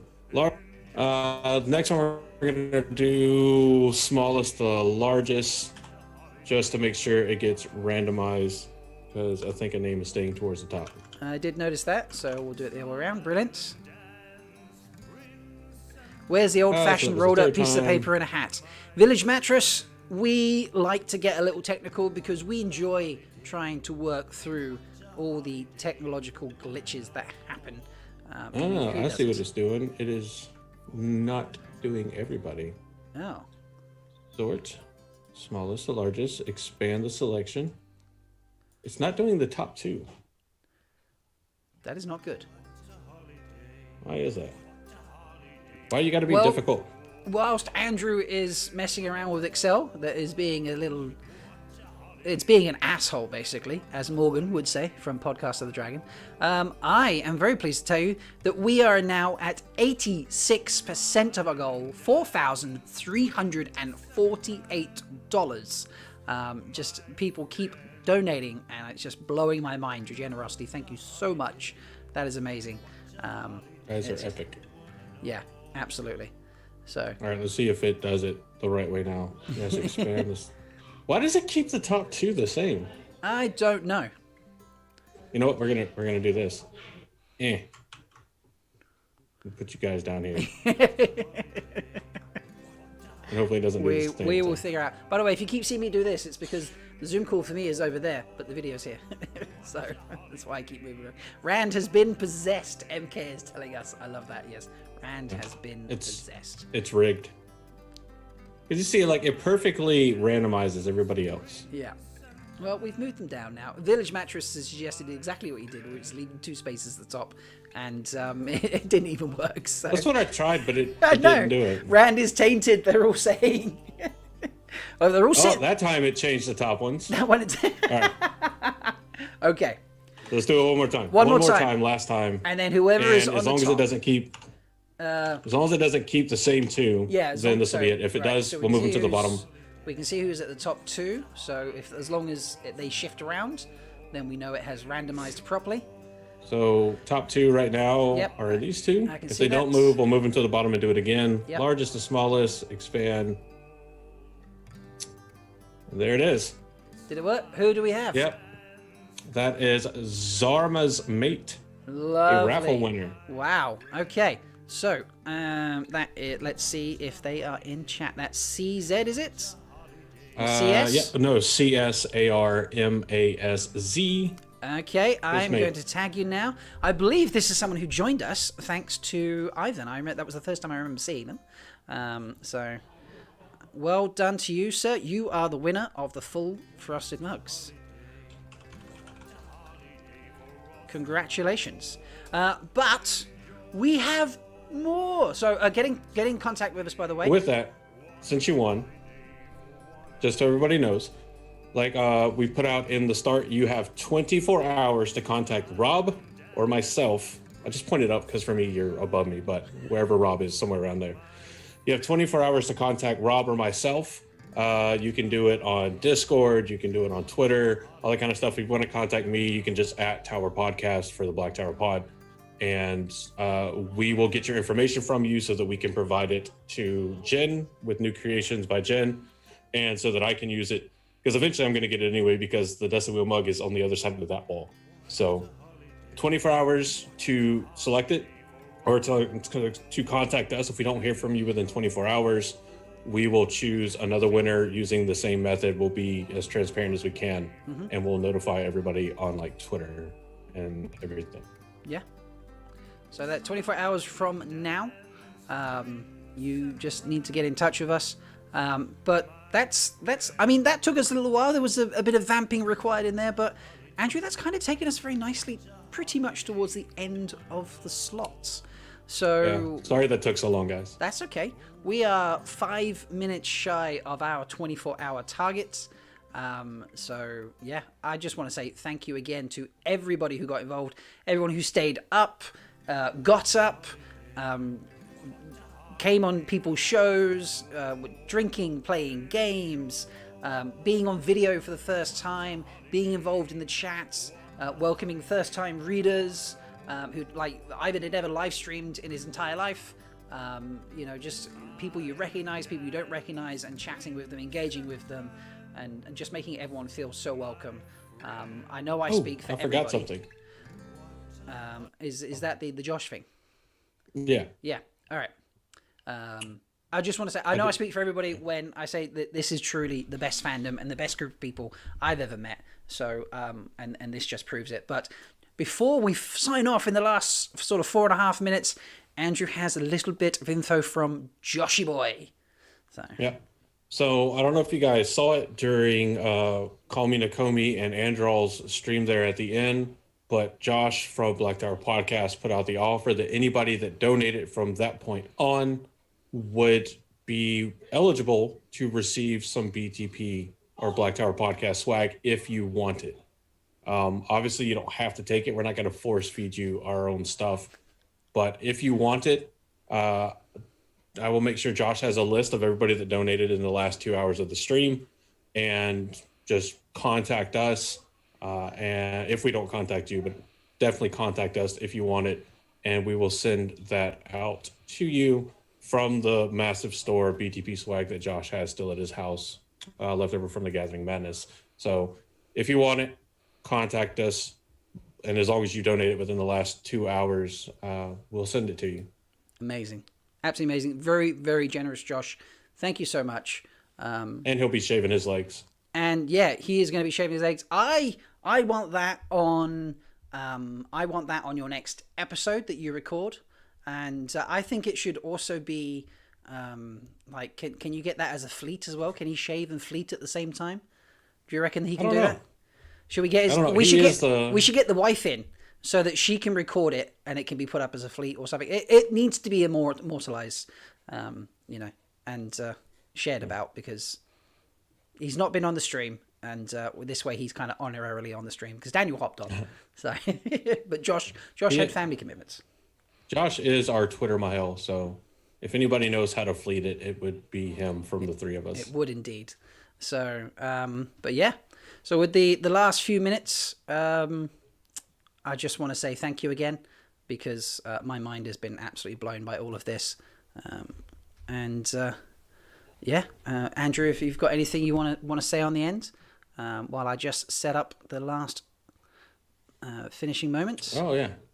So right now, as I'm looking at it, we're at 43, 48, 86% of our goal.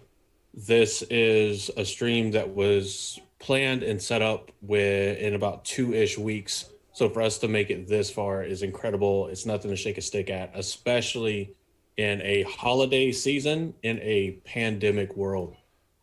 So this is just utterly amazing.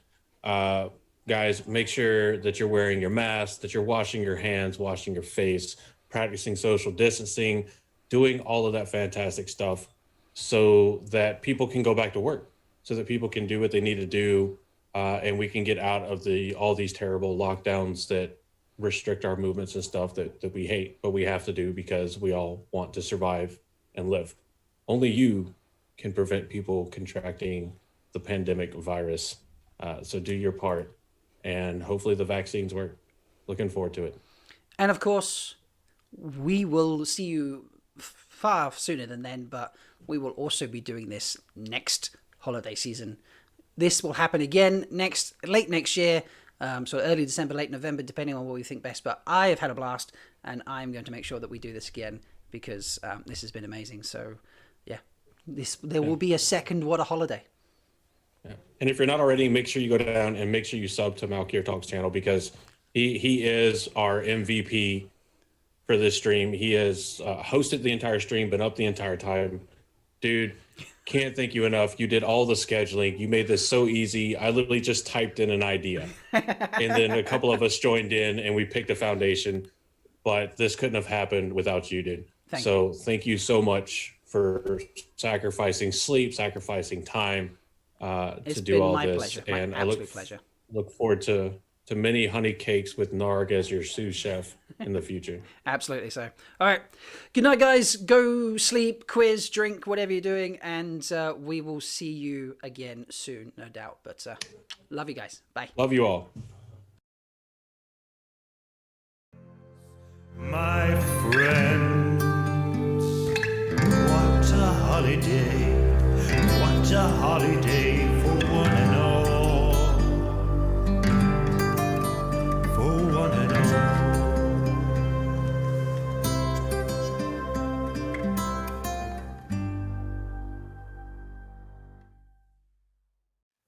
what a holiday, what a holiday for us to all enjoy. What a holiday.